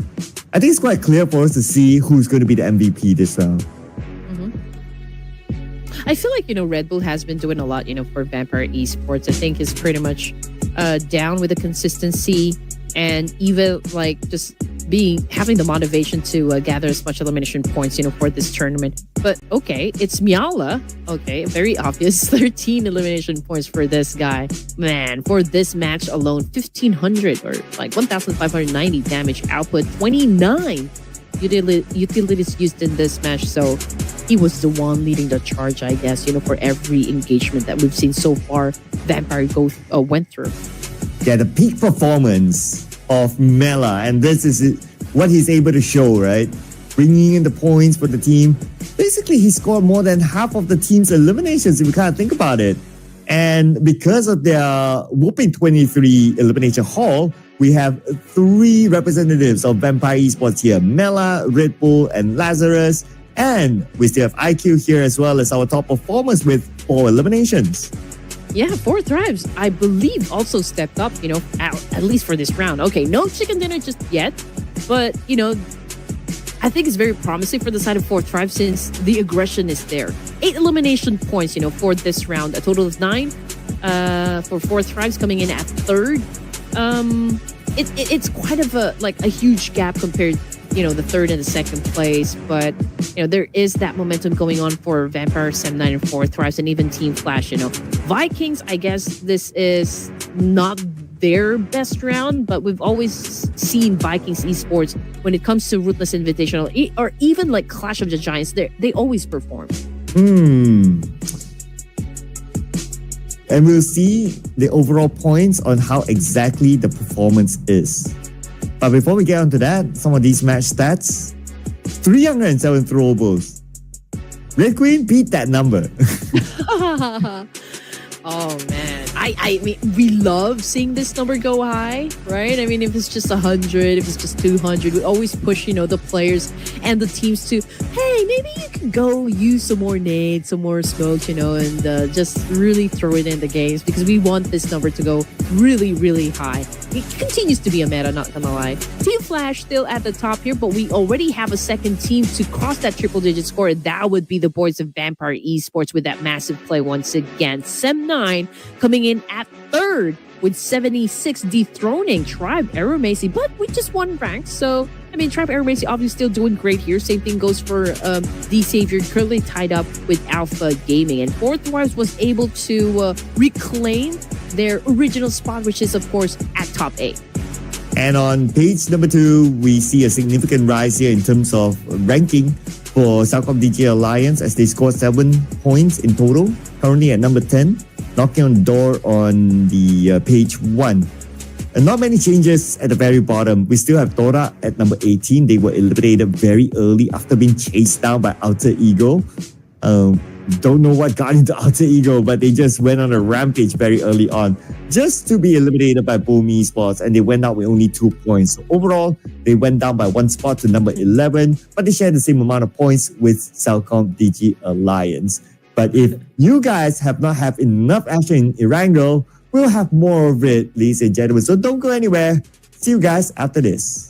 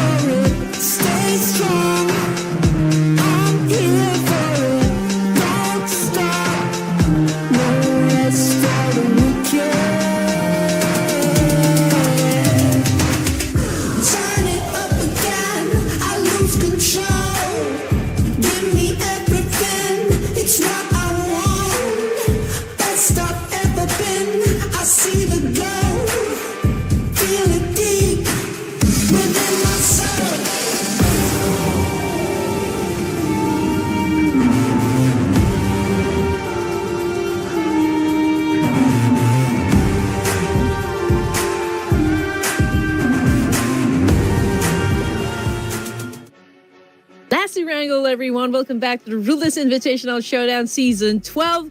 We are nearing the end of day number 2 of the Grand Finals, but teams continue to give us a lot of clutch moves, which is giving us all the shivers, down the spine. My name is Red Queen Andy, together with Sir Cloud, and we are still your casters for this spectacular tournament.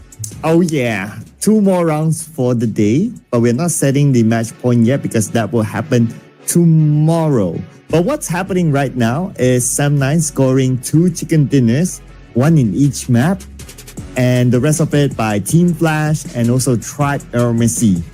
Now, coming back into Erangel, it's going to be the last Erangel for today. We have to start to wonder who will get the chicken dinner. Maybe this is a clue. Oh, yeah, maybe we can see, any of these teams that's flashed on the screen will be taking the second to the last chicken dinner today. Okay, I'm checking. The Saber, Vapor Esports, Sam9, all strong teams. So the numbers all favor Team Flash, right? But I don't know. I feel that they are starting to chill. Yeah, they're starting to chill. We haven't seen the best of Team Flash since their chicken dinner earlier today. So I don't know. Team Flash starting to be that team, I kind of agree with you. I mean, so far Team Flash have been quite quiet.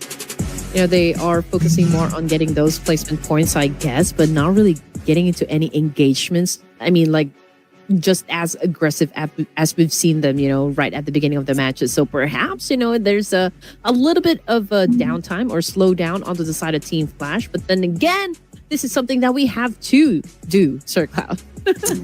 Oh, we're back at it again. Okay. Let's put some...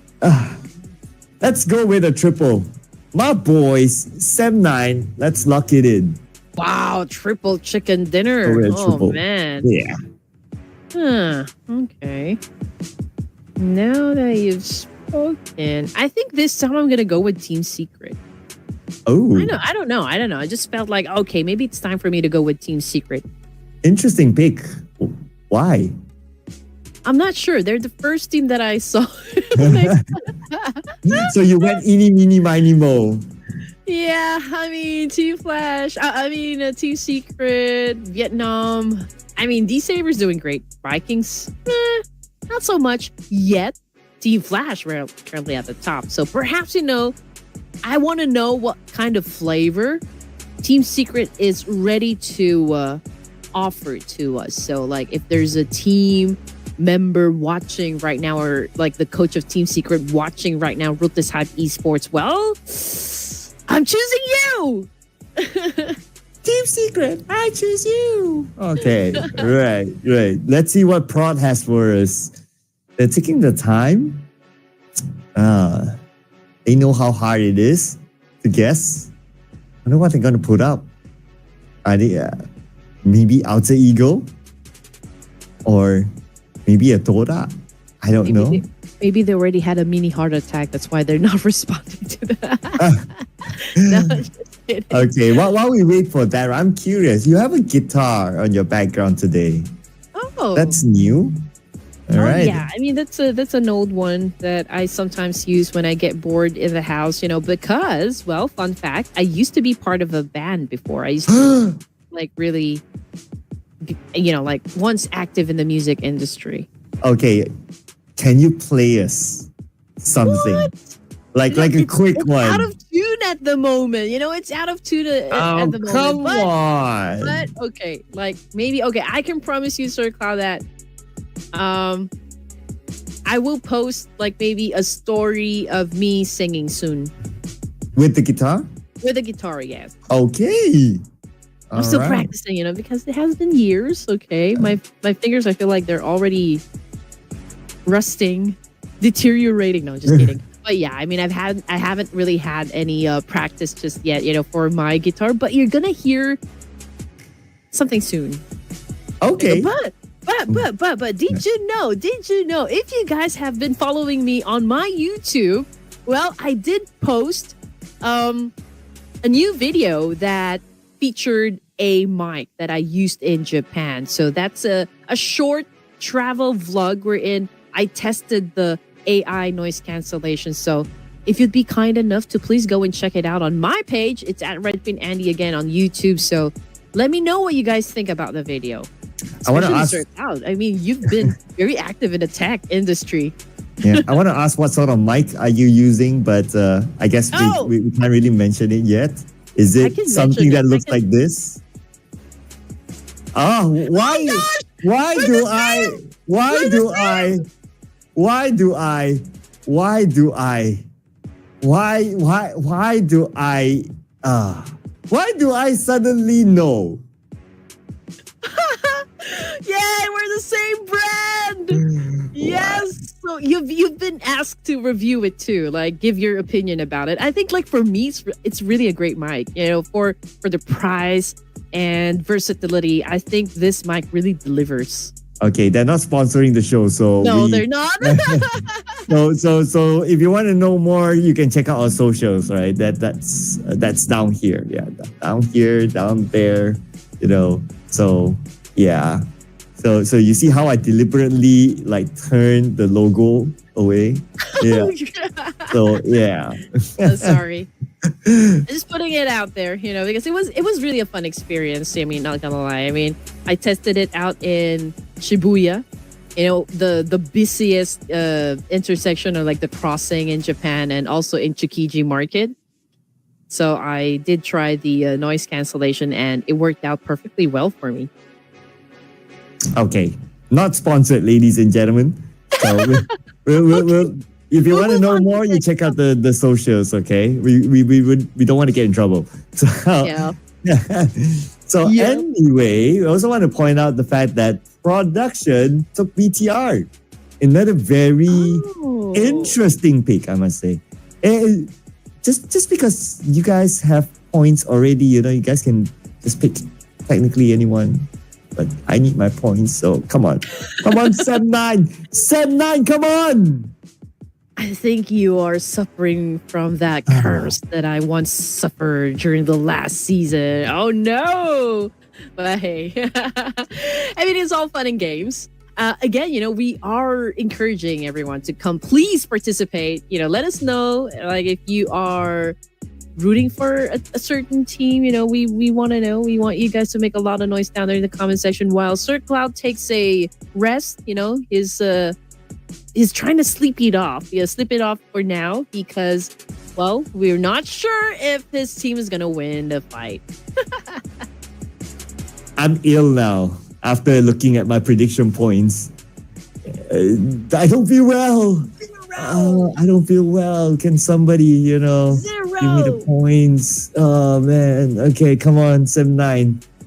Without further ado, let's get to the countdown, people. Yeah. Thought we should get it soon. But let's take the fight. Let's take the fight. This is your captain speaking. We are ready to fly. Because I heard the voices in my head, you know, saying that, you know, we probably will start soon. So anticipating the countdown. But since we have more time, what sort of new toys do you have behind you? I noticed like there's another new toy behind, like towards your right.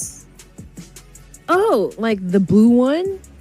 Oh, is that new? Oh yeah, that's new. That's the golden snitch.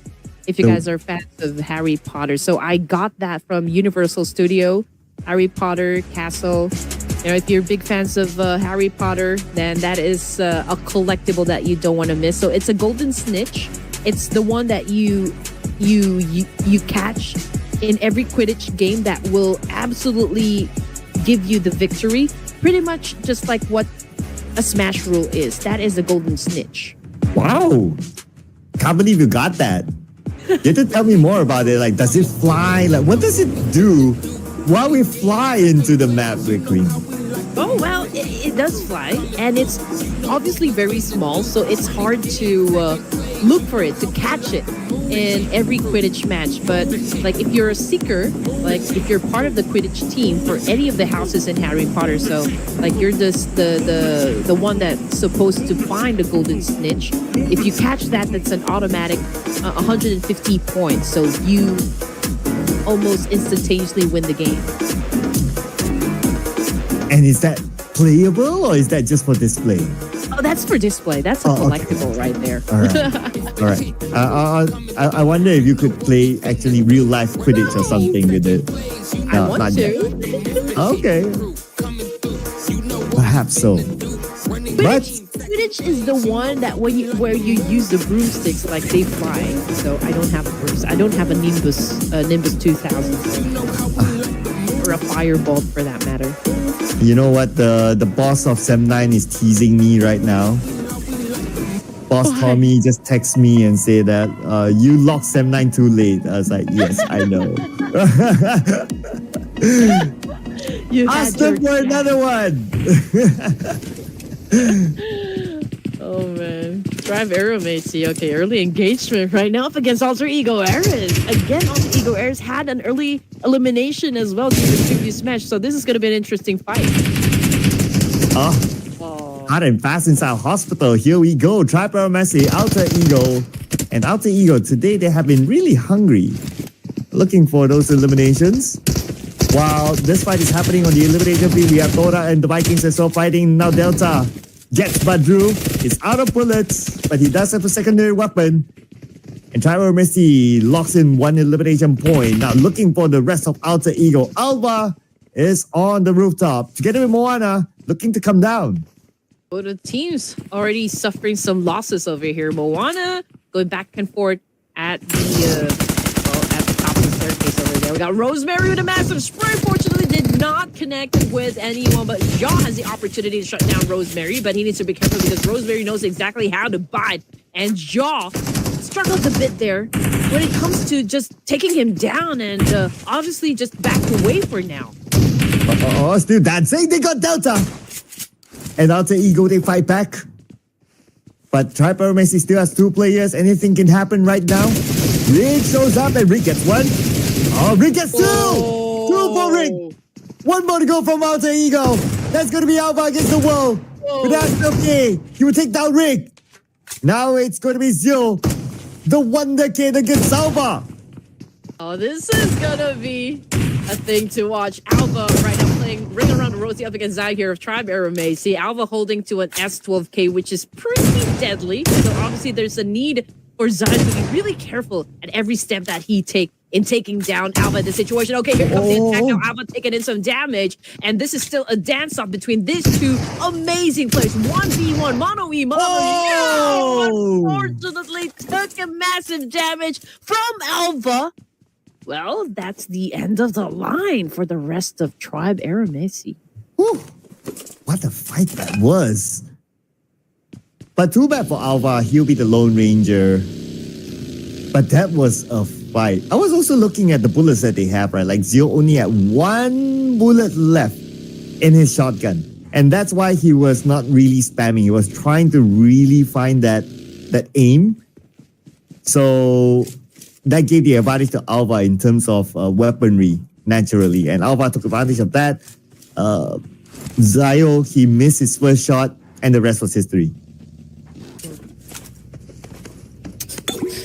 I mean, obviously before Tribe Aeromacy got eliminated, I think they did enough damage as well. I mean, even if they lost to a fight, I mean, like they eliminated 3 members, so we don't exactly know how long Alter Ego Ares is going to be surviving, at least for this round. I mean, it's Alva, the last member. So I think it's still like a good fight that happened between Tribe and Alter Ego Ares. But, okay, we're looking at the situation. At the moment, we got at least, I can say, 40% water over here. So we got limited space. And it's going to be an interesting turn of events the moment that, you know, teams coming from the southwestern side heads their way towards the circle or like in the middle of the zone here. So there will be a lot of collision that's definitely going to be happening in just a while. Yeah, but because I guess the circle is like way towards the right side and it's like the opposite side of the flight path, so teams will take their time to travel and pick their spot first. Especially now that we have one team already eliminated, so that's lesser teams or lesser players on the battleground. But knowing these teams and the trend today, especially in Erangel, I think this situation won't stay quiet for long. I guess every decision that they make at this point in the competition is really being taken, into a lot of consideration, which is again, only goes to show that everything that they do in the battlefield is very well thought of. But I'm not sure about what just happened with AZ Slumber. Yeah, Mizi is clearly too young to earn a driving license. Oh yeah. So that happened. But his vehicle was blown up too, so I wonder if his teammates are close enough to retrieve him. BTR is close enough with Team Flash. And Boom Esports, they'll be fine. If any potential fights might happen at this moment, it might be between Team Flash and BTR, but we don't see anything, so I guess everyone's okay with their position. But looks like Tora found Brian from AZ Slumber. Oh no. Yeah, and that's a point right there and then. Brian already out. We're looking at Boom Esports at the moment. Currently in the middle. Close to BTR, close to Team Flash, close to even Dingo Savior. Flash waiting to happen. Boom Esports right now open fires against Tops of Team Flash. Tops just getting information, not showing any interest or intent to actually taking up a fight up against Boom Esports. Maybe for now it's just information gameplay. Yeah, while they decide on like, okay, do they stay or do they move based on the rotations of other teams? But Team Flash, interestingly, they're playing a 2-2 split now. So we have Win and Bo in one area and the other two players totally on the opposite area. So they just want to like have control on wherever they're at there. That's like towards the right side of the circle. So that they have options when the circle shifts on where exactly to go, whether to go towards the inner side of the main peninsula or towards the right side. And we'll see if these areas pretty much doing the same thing, just that they have a 1-1-1-1 split.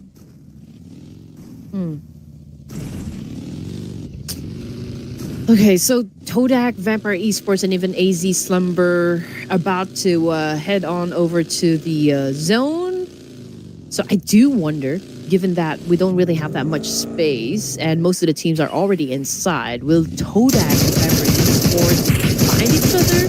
Maybe, they could collide, but we're looking at Talon at the moment and they are preparing for an attack so far, but okay, we got one of them getting knocked down. Oh, so these are the boys of Sem9. So Sem9's in the fight here. Let's see if they can defend their compound. And here comes from the side. It's going to be Vex. Vex gets a double. Achul on the other side. Sem9 doing so far so good. Still with the full squad against Talon. Only Achul left. And Sem9 defends their crown. This compound is theirs to take. Okay, very promising performance. At stage 2 here from Sem9. Looking to dominate. Picking up by Vitality. Currently still at the bottom of the leaderboard, but this is not going to help them now. They're eventually already down on the floor. We got Razy doing a massive spray, trying to buy some time here, trying to pick up, I guess maybe coming up with an effective plan on how to pick up their teammate. But Redface took a hit as well from Doc of Team Secret.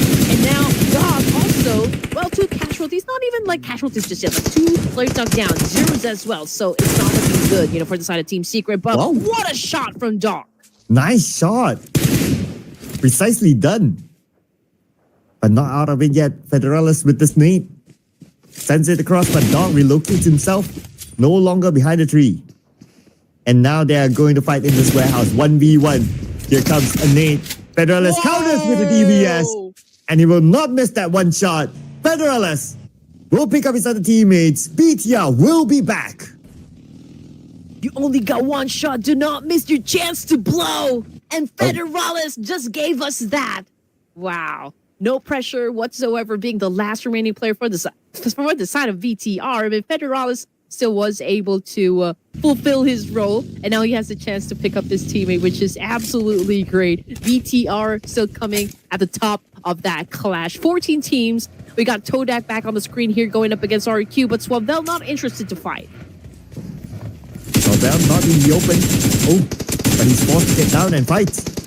Frenzy, very low. But the follow-up is coming in by 9. Sorvel has to win this 1v1 and he will win this 1v1. But not out of it yet. As Frenzy is still looking at Sorvel. Okay, he has that time to heal up. But he has no time against the blue. And looks like Frenzy decided to move as well. And this is the time where Sorvel might get his revenge. Frenzy stopped. Fight will continue on and now they will fight within the blue.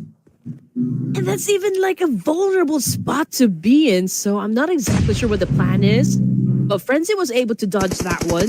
That gift, coming from Sorvel.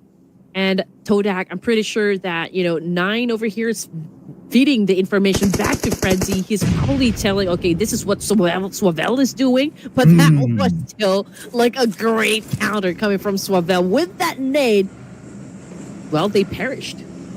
Nice solo defense, though. Gotta give it to him. Now let's see if he'll be able to continue on the journey with this circle that has shifted towards the high ground. So who's there? Celcom DJ Alliance in the high ground. Same goes for D Xavier, so they have a very good spot. Fourth Rise also playing by the rim of Prison. So it's not too bad as well. The next potential clash point. I'm still looking at the north, so Sorvel, T2K, they're moving towards him. Yeah, you're absolutely right. Pepper Esports has been, avoiding conflicts, and now they've managed to get to the south part area of the zone, close to Sem 9, but I don't think they're going to be doing anything just yet. But as for BTR, they're still over at Pubg. There's no team that's close to them, so I don't think there's going to be any fight that will happen. T2K might be able to go up against Sorvel of RQ. Will be coming from the northern side, just also south of Mansion, so that's, we already called it out. T2K finding Sorvel and taking him out of the equation. So now it's a clear way for T2K to just come in. I also noticed something, Red Queen. APG is not playing. What? Yeah, you're right. Oh, come on. I want to see them in action. But oh well, it is what it is. Hopefully they'll be back in the next round because they're doing okay as well. It'll be quite a shame if they don't continue on. Yeah. Maybe some connection issues, or we don't know. Maybe they're playing another tournament. I don't exactly have the information for this one, but yeah, it's such a shame not to see APG play, for this round. I mean, we're nearing the end of day number 2 here at the grand finals, and they will be needing all the opportunities for them to improve their overall status for the entirety of this tournament. But we still got 12 teams remaining here for stage 3, and we're looking at Fourth Thrives. They are holding on to a position here around Prison, but okay, well, if they are staying over to those high grounds, then there might be a chance for them to maybe meet Team Flash and even Boom Esports, but could be tricky, to have an engagement over to that area. So let's see how far out Fourth Rise will be able to do, in this situation. I'm interested to see what's going to be the plan for BTR though. Currently on the outside of the circle still, and if they move straight in, they have to face off against Boom. That could be an option.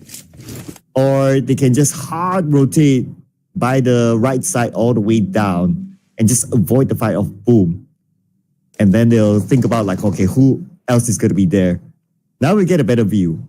All right, Alva is still in the game and he's down south, and Sem 9 is south as well. But the circle goes entirely to the high ground. Time to hike up, boys. Yeah, what makes it, I think, very difficult in this position, like, okay, if BTR rotates over to the northern side and they are going to enter Prison, it's low ground, so it will be easy for Fourth Rise and even Team Flash to annihilate them. Same thing goes for Boom Esports. So I think two teams like Boom and BTR needs to settle the score before we even maybe perhaps get into the next zone. But it all depends how, teams are like maybe deciding whether or not to take up a fight. In the meantime, we're looking at AZ Slumber, and they are challenging up the boys of T2K, but T2K is not looking back. Yeah, T2K. They're going to take this fight. Muzi is ready with his nade. Sends it across. Does not connect on the Ajaya. Ajaya just trying to bait out Muzi. But here comes Mimi on the left side as well. Mimi arrives and Mizi is ready for it with the DBS gameplay. Now up against Ajaya. He will get a double knockdown. Now he needs to deal with Igneous from the back, and Igneous will make sure that Mizi doesn't secure any more points. Well, that was still like a great play. Imagine he was able to shut down not just one, but two players from T2K. And if it was not because of Igneous, that was the close call, for T2K Esports getting eliminated. So, the knight in shining armor for T2K would be Igneous. We got Vikings coming into play as well. This time going up against Saber, and they're getting a lot of damage. Igneous right now facing the floor, courtesy of Hugh of Team Flash. And Hugh locking in his first elimination. Now looking for the remaining members of T2K. But Blue is closing behind them, so he has to decide quickly. But Rose, what a shot! Well, at least, for Team Flash, they could still reset at this point. The circle is still big, so obviously there's space, for everyone. Sim9, Alter Ego Errors. I think your voice is at it again, Sir Cloud. It's the boss Tommy effect. He's watching. So the boys better know. Bring the chicken dinner! Bring the chicken dinner! If not, everyone's sleeping outside. No! But looks like Tins, he can't say no to D Xavier. 1v4 in this situation. Wunti's on the other side, and Wunti assisted him with a nade to knock down Paragen. Shin is down as well. Oh, but Tins, take it up at Lamborghini. Wunti's out too, so looks like the Vikings, they have been eliminated by D Xavier. Yep. But hey, it's not over just yet, because the Savior is about to have a taste of their own medicine. They're up against the Vampire Esports, and Levi's obviously buying a little time here for the rest of the team to recover from all the injuries they sustained. And so far, Levi's is doing an amazing job. Yola just got picked up, however, and Red Bull coming into play here, but Levi's needs to change tactics because there's another team that's been trying to put him down. Let's see who will be put down with the circle. Now that it was Ship again, might go straight up to the high ground. There's still a piece of prison inside there. If the circle ends inside prison, that's a very, very rare circle that I would like to see. Nobody wants to be in prison, okay? Not at all. It's not a very, very good spot to be in. The Savior right now is going up against 4 Tribes. Lamborghini all over the floor at the moment. So Pathogen's pretty close to him. But yeah, I think Lamborghini was able to crawl back inside the house, so Pathogen can revive him. There's still time to recover at this point. 4 Tribes not being super aggressive just yet. Obviously, they're holding on to their position so far, just really looking at the Saber at the moment, but not attacking yet. Vampire Esports, however, we can see a continued spray coming from Dewey here, trying to flush them out as well, but Celcom DG Alliance about ready to also retaliate at this point up against Vampire. Oh, somebody's shooting Red Bull from the side. Another team. We'll check on them later, because right now T2K is in action with only rules left.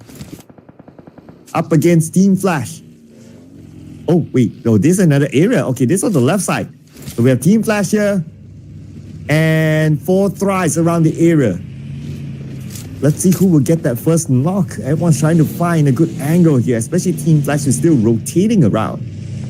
There's a lot of fights about to go down. There's Team Flash, there's 4 Tribes, D-Saber, we got Celcom Digital Alliance, Vampire Esports, and even Sem9. BTR, I don't think they're going to be joining just yet. Lazarus, however, already cooking up a nade here. Can he be accurate? A road rage situation. Dewey being nasty. And what a way to take that elimination point from Celcom. That hovercraft was so slow. It was like moving at 1 mile per hour or something. But okay, that just happened. Anyway, Celcom DG Alliance did respond back by taking out shrubs. And we have Red Bull here on the other side. And they got one. Oleo's down. While on the other side, Iftar now cooking up his nade. It's such a fight right now. And here comes Becky. Gets naded down.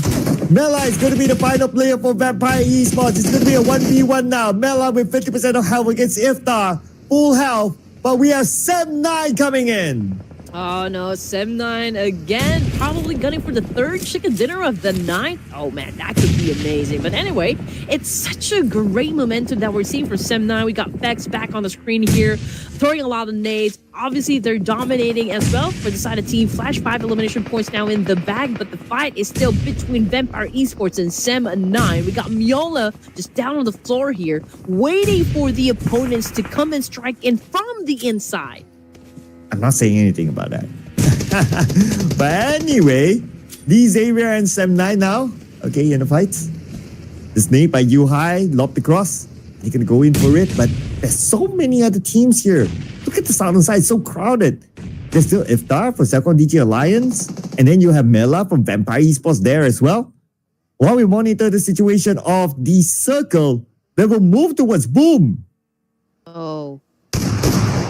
I mean, this could be something great, you know, for the side of Boom Esports. They have most of the zone here, so they could apply a lot of pressure, especially for those teams that are still having to fight here down south of the map. So it's going to be interesting for Boom, for this round. Vampire Esports just got taken out.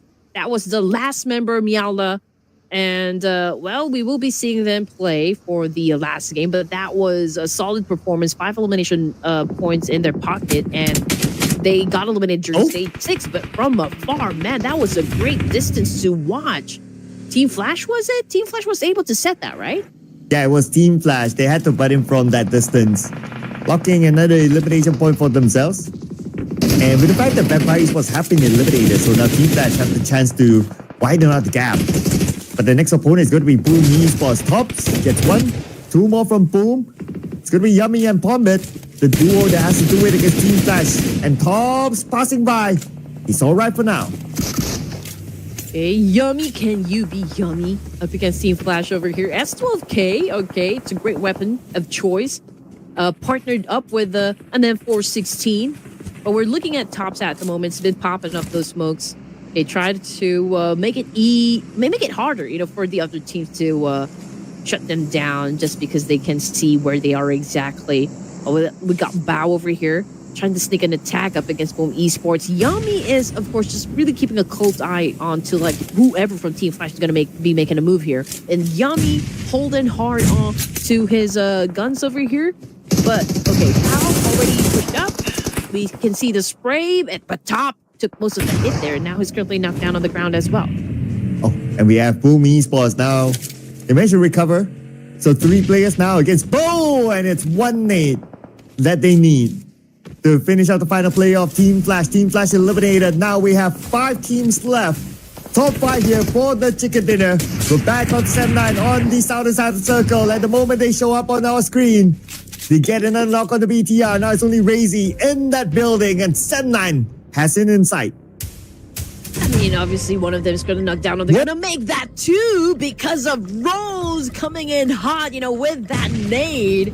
And this could be, you know, something that could turn the tides up against Sem9. I mean, Rose doing extremely great over here. Just with pushing havoc up against Sem9. And again, we got a Bahar of Boom Esports trying to respond up against Sem9. So this is a 3-way battle happening at the moment. Boom Esports obviously was elimination from north down to south. They're here to seal the deal. Oh, Rose did a lot of damage to Sem9. But finally found out by Pombit.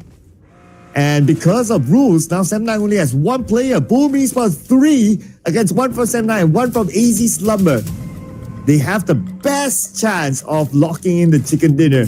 Boom Esports paving their way to make a comeback. Yep, finally. I mean, during the playoffs, they were extremely great, and we would love to see that energy back for the grand finals. And now they do have really the chance to bag the chicken dinner over here. I mean, the moment that I've seen, like, okay, they got favored by the zone, they are occupying majority of it, and all they needed to do was just really apply a lot of pressure onto those teams coming from the south side to stay in their place and make it hard for them to penetrate the circle. And that's exactly what Boom Esports did. And now they're hunting down this last player remaining from AZ Slumber. But they, I mean, like, obviously all the advantages working out for your team, and you just have to be patient, play your cards right. But then again, there's still a chance for AC Slumber to maybe pull off a clutch. That's a nice copium there. But Azmi, the final player of AZ Slumber, well, if he's able to pull off a clutch here, 1v3, it's going to be insane. We're talking about Boom Esports. And Boom, they're trying to locate him. They still have no idea where he's at. Oh, he sees one. Fajar. Fajar? Fajar? Do you see him? Oh, pulls the trigger, gets into the vehicle just in time. But then again, Azmi has enough bullets in the chamber to knock him and take him out. But that alerts the rest of Boom Esports. And boom, boom, boom, they go to claim the chicken dinner. Okay, that was a great play. It's just that he's totally outnumbered by the Wolfpack here. And again, what a great game for Boom Esports, stepping on the gas and taking up their aggression up a notch, which we all love about Boom Esports. And again, they've done extremely well, during the playoffs and showed us a little bit of that energy back into day number 1. But then again, for day number 2, getting a chicken dinner, that was a top-notch gameplay from Boom Esports. Whew. What a round this was. Lots of fights that happened around the hillside. But at the end of the day, it was Boom Esports that stayed away from all the fights and show up at the very end to claim their chicken dinner. Now, how many eliminations did they get? Let's check this one out. It is a total of 7 eliminations. Not the highest number, but a chicken dinner is a chicken dinner. And I'm sure Boom Esports wouldn't mind that. Oh, for sure. Now, this is quite interesting because day 2, and we can see a lot of teams still showing us interest of really performing great, for their fans and for all the matches here. Again, we always look for not just the winner chicken dinners, but also all of those 1v3 clutches, 1v4s, the surprising movements, coming from players, and just how effective, other teams with their new roster and maybe even setting up their new chemistry and synergy for the team as well. So everything's coming into play. And again, we're almost done, for this day. We're about to jump into the next match, the final match, for day 2 of the grand finals. And again, we can't wait to start, the final round. But before we head on to that, we're looking at Boom Esports, Sem9, Team Flash, and even Bigatron by Vitality because, well, these are the teams that did well for the Erangel match 11. And it's also nice to see BTR up here, right? Finally, we're starting to see some level of momentum or some level of consistency from BTR. Thanks to also Federellas who won that warehouse fight that gave BTR the chance to continue to survive this round. But we're going to compare head-to-head between the number 1 team and the second place team. Thanks to Azmi as well. They managed to climb up to a second place finish, and that's AZ Slumber with 1 elimination. But I totally understand that because for the most part of this round, AZ Slumber, they have been playing with 1 player. So for the fact that he's able to survive to a second place, that's not bad. Oh, that's not bad at all. Okay. Boom Esports Yummy. Okay, he's the one that bagged the MVP title for this round with only 4 elimination points and 568 damage output with 13 utilities used in this match. Now, we haven't really seen so much of Boom Esports for day number 2, but the fact that they were able to secure a chicken before we ended things up, I think that, Boom Esports is showing a promising run as well for the Ruthless Invitational Showdown Season 12. I mean, after all, Boom Esports is such a staple name in the community. Yeah, I know, right? They are multiple-time PMSS Southeast Asia champions as well.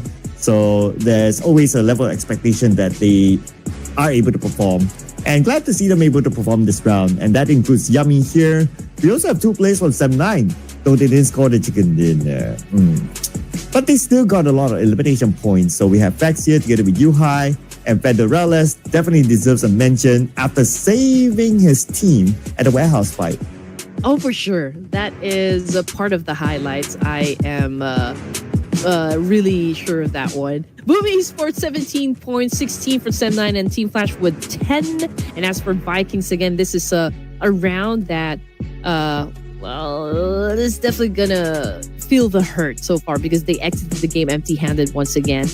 Same thing goes for Talent Esports, but I guess most of the teams was able to kind of show us a little aggression, but not on full blast just yet. Well, let's see if they'll be able to pick up the pace and do what BTR does best. A huge comeback towards the end. Let's not forget it is Smash Rule on the last day as well. So, well, if they can just close the gap a little bit and then smash it at the very end, that's a huge comeback for BTR. But we will talk about that, of course, in 2 more days. Now, on the overall charts, nothing much has changed at the top except for the fact that 7-9 is now getting closer to that 100-point mark. They're only 8 points away. But we also have a movement here between T2K and 4Thrice, where T2K did slightly better than 4Thrice in this round, and they move up to 8th place. You're absolutely right. And again, I think 4Thrice has been trying to also exert a little bit of energy as well. It's just so happened that they're not always being favored by the zone, and also there was some questionable movements, but then again, maybe they're trying out something new, those experimental moves that we always keep talking about when it comes to off-season tournaments. Maybe they're doing just that. So rest assured that 4Thrice will be performing for us. We still got a lot more games for this tournament. And again, looking at second page here, at number 10, we got Boom moving up 2 ranks with 58. Same thing goes with AC Slumber and BTR. Well, they are no longer at the bottom of the leaderboard over here. They do have moved up. They have moved up 1 rank, so they're now currently at 14th place. At the bottom is tied between Talon and Toda, both having the same amount of points. But will that change in our final game for today? When we come back, it's going to be Mirama. So don't go anywhere. See you after this break.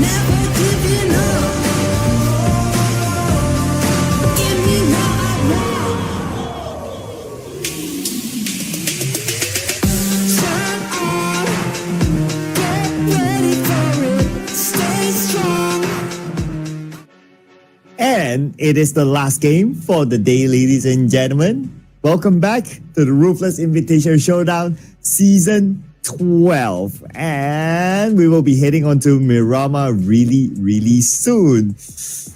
Oh, it's still very hard to know who will score the next chicken dinner. I don't know. It's hard, really hard. And, well, at least I have a 1 point. Oh, yeah. I'm just kidding. I mean, production has 4. Yeah, production has 4. That's not fair. But who's gonna get the last one? I'm giving up hope now. You can tell in my voice like I'm giving up hope with the prediction. Well, to give us a little something, I mean, like top Miramar performers, since we're headed back to our final Miramar this evening, that would be Vampire Esports again, Tribe Air Macy, we got Flash, and Alpha Gaming. Now, we also haven't seen much of Alpha Gaming. I mean, they didn't play during the previous match, so we don't even know if they're going to be playing for the last round.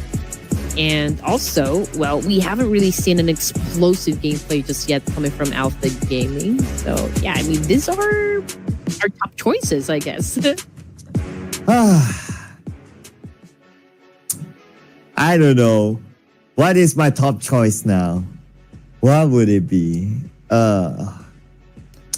Headache. I think I'm going to lock in Team Flash. I think they're not going to let the day end, without them maybe creating more gap. I don't know, to add more gap in the current gap that they have. I don't know. I'm just like trying to make sense of everything. So I'm going to lock in Team Flash. I'm trying to make sense of the prediction. Production took Sem 9. That's a solid choice. I had them at the back of my mind, but because I picked them the last round, so I thought, like, maybe I need to rotate it a little bit more. Who's been showing a decent promise? Or the next promise? I don't know. Gosh, why is it so hard? Okay. Let's switch regions now. I've been looking at the Southeast Asia region. Let's go over to South Asia, right? Okay. Tribe Air Macy, let's go. Okay. All right. Yeah. Oh, man. I got to be honest with you. I'm really not still over with the PMNC, but it is what it is. Okay. Welcome back. I believe there were also like a lot of hearts that got broken, during the PMNC because it wasn't like really the expected outcome. But then again, we always want something of like a major plot twist to happen, and that was some like heavy plot twist that just happened for the PMNC. So again, I'm looking forward to the comeback of both amazing teams from Nepal. I mean, there's DRS and also of course Tribe Air Macy. Hopefully we can see more, from these legendary teams that we just mentioned. Yep. Especially the guy behind our ears, Mr. Astro. He's a big fan of DRS. Oh, yeah. Yeah. And I can feel his sadness.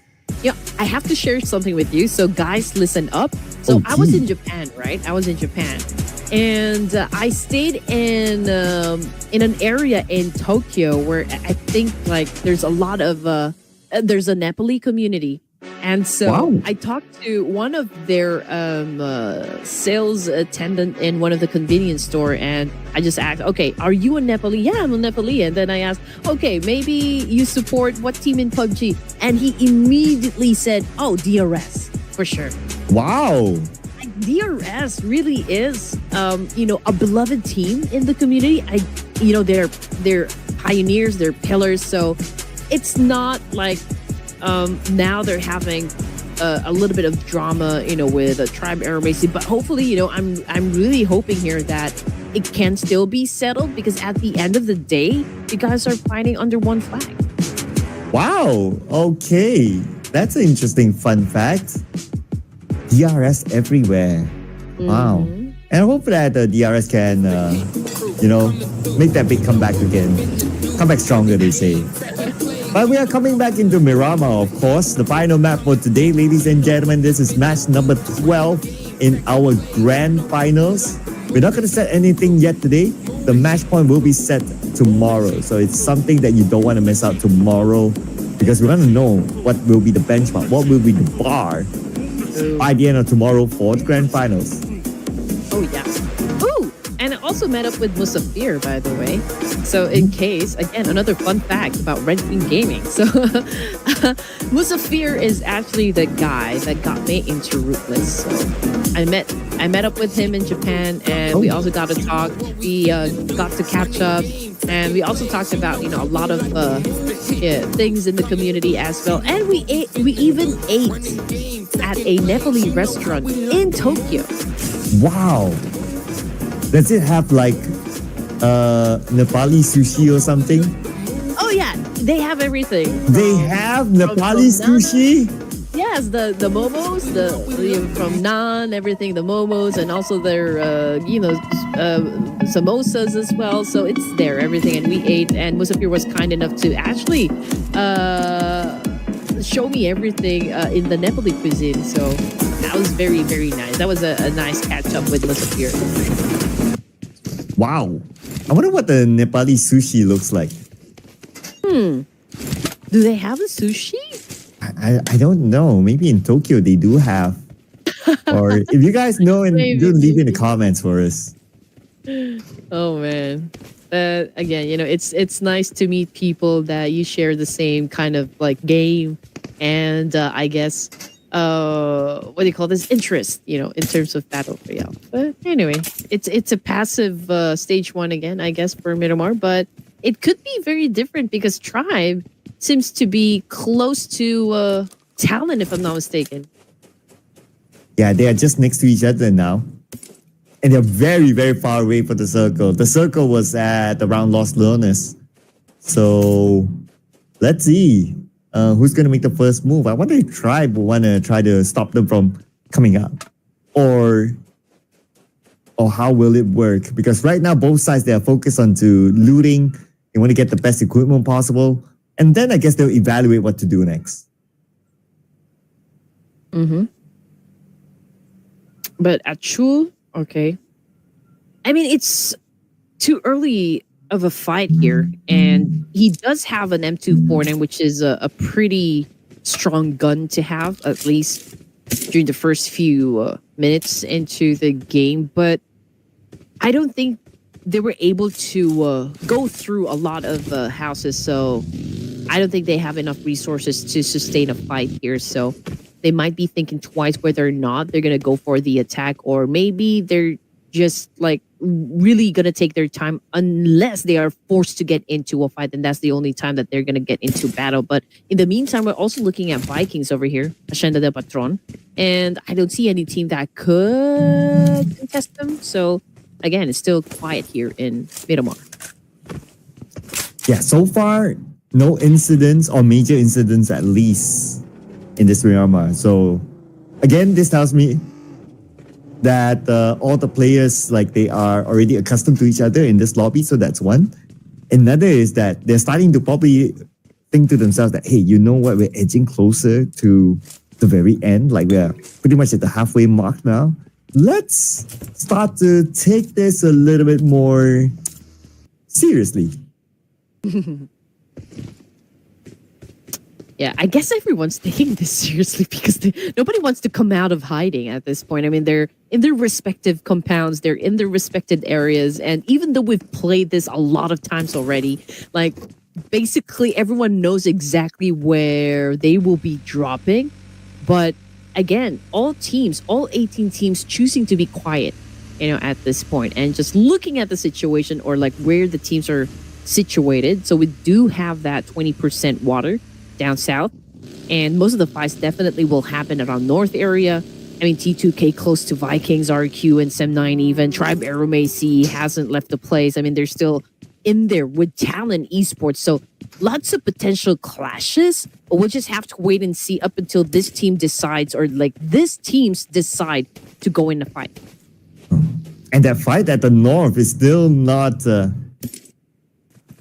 started yet. Has still not started yet. So I don't know what's running at the back of their mind right now. Like, do they want to leave? Do they want to fight? Are they willing to fight in the blue? That's still okay because it's stage 1.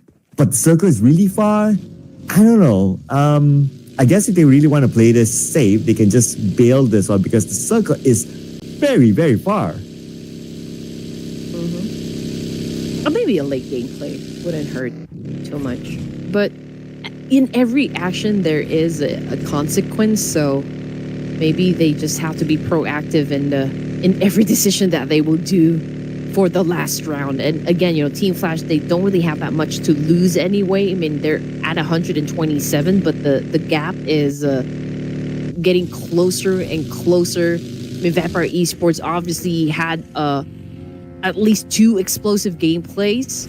So I feel like all they need to do is just really push, continue to push on with that consistency coming from Vampire Esports, and they could definitely, possibly dethrone Team Flash.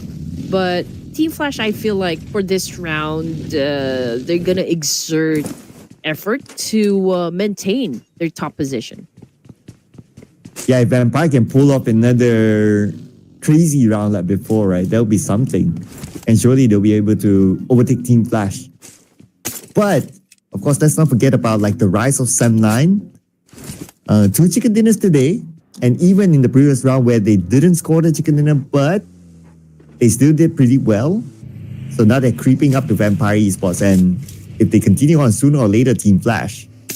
But Frenzy is creeping up onto BTR. And here comes the gunshot. And now they're alerted. Frenzy, he needs backup, and they're on the way. Well, Sem9 definitely took the spotlight from Team Flash. But let's see what's going to happen with Todak right now going up against BTR. We got 9 very low in HP here, and he's benching 2 players from BTR, so it's not going to do him good. But we got Frenzy right up behind him, ready to save him at this point. But this is still 2 BTR players. Federal is up front. Man, Federal is taking a hit coming from Frenzy. Man, Todak is doing A-okay for now. So let's see if BTR can respond with a good retaliation up against Todak. Oh, but before that, Frenzy finishes off Federales, and he will get Razy. Doing so far so good by himself. And Cleon on the other side. Now BTR only has 1 player left. And where is he? Okay, Vexy is here. Oh, he's all the way up on this high ground. But I doubt he can do much. Yeah, I don't think so as well. But Cleon right now, popping off those smokes. Of course, he needs to hide his teammates. But unfortunately, 9 took a major hit. D-Saver might be collecting some points here. Yeah, Todak might be deleted eventually because we're down to its last surviving member. D-Saver capitalizing on the situation. They're definitely going to hunt down this last remaining player. He's getting flushed out. Currently, we got Levi's trying to dance it off, but he does have all the advances working out for him. And here comes Lamborghini with a massive spray as well. I mean, oh man, I don't know what Clean is going to do in this situation. Yeah, surrounded by the spider webs of D-Xavier. And there goes. Toda eliminated number 18, 2 elimination points. While the circle updates itself and moves towards the right side of the map. Now, the 2 teams that we saw earlier, Talon and Triper and Missy, I noticed that they're on the move. But now they have to face probably other teams that have secured their spot around the circle. So potentially they might have to be prepared to fight. It might be. It might be. So RQ right now obviously going for rotations. Okay, same thing goes for T2K. They will be coming from, again, the northern side. So I do wonder if they're going to be passing over to Los Leones. That could be a deadly spot in the map right now. I mean, just by the sheer volume of teams headed towards the same direction, I feel like, most of the edges of the circle over to the north and the west will become a bloodbath over here. And Azmi, the guy who survived to a second place finish for AZ Slumber, seems to be pretty much here alone. so I also want to drop a fun fact as well. You know, the word slumber is a street slang in Malaysia for relax. Somewhat of a relax. I need to give more context, but yeah, the closest one word I can think of is relax. So you use it in the context of like, he eliminated a guy just like that, and you can go like, he slumberly eliminated that guy, something like that. Ooh. Yeah, like it was a piece of a cake or something. Piece of cake. Like something easy. Yeah. Easy. Oh, that's interesting. We learn something new every day. Slumber. Okay, that's a slang street word. Yeah, it's a street word. I feel that I didn't give enough context because I've never tried to explain this. But I'll try the next time. I'll have to think about it. I think I get you. Like when you say like someone is in deep slumber, but I feel like they're always sleeping. So like you can't. It will be hard for you to wake them up. Like when someone falls into a deep slumber. So I guess like maybe that's the root word, or like maybe the whole reason for it. But I mean, let's just check. I mean, for this round, who's going to be, like, which team is going to be put into a deep slumber over here? And these are the teams that were on the very, very outside when we started the round. Well, on screen, we have, wait a second. APG is back. Okay. I'm glad they heard our plea for them to come back here. Yeah, I thought they weren't going to play now. But okay, Alpha Gaming, one way to make their presence felt is to go up in an engagement. And right now we're looking at the boys of RQ, and that's Swabel trying to defend himself. Fortunately, that was up against East, and East was just a little faster on the trigger there, but he took some damage as well coming from Lapar this time. And Alpha Gaming, I feel like they have a chance. They stand a chance here up against RQ. But RQ is going in for it. I thought that they would leave, but no. They want revenge for their two fallen teammates. And here they come, and Doc is ready. Doc gets one. One more to go on the other side, but Doc is pretty low as well. East will take his place instead. And they will finish off the remaining members of RRQ. APG is back. They have it down. Okay. They know that it wasn't really a good rounds for them, at least for Game 2. And I think, missing actually that previous round will hurt them a little, but then again, they could still bounce back. RQ, however, got eliminated with only 2 points in the bag for them. D Savior with 4 at the moment, and they continue to ram up some more. Lamborghini actually holding on to most of the number here. Pathogen, was able to spot a place here, but just look at what's, like coming from behind. That will be the voice of Alpha Gaming. So will we see them clash? Right in the middle of the circle, we might see a few other clashes here involving Team Flash. They're back to playing in the middle of the circle. Right in front of them is going to be Vampire Esports. I'm sure Team Flash wouldn't mind eliminating Vampire since they are the closest contender. AR Munti, out of nowhere. He got spotted by Zayu and took him down in an instant. So no confirmation just yet if Munti had already been taken back to the lobby. Also, T24 from 4 Thrives took a major hit from Celcom Digi Alliance, but that is a confirmation coming through. T24 is now eliminated. T24 out. Diplomacy still in the game. Still crossing my fingers on this one. And Celcom DJ Alliance. Wait a second. The moment is switch over to D Xavier. Mr. Handsome Lamborghini on the ground. And was that Alpha Gaming, I believe? It happened so fast. You blink and you miss again moment. Everything's happening so fast. But that's how we want it. Like, that's what the action is all about when it comes to PUBG. But anyway, situation. Matt feed everyone. Tribear Macy, I think, the fight between them, Talon Esports, and even Vikings is about to go down. I mean, just look how close they are inside Los Leones. And, of course, there's also that pressure wherein they need to take up the fight after that as well. Delta shows up. Tribear Macy coming in with Rick. Down, but they will be able to recover him after winning this fight. Then their next opponent is probably going to be Talon. that's waiting for them just across the city. But they're not in the circle yet, though. They've been running away from the blue for the longest time. But same goes for Talon as well. Oh, Team Flash loves to be in the middle of it all. I mean, they're currently settled in there, for stage 4. AZ Slumber has been taking in some hits. No Key bleeding out there in the open. And 4 Tribes is close with Alpha Gaming. So, I mean, we can see that IQ is managing Dog as we speak. But he's so close to eliminating 2 boys from Alpha Gaming. So I guess he shouldn't miss out on this opportunity. Oh, Badru with an 8. Count an 8 onto him. Go against AZ Slumber. Vampire Esports in fight as well. But this fight is super crucial as they're all on the outside of the circle. AZ Slumber sending Azmi again. The Lone Ranger that has to survive for the team. 72 teammates are out, but Boom Esports will try to gun him down. But thanks to the terrain, he's okay for now. Nevertheless, they're going in for the chase. And Azmi, he cannot stop here.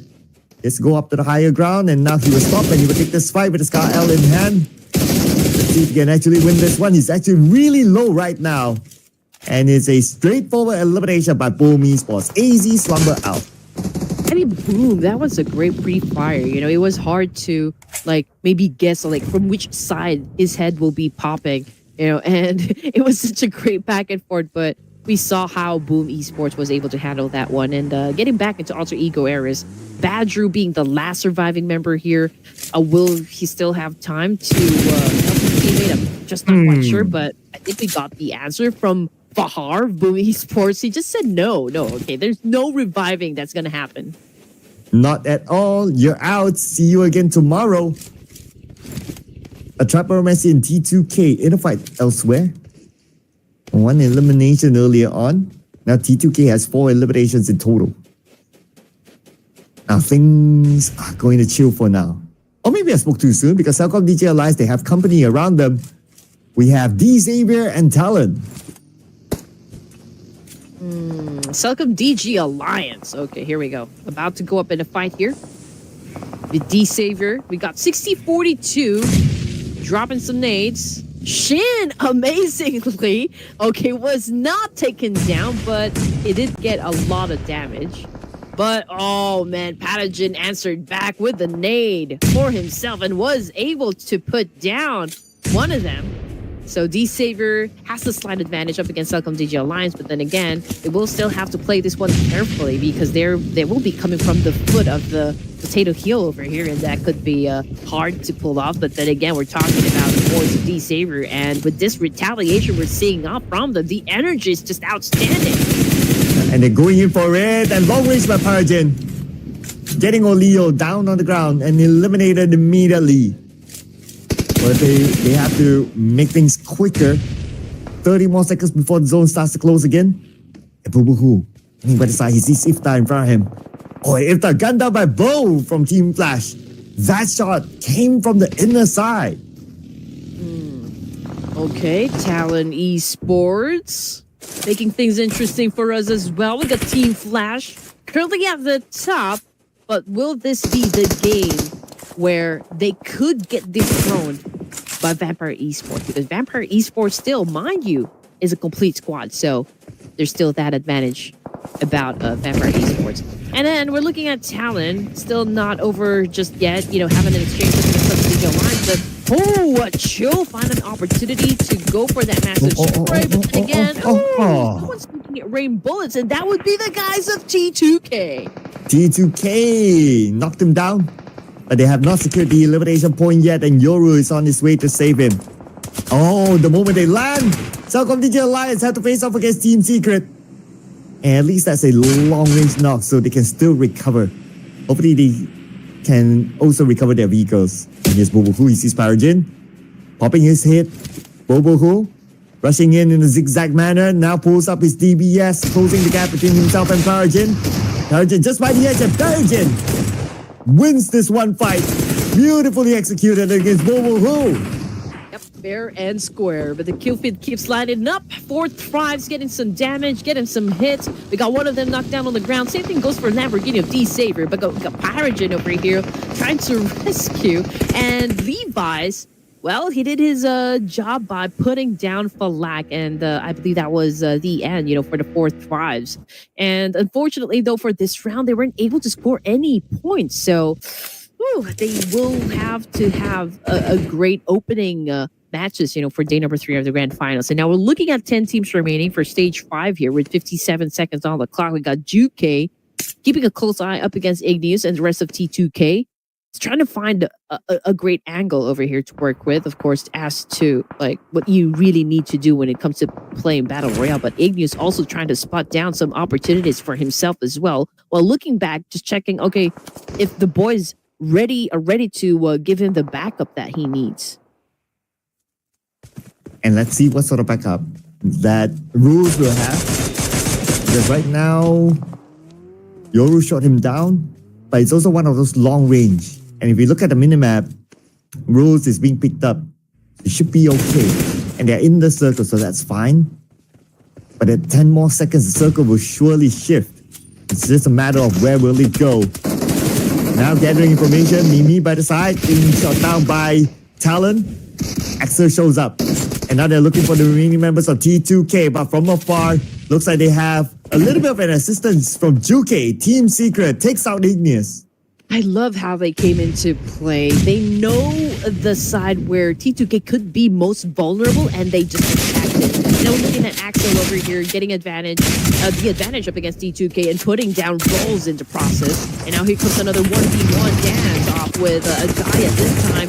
He was the one that got cut down. So, Ajaya with an effective clutch right there. Fortunately, though, for the side of Talon Esports, Achu was able to provide a little bit of that follow through, but he's not out of the woods just yet because we got Team Secret coming in hot up against Talon, and that's it. With that nade coming from Juke, he was able to seal the deal, and that is a top-notch gameplay coming from the side of Team Secret with 5 points to top. And now Team Flash is in action against D-Savior, going up to the high ground, trying to find the remaining members of D-Savior. And from afar, Bose gets a double knockdown back-to-back. Levi's in the building right now. Need to defend his own ground. A Lamborghini is on the other side. Just on the outside of the building. The duo that has to do it. 12 eliminations now in the hands of D-Savior. But didn't get more. And Lamborghini was not able to win the fight against Bo. And now we want more left. Bo succumb to the fire of Lamborghini, but the jump shot by Levi's make it happen for D-Savior. Lamborghini was a little slow on the triggers right there, but Vampire Esports, what a way to capitalize on that information. They just swooped in to collect the rewards. Oh man, that was brutally done by Vampire Esports. But then again, you gotta do what you gotta do. Vampire Esports was able to get 3 points from that fight, and now we're looking at the final 5 teams remaining. The Step9 also just got eliminated, and we got Juke taking it, Raid going as well up against the Digital Alliance and eliminating all of them. Oh, what a cinematic jump by Juke there to finish off Cellcom DG Alliance, putting us in the top 4 now between Vampire Esports, Team Secret, Boom Esports, and BTR for the chicken dinner. And it does look like everyone has their own corner. But Doc being the final, not the final player for Team Secret, but he's the only one on the right side of the circle. That's interesting. Quite far away from his other teammates. They have to get together soon because this is going to be the final moment. Final moment it is. Final 4 teams here making it happen. We got Juke on a roll here. 6 points in the bag for this guy alone. Team Secret seems to be in a very good momentum right now for the final match here this evening. They're close to Vexy, the only player remaining for the side of BTR, so that could be easily, done, for the side of Team Secret, considering the number advantage that they have. But then again, Vexy could probably outsmart them. They could probably give off some damage up against Team Secret, but Juki could get up an 8 here. I think he knows exactly where to throw it. Oh, he doesn't. He's throwing it to the other side. He doesn't know that Vexy is there. Oh, Vexy got away with it. I don't know what's gonna happen here, Sir Cloud. I mean, Vexy obviously have that element of surprise, up against UK. I mean, obviously he doesn't know exactly where Vexy is. So how do you think this one is gonna play out? Oh man, Vexy the chameleon. If only. Okay. Never mind. Never mind. Never mind. I was about to theorize like, okay, Vexy survives till the end, pulls the trigger, scores the chicken dinner, absolute cinema. But yeah, never mind. But this is a good fight we're getting. I mean, 4v4, squad versus a squad. So the question is, who is the better squad for this round? Is it going to be Vietnam's Team Secret or Thailand's Vampire Esports? Again, Vampire Esports right now currently at second place. And if they could pull off like maybe a huge win, I'm just not sure like how many elimination points was Vampire able to set up? I don't think it's much because we don't get to see them in action this round. Or maybe not much action. Definitely not as much as the one that they got like 23 eliminations. So we'll see soon once we zoom into one of the players on how many eliminations that they got. But I guess like what you said, right? It's fair game here. 4v4 and basically it's 4v4. So it's equal ground. Let's see who gets the chicken dinner. If Vampire Esports wins this fight, then I guess they're just gonna make the gap smaller, with them up against Team Flash. But if they don't, well, at least, again, the consistency is there coming from the side of Vampire Esports, which is very, very promising, I can say. I mean, this is making me excited. But Vampire Esports right now, effective shot coming from Yola. Zera's completely out. What an angle by Mela there. Totally caught Team Secret off guard. And now they have the numbers against Team Secret. 4v3. GK behind the smoke. Cooking up this one nade. They see the smoke, they lob it towards GK. GK receives damage, but Joey knocked down by GK. They fight back. 3v3 now. As GK will need to take a bit of time to recover himself, but this nade set across onto GK will not connect still. Red Bull thinking of doing the same, but hoping to land the nade onto GK. Into the smoke it is. GK is not there. And also Miola managing Juke and Doc L in this situation, which is extremely hard to do, but he is delivering. Now here comes Miola, holding an S12K, about to dance it up against Doc here. Doc with a DPS as well, so this is a shotgun fight for stage 8. Miola taking in some, not taking in some damage yet, but he is determined to put down Team Secret and put them in their place. And Miola taking in some damage, Doc's pretty low, and that is it. In the coffin, Team Secret wins the.